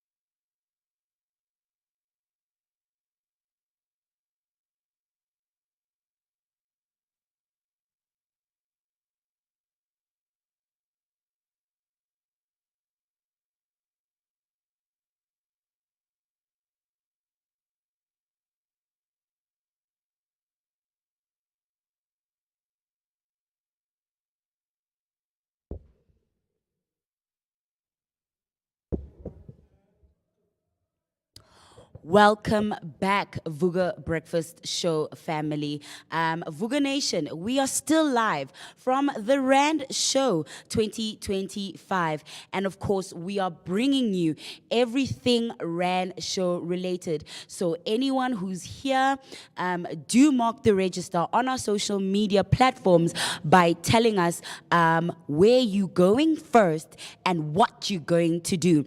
And of course, any snapshots, interesting pics that you have, do tag us, and also put the hashtags, hashtag picture of the day, hashtag Vooka Breakfast Show, hashtag Randshow 2025, hashtag the best place to be, and hashtag Joburg's best day out. Okay. So we have been in conversation throughout the morning with, healthcare practitioners and exhibitionists who are here at the Randshow. And today, right now, rather, I am going to be welcoming to, the desk right here, Sister Debbie Sibanda, who is a dedicated nurse clinician, and Domfuti Konza, right? Yes, the correction. A passionate health promoter from Johannesburg Health District under the Department of Health. So that has been, your community health. We have been having a discussion surrounding that this morning, and I hope, this has been as insightful and informative for you as it is for me and everybody else who has received that information. So their mobile clinic is providing free health screenings to ensure better healthcare access for all, including TB and HIV screening, flu vaccines, cancer checks, measles immunizations, family planning, and more. So do join us as we explore the vital role of mobile healthcare services and how they're bringing essential care straight to the people. So without further ado, I will allow the ladies to introduce themselves respectively, starting with you, my sister. Okay, thank you so much. I'm Domfuti Konza, health promoter, Johannesburg Health District. Good morning, I'm Debbie Sibanda. Oh, please do come closer to the mic, sorry. Just do come closer to the mic, speak clearly, loudly, so that we can all hear you. Hello, good morning. I am Debbie Sibanda, a nurse clinician from Gauteng Department of Health. Great. So tell us what you're here to do at the Randshow 2025 for all the Vooka listeners and watchers. Okay, today we are here, in fact, for the Easter Randshow. We are here to showcase and also give people access to better health services and also give correct information about health conditions and also to advocate for healthy lifestyle. So we are inside Hall 5. We provide health screenings, comprehensive health screenings. We do check TB screenings, HIV testing services, STI screenings. We have deworming, we have vitamin A for children. We have measles immunization. We have flu vaccine for adults. We also check prostate cancer for men. Pap smear for female contraceptives are available. And we also provide health promotion, educational material pamphlets. We have male condoms, female condoms, we have lubricants. And all other health conditions, we do share information, and also we do have pamphlets. So anyone who is interested can come to Hall 5. They will find us there. We have a mobile inside. Wow, okay. So I know that, you're trying to make healthcare services more accessible, to the public here at the Randshow, and obviously bring awareness to what you offer and how you can help them. Yes. So ever since you've been here, today is day number 2. Yes. So what impact have you seen so far with people coming through to see where you guys are exhibiting and, asking the questions? So what impact have you seen so far? So far, people are very much interested, and for all important is that our services are for free, and most people they ask, "Is this for free? Is this for free?" And all our services are for free. So even if for everyone who's here, they can come. And also people are more interested on the conditions that are currently happening, and they need more information. And also they are keen for the knowledge so that they can improve their lives and also share with their families and their community about the correct information about health conditions. So we're here for that. We are here to correct any misconceptions, stigma, wrong information that people may have about health conditions, and also for health screenings, because we want people to also come and screen so that they check their HIV status, they know their HIV status, and also their flu vaccine. We're approaching winter. Children, we want them to get their immunization for measles. Now that we know that they are here for holidays, they are not at school, and also for people to access services because they are not at work. So we actually bring services to where people are, irregardless of socioeconomic status, because all our services are for free and accessible to everyone. I love that. So I can come for a pap smear. Yes, definitely. Wow. So yeah, like for me that is wow. So you literally do like mobile pap smear screenings. Yes, as well as part of our showcasing, we have our mobile clinic, our van there, which we also use for outreach communities. When we go out to the communities and provide these services that we are providing today. So we are also showcasing that to the community, that we do have mobile clinics to go to the communities, to where it's unreachable, to where people, they don't have money maybe to go to the actual clinic, or it's far, or maybe they just don't have money. So we are showcasing that mobile as well, to where people, they can go, and also we go to them and provide all the services that we're providing today. So that is what we are showcasing as well, that we do have those services for the community as well. So they will see that mobile going around, they must not be afraid to come to it and access health and consult. Okay, so where I hear you talking a lot about accessibility and Yes. reaching people wherever They they are. are. I know of a community called Tepisong. Yes. So do you guys go out there? Yes. Do you have a mobile clinic services that come there? Can you give more information on what services you do provide to that specific area? In all remote areas, we do provide these mobiles, but unfortunately with me, I don't have the schedule. Okay, no but problem. we do go to all remote areas for the mobile services. So whenever we have an outreach, going to any community in general, we do have our social media pages, and also we share posters and everything. So on Facebook, you can follow us on Gauteng Health Department, and also on YouTube and LinkedIn, Gauteng Department of Health, and also on Instagram, TikTok, and Twitter, X. It's Gauteng Health. Okay. So about all the updated information about health condition, what is happening around, most information you can find it there. And then as well as we do have Warboard community in our clinics. We do have our outreach people who go out each and every day. So if ever we're going to have an outreach like this one, a mobile, they go house to house, door to door to mobilize, working together with ward councillors and community stakeholders to make sure that people know when are we coming to their community, which services will be coming with. So they go door to door, mobilizing, and as well we do loud hail, the health promotion, do loud hailing for all the outreaches that we do beforehand, so that people have the knowledge and they know when are we coming to the community and on which day, and also services that we are offering on the day before. I So, love that. yes. I really love that because, like you said, access, Yes. to quality healthcare is important, and it's one of the mandates right now for the government, you know, to make that possible for every South African citizen. So now, for the health promoter, I want to ask you a question. What are some of the biggest health concerns facing communities in and around Johannesburg, and how is your team assisting in addressing them? Okay, I'm the health promoter. Okay. Sorry, you the health promoter, you are the clinician. Yes, she is the nurse clinician. Okay. Currently, the challenge we have as the community is we have a pandemic of food poisoning that is happening. Yes. So we need to educate people and give more information about that. And also we have a challenge of people defaulting on treatment.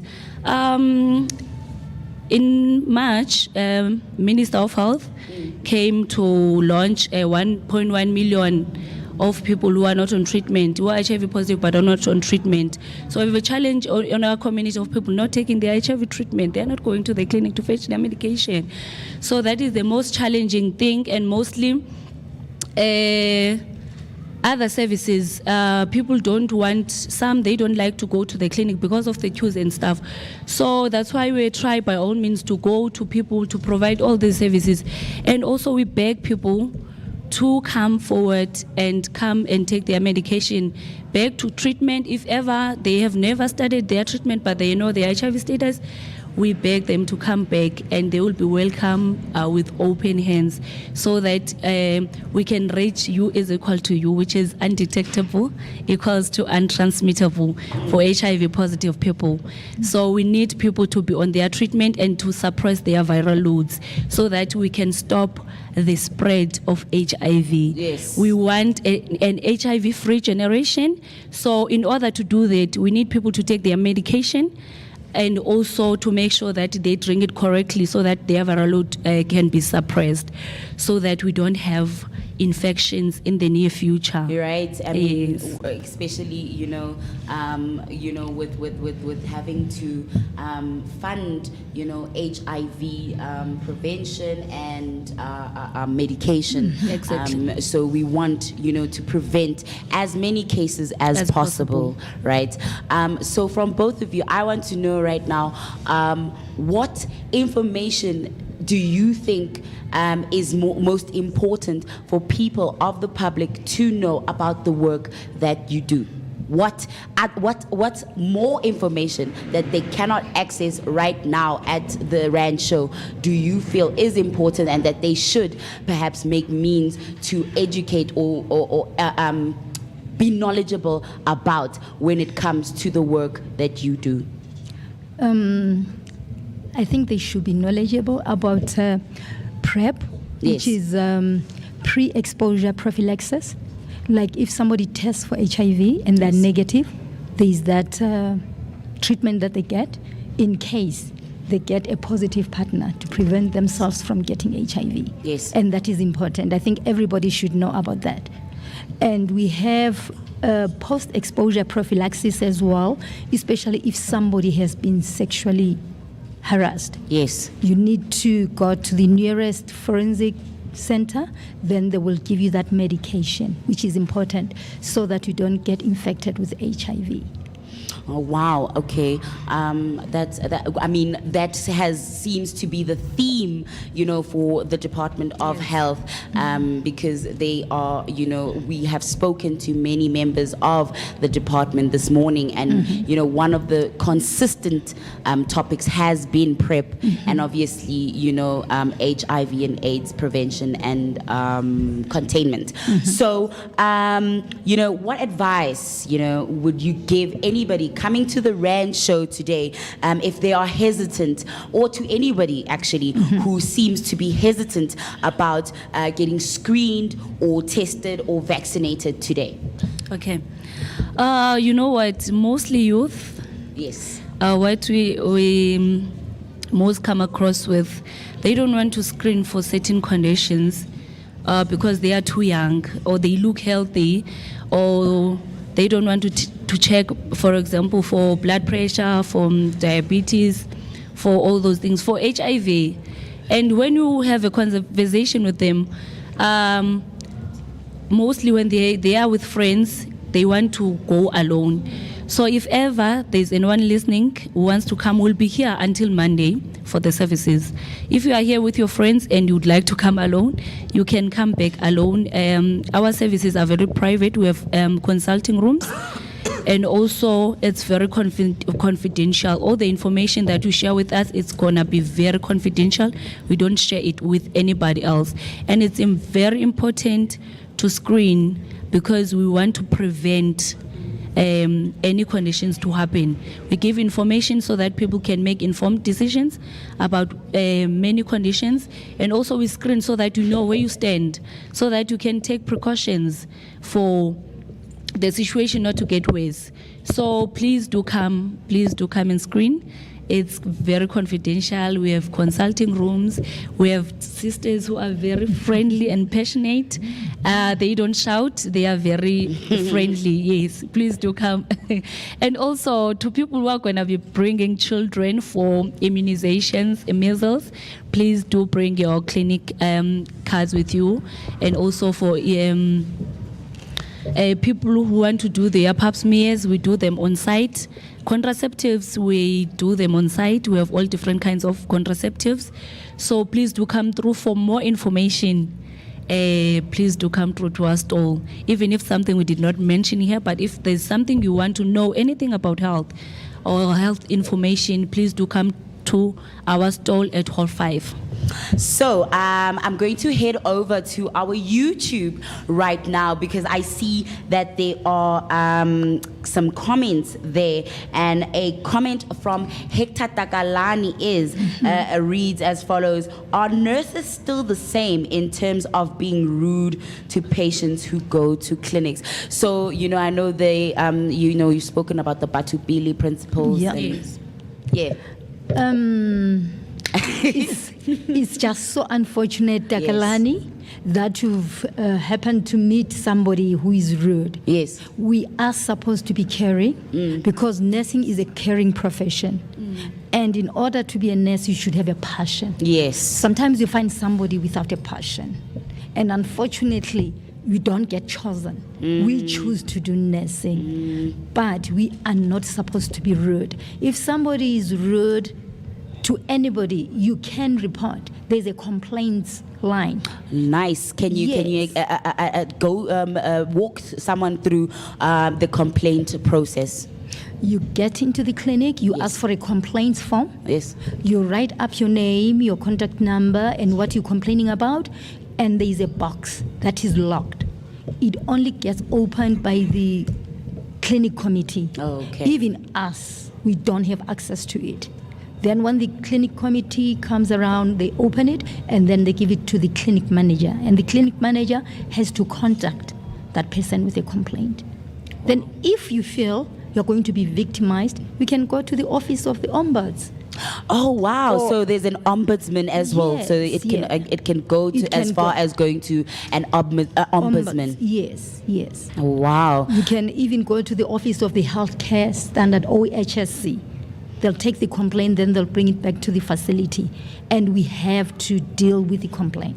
As you can see on our screens there, Vooka Nation, that is the clinic patient complaint form. So Hector Takalani, your comment there, I see, you know what, I hope it has been answered, because as you can see, if you are unhappy with the treatment you have received at any public health care facility, you are able to lay a complaint, a formal complaint, and there is a complaints process that will take place, and you will be contacted, of course, regarding the progress of your complaint. So I love that. And of course, like you said, Batubili, right? Yes.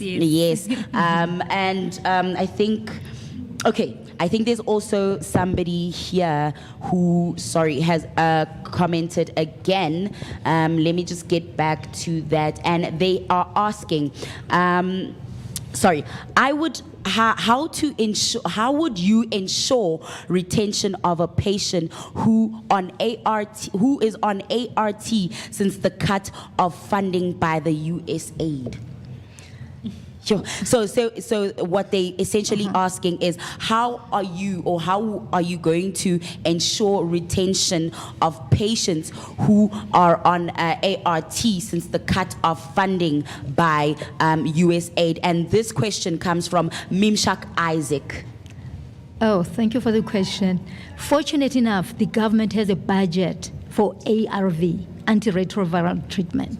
So USAID was helping to a certain extent, but the government has a budget. Okay. And everybody is going to remain on ARVs. Okay. Yes. Thank you so much for that clarification, and I hope Mimshak, Isaac, they have answered that question for you. And of course, I see there's a question. There's a comment from Tembi Mngci who says, "Thank you for the lovely teachings. Good stuff, man." And of course, thank you so much from me, Utisika Mazbugo Shabalala, for coming through to the to this interview and for being in the interview with me and sharing the knowledge that you have with everybody who's watching here, because like you said, if we spread this information and we bring awareness to this, more people get helped and whatnot. But as you can see, man, we will make some time perhaps to come and see you at your exhibit. And I see Musi actually is already there, doing a little walkthrough. Musi, are we going to go live to him?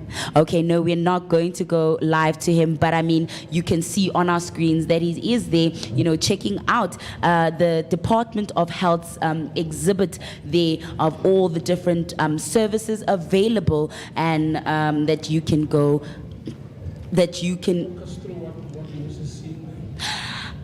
Okay, so, oh yes, so you guys, can you please walk us through what Musi is seeing right there on the screen?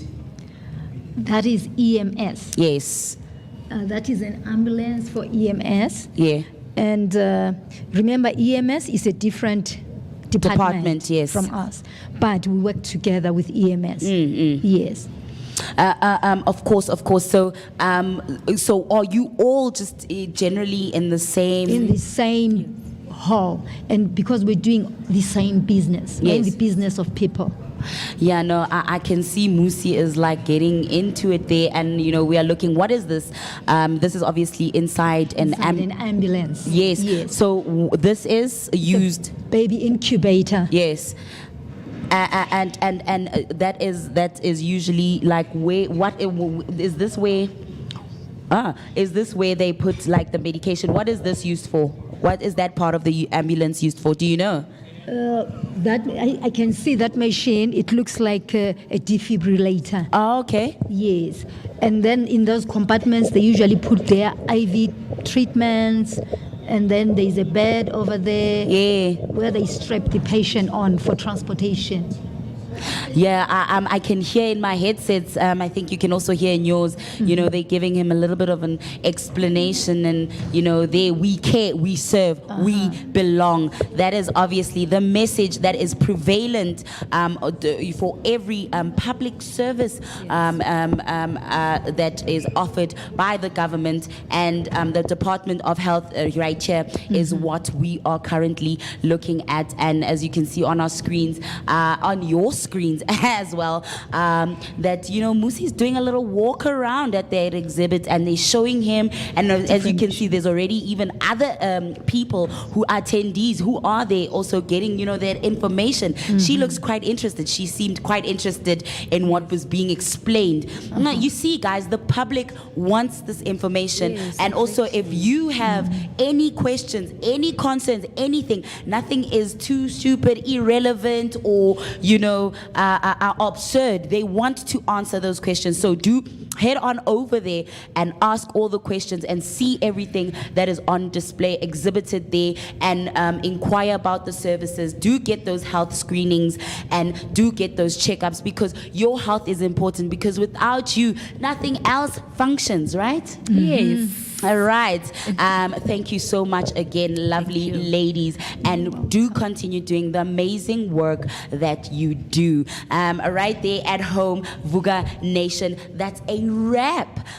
What an incredible ride it's been today. packed with inspiring and insightful, informative conversations, and of course, unforgettable moments with the son of Mother Nature, the generator right there, getting the show started, and everybody, energized and boosted for the rest of the show. And exciting highlights, of course, from where we are right here at the Randshow 2025. And don't forget, the fun doesn't stop here, right?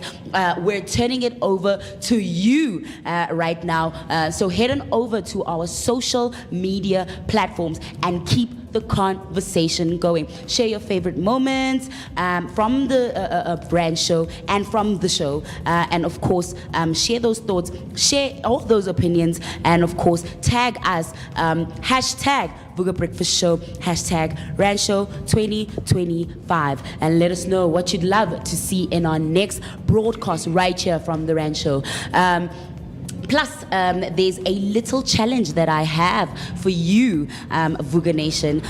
Post your thoughts on today's topics, whether it's your memories of the Randshow, ideas for inclusion in education, or your favorite attractions we'll be watching, and your post might just get featured in our upcoming episodes. So remember, Vooka Nation, you are the heart of the show, and we love hearing from you. So your voices give us that much needed energy, as much as our content is here to give you that boost and energetic start to your day on a positive note.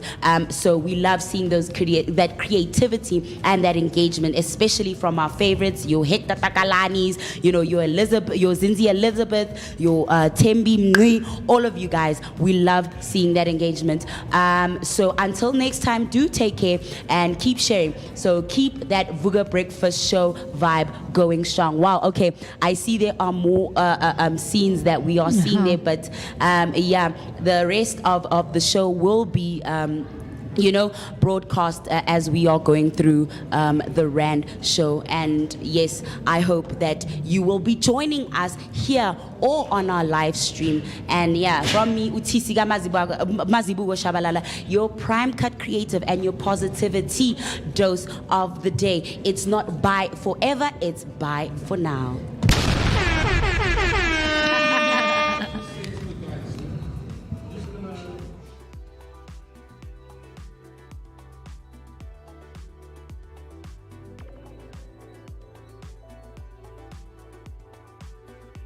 Thank you.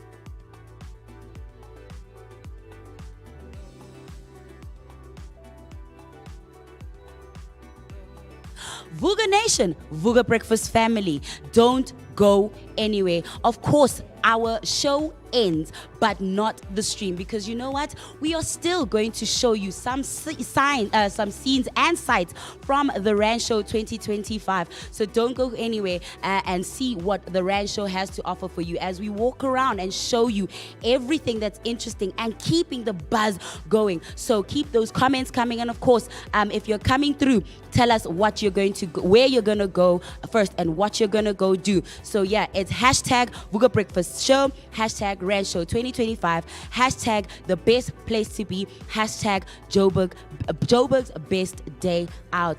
Hey man, Sivugile.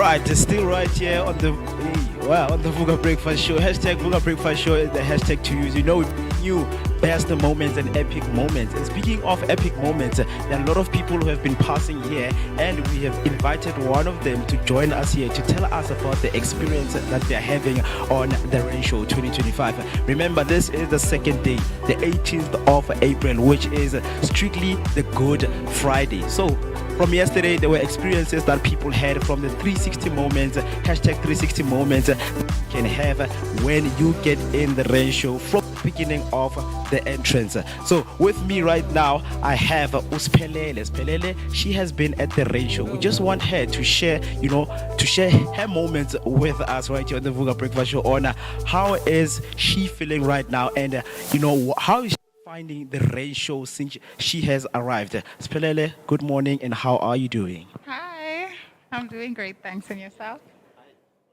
Do this. Let's share the mic. So right now, I'm going to hand over the mic to you, and you have to tell us about the experience you have had on the Randshow. And so far, how has it been? I really like the Randshow. It's a very nice place to come and have fun. Like a little kid. You let loose and you forget about work, you forget about your stress, you forget about every pressure of the world, and you just let loose. There's so many games that you can play, there's so many things that you can do, so many activities that are fun, and some of them are challenging, but it keeps the blood pumping, and it's so nice. But when it comes to educational purposes, are you here for to learn something new that you didn't know at first, or you someone who just here just to play fun, explore what the Randshow has to offer? I mean, there are a lot of games, man, around these halls. We have 8 halls in the Randshow in total, and we also have the Expo Centre. So, are you here to learn some of the things that you didn't know, or you just here for the games?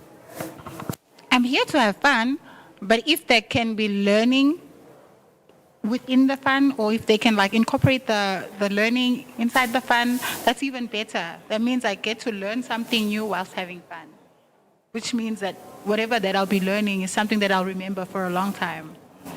All right, so obviously there's some things that, catch our eyes when you come here. For me, what caught my eye was the big bounce. When they announced on their social media platforms that the big bounce is going to be the size of a rugby field, I was like, you know what, I have to see this. And it caught my eye. It's something that I've been speaking about until today. I've been speaking about it. So with you, what's something that has caught your eye till now? I really like the race cars. Now that is exciting and thrilling because, when you see people racing the cars, you want to get the feel, even though I can't be behind the wheel, but being inside the car whilst it's being raced is a really fun and exciting thing to be a part of. So would you consider yourself what we call an adrenaline junkie? Junkie? No. But I really like it. I really like adrenaline. Yeah, definitely, man. Still here at the Randshow, man, streaming live. So whoever we get, who they want to share the message with us, we're going to bring them here because you have shared the live, with your friends. And I just heard that you were on a call with your friend, whether it's your brother or your sibling, that you're going to be live. So what message do you have for them right there? Come on and join us and have fun at the Randshow. Drop whatever you're doing and come out to the Randshow to explore and have fun. Yeah. So if maybe you'd like to make some friends on your social media pages, where can people get you, just to interact and share some of the memories that you guys, have along the way? It's Uspinali on all social media platforms. One last thing, I just want you to say hashtag Vooka Breakfast Show, hashtag Mavuga Amahle. Hashtag Vooka Breakfast Show, hashtag Mavuga Amahle. Yeah, definitely. That's what we do right here. Man, we're still having fun, and please do not go anywhere, man, because the fun is going to be had. And as we promised you that you can still come, to those who have won that ticket, you can still make your way here to see Nkosazana, the daughter, performing live on the stage, and also the Soweto finest, known for their dance moves, finest dance moves in Joburg. You can also get them on Newtown, where they have their dancing studios if you want to learn more. But to see them live, come here on the Randshow. Hashtag Vooka Breakfast Show. Hashtag Randshow 2025. See you. Have a good day ahead of you.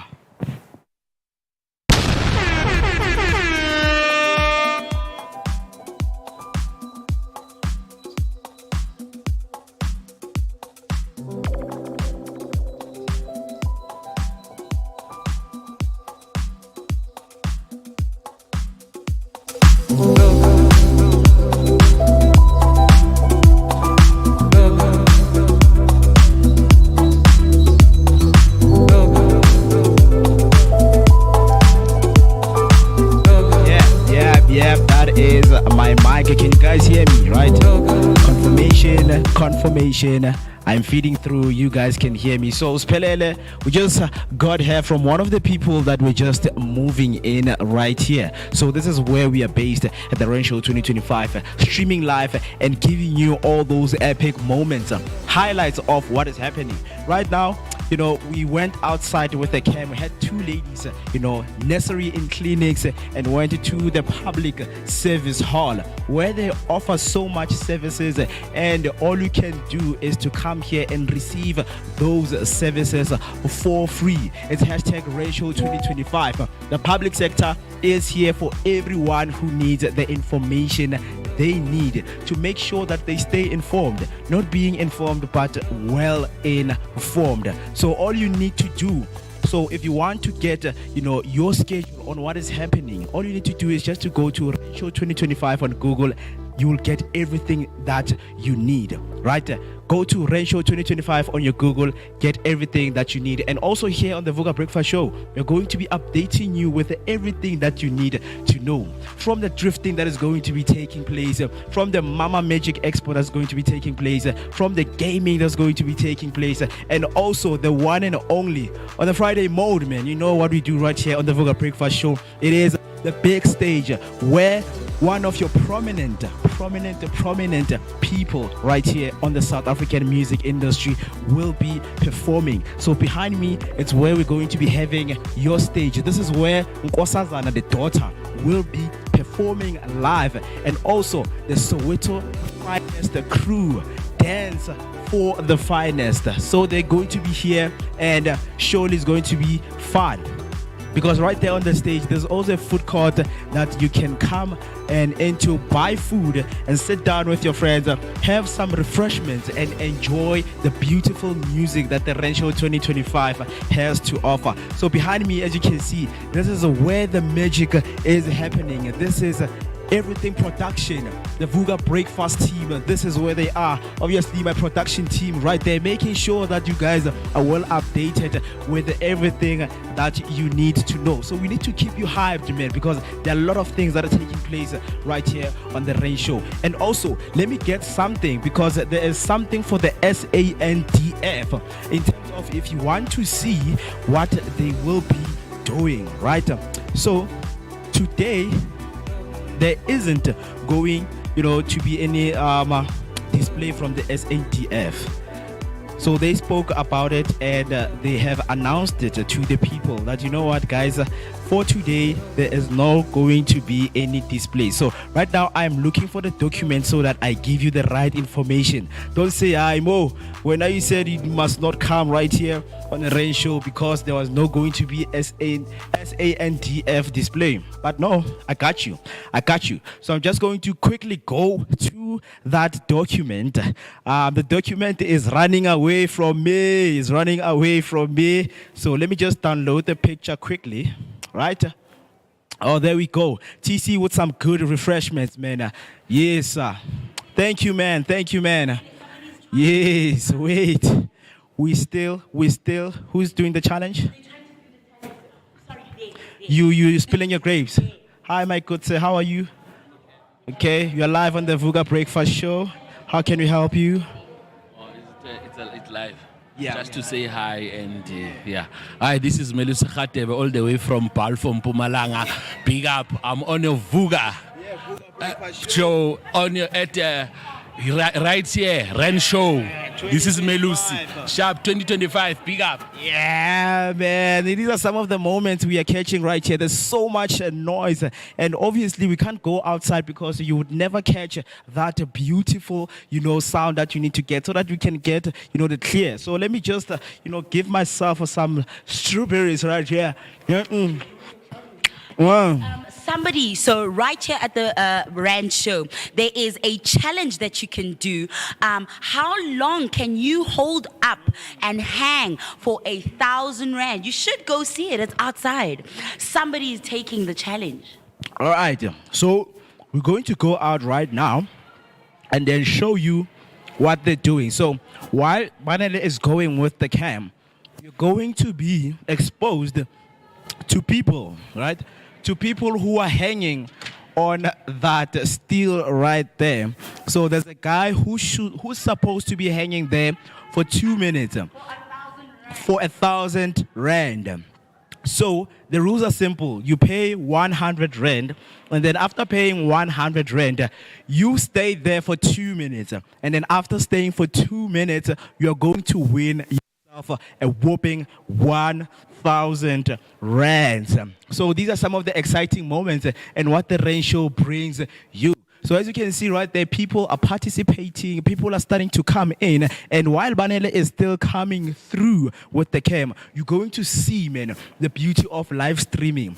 So he's going to come straight into me, and you're going to experience what we call the beauty of live streaming. So let me just, holla at him and say, yeah.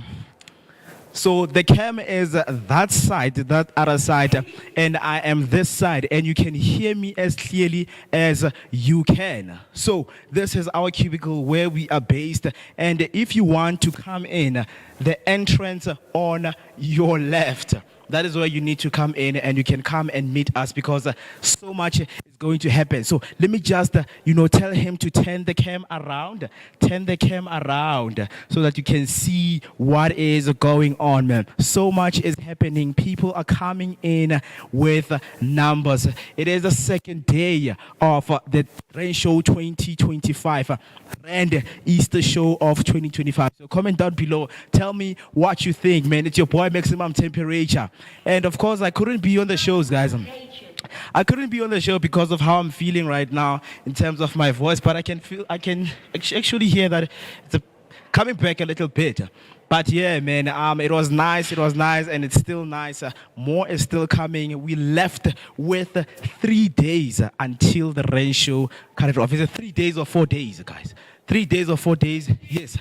3 days left. Yes. So on Monday, that's where we're cutting it, and we are saying sayonara. It was nice being at the Randshow 2025. We're going to see you again next year in 2026. Same time, same place. The Nasrec Expo Centre in Johannesburg, located in Gauteng, the city of gold. That is where golden moments are happening, man. So I'm just happy and excited, man, to be always be giving you, man, those kind of updates on what is going on, and as you've seen, man, on these halls right here on the Randshow, there is a lot that one can learn.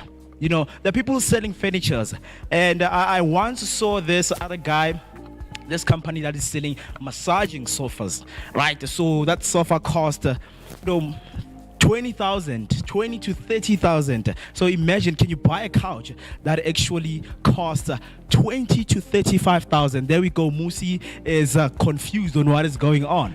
But now, this is what we do, man, right here. We get people confused on, hey, guys, what are you doing? What are you doing? Yeah, man. So he's going to tell us about the experience of, what he was doing at that side, man. It's 2025, epic moments right here on the Randshow. Let me give it to Musi just to give you the highlight of what he was going through right there on the public sector. Mr. Musi, sir, Take them away, man. So very cool and amazing stuff, Ngwanakoga. You know that we promised you interactive and in real-time interactions with the people and the services and exhibitions right here at the Randshow 2025. Right now, I was spending some time at the Public Services Hall. I'm not sure. I think it was Hall 5 more, if memory serves well. And you know, we have people like Rand Water.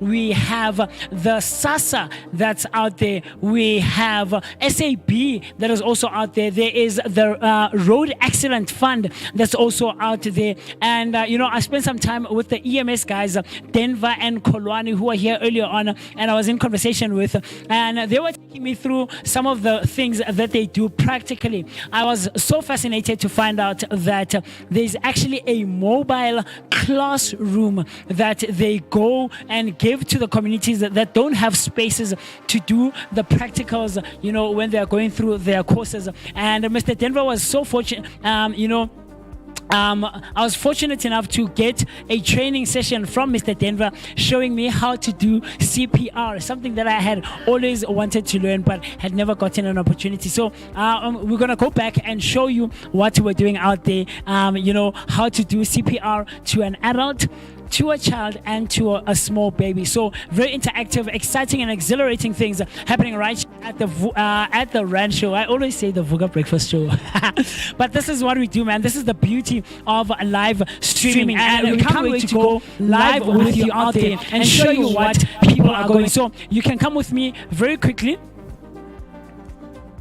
Are we leaving the mic behind? Okay, we're gonna leave the mic behind. Yeah, in closing, as I told you, if you want to, you know, experience the display of Amasoja, because a lot of people don't understand when you say SANDF more, what are you saying? Amasoja.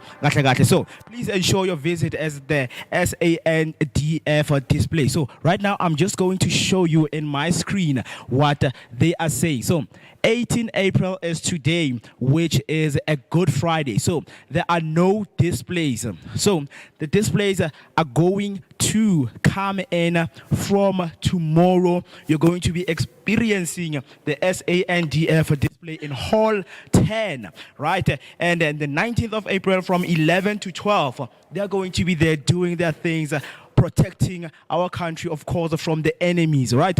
And again, from 4 to 5, that is exactly what they're going to be doing again. And then on 20th of April, same time, 11 to 12, 4 to 5.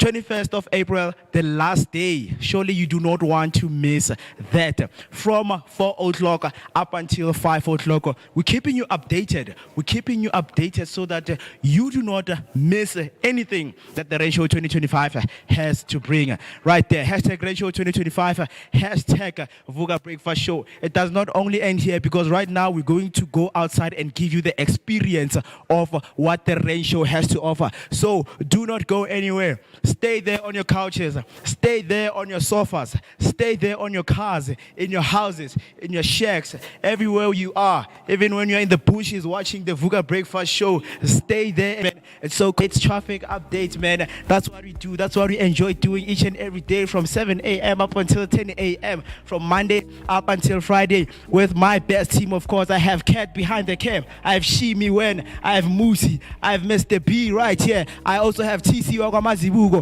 And I also have Afro Berry. I don't know where she is. She's with Fifi, of course, man.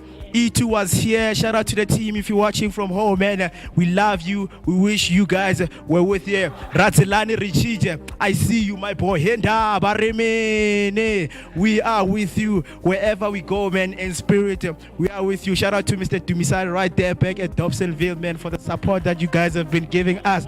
You know what we're doing right here. You know.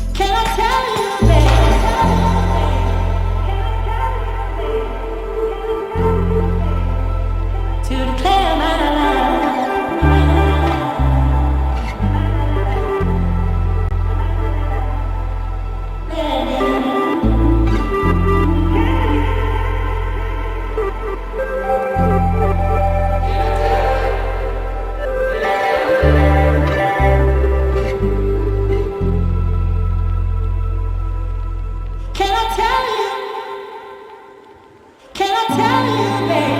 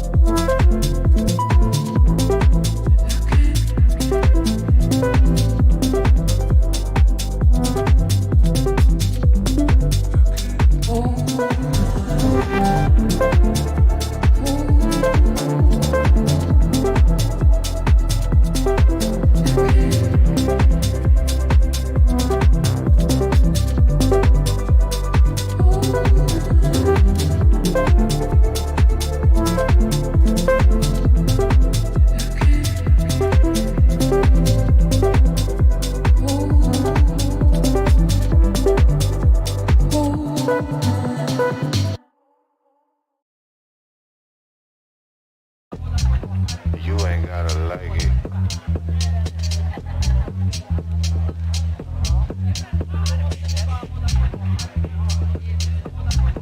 You just gotta live with it. Real life. You ain't gotta like it.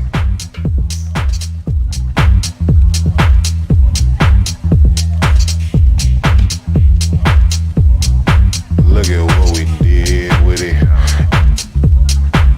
Real life. You ain't gotta like it.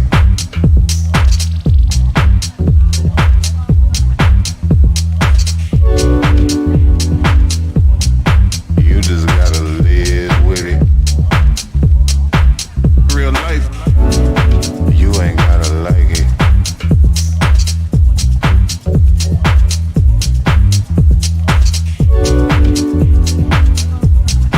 Look at what we did with it. Real life. You ain't gotta like it.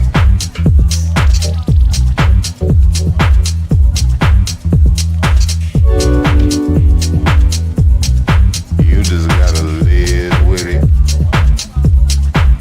Real life.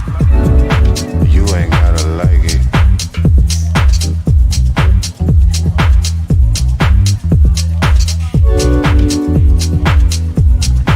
Look at what we did with it. Real life. You ain't gotta like it. You just gotta live with it. Look at what we did with it. You ain't gotta like it. You just gotta live with it. Look at what we did with it. Real life. You ain't gotta like it.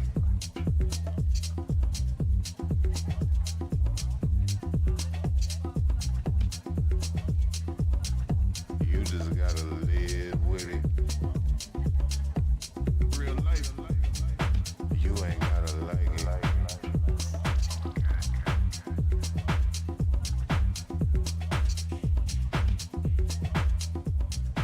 Look at what we did with it. Real life. You ain't gotta like it.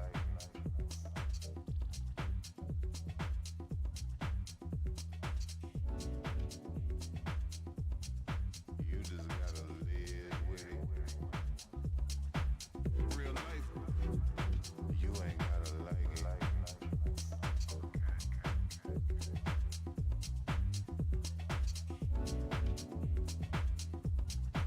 Look at what we did with it. Real life. You ain't gotta like it.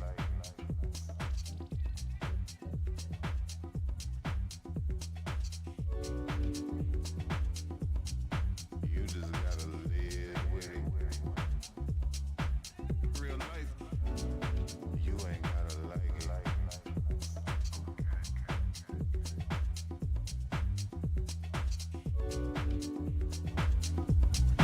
Look at what we did with it. Real life. You ain't gotta like it.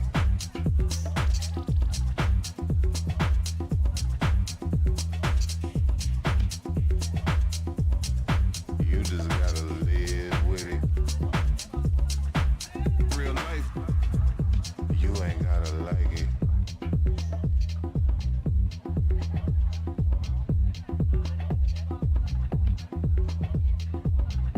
Look at what we did with it. Real life.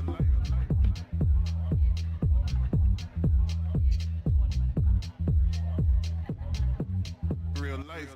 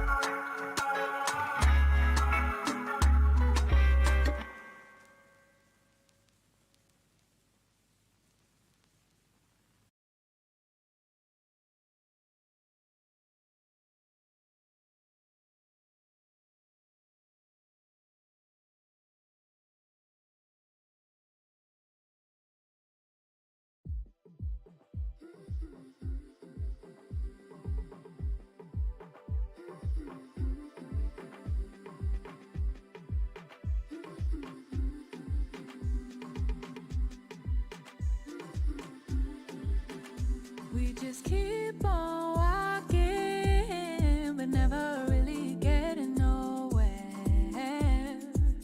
It's like we keep on talking, but never really saying nothing. On different sides, on different times, stuck in a ways we ain't changing. Can't read your mind, and I've really tried. You won't let me in like we're strangers. Say opposites, supposed to attract, but we both can tell it feels often. Should let it go, but somehow we fold, and it happens way too often. We're so different, we're so different. How could we ever agree, make it fit in? It's just like we're so different, we're so different. I don't quite understand you, you don't get me. It's just like we're blinded by fear. We can't see clearly. Somehow this thing between you and me, standing in the way of our sanity. Yeah. On different sides, on different times, stuck in a ways we ain't changing. Can't read your mind, and I've really tried. You won't let me in like we're strangers. Say opposites, supposed to attract, but we both can tell it feels often. Should let it go, but somehow we fold, and it happens way too often. We're so different, we're so different. How could we ever agree, make it fit in? It's just like we're so different, we're so different. I don't quite understand you, you don't get me. It's just like we're act just like we're fine, but this just ain't it. But every time we try, we end up back here. No, we don't stand our ground, come back 'cause we're scared. On different sides, on different times, on different times. Can't read your mind, and I've really tried. You won't let me in, we're strangers. Say opposites, supposed to attract, supposed to attract. Should let it go, but somehow we fold. It happens way too often. We're so different, we're so different. How could we ever agree, make it fit in? It's just like we're so different, we're so different. I don't quite understand you, you don't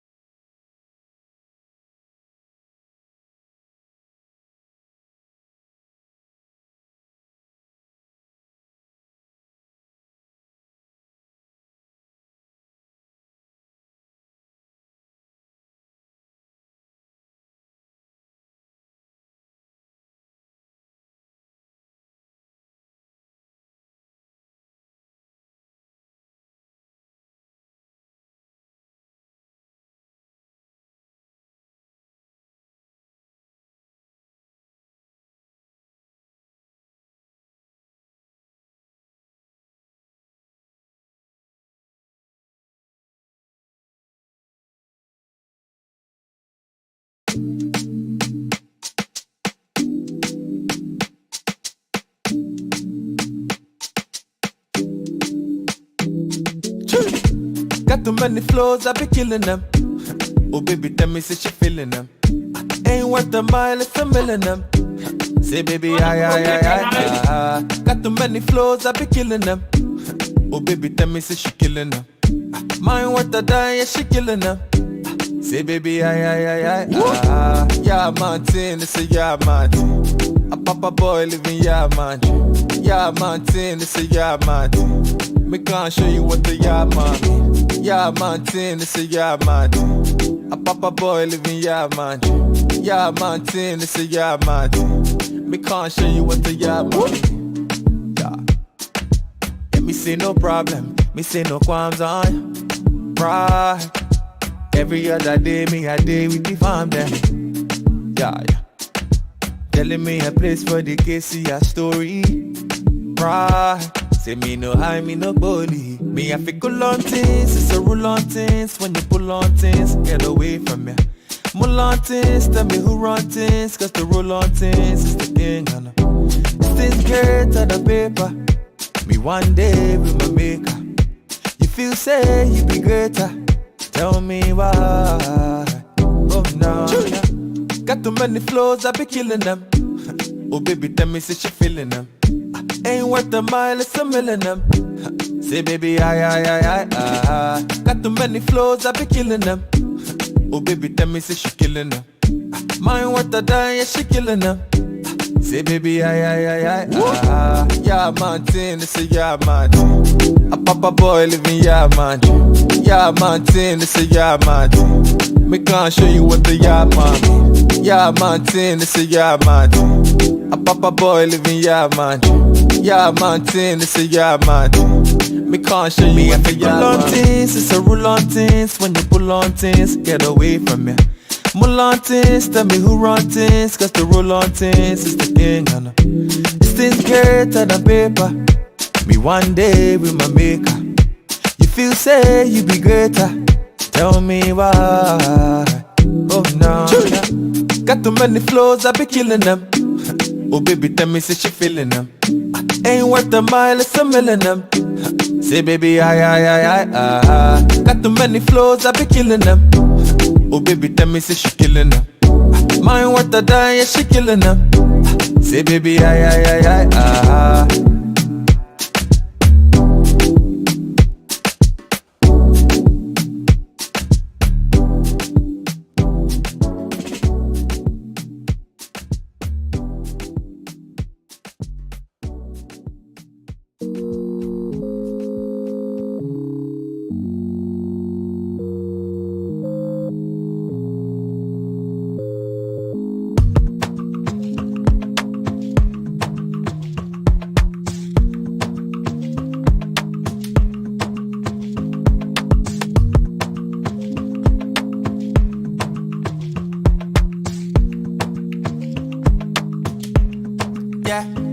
Me and my guys, we dey celebrate. See party bully make we elevate. See bad vibes, nothing tolerate. Wait, say we go kill on. Yeah, say shy up in the circulate. Say give me, I'ma give me Kate. See bad vibes, we no tolerate. Wait, say we go kill on.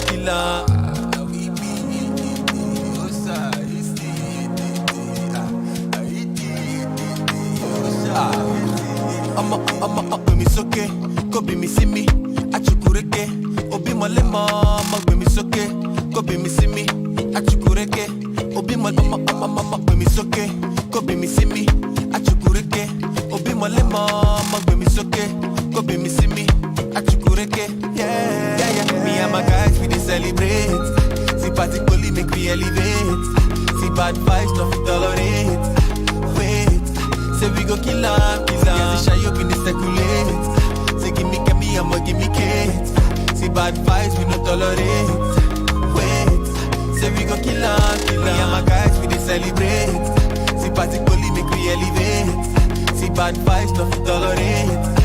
Wait, say we go kill him. Yeah, say shy up in the circulate. Say give me, I'ma give me Kate. See bad vibes, we no tolerate. Wait, say we go kill him.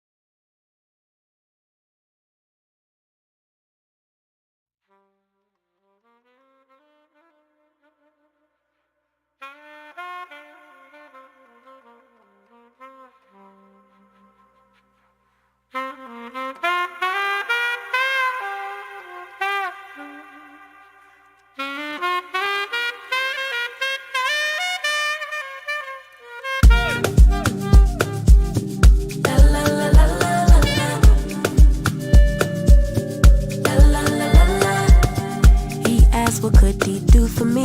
I told him that my love is free, but can you match me? I can do it all for myself. Want you, but really don't need help. So can you match me? I like luxury. I like fancy things. Shine on my body. Live like royalty. Treat you like a king. If I trust, but you must be worthy of the crown. I'm not just anybody. Born to live in luxury.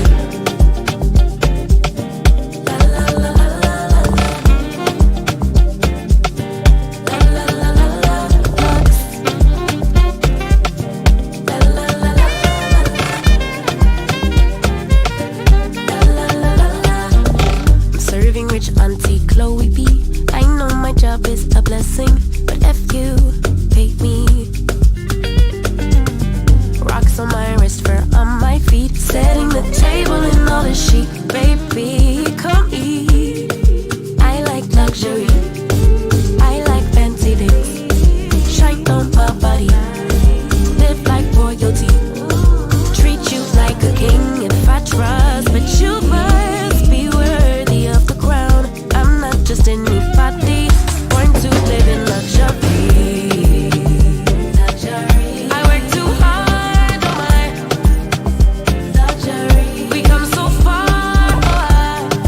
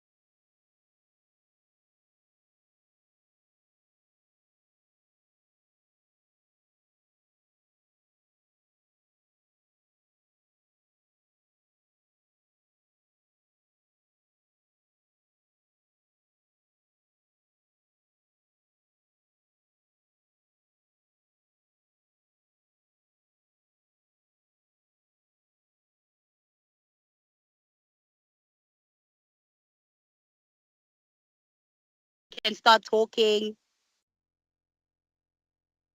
Hello?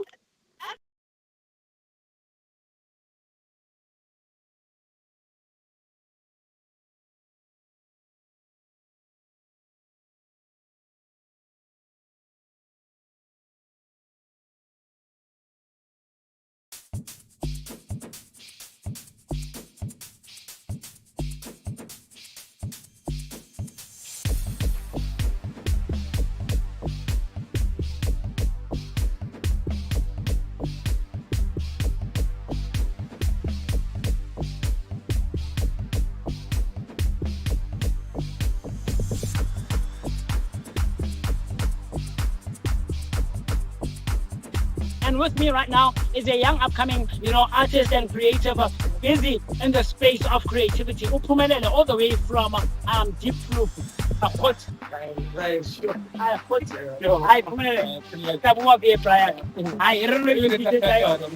Yeah.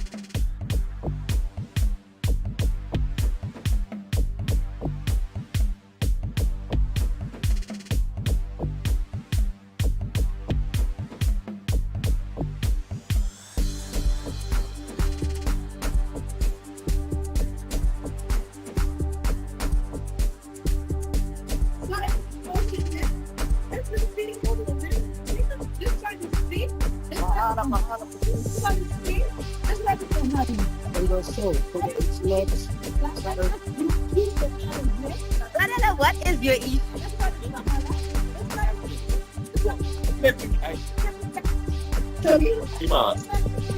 This one's behind us. So, ladies, everything I'm promoting there.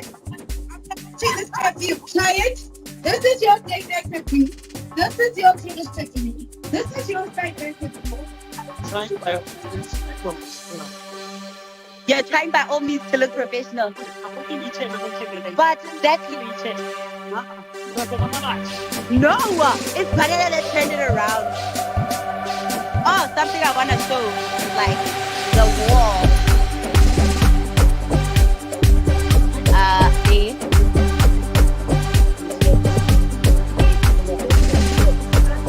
There's another one.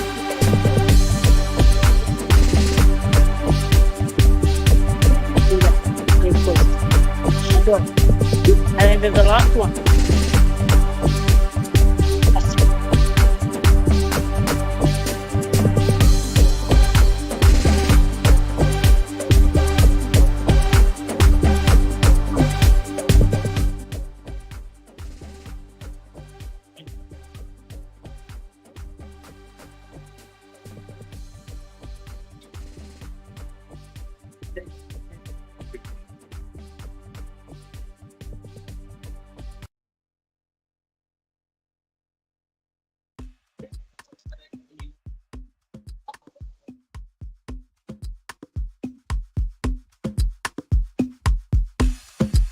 Ngiyaphila njani?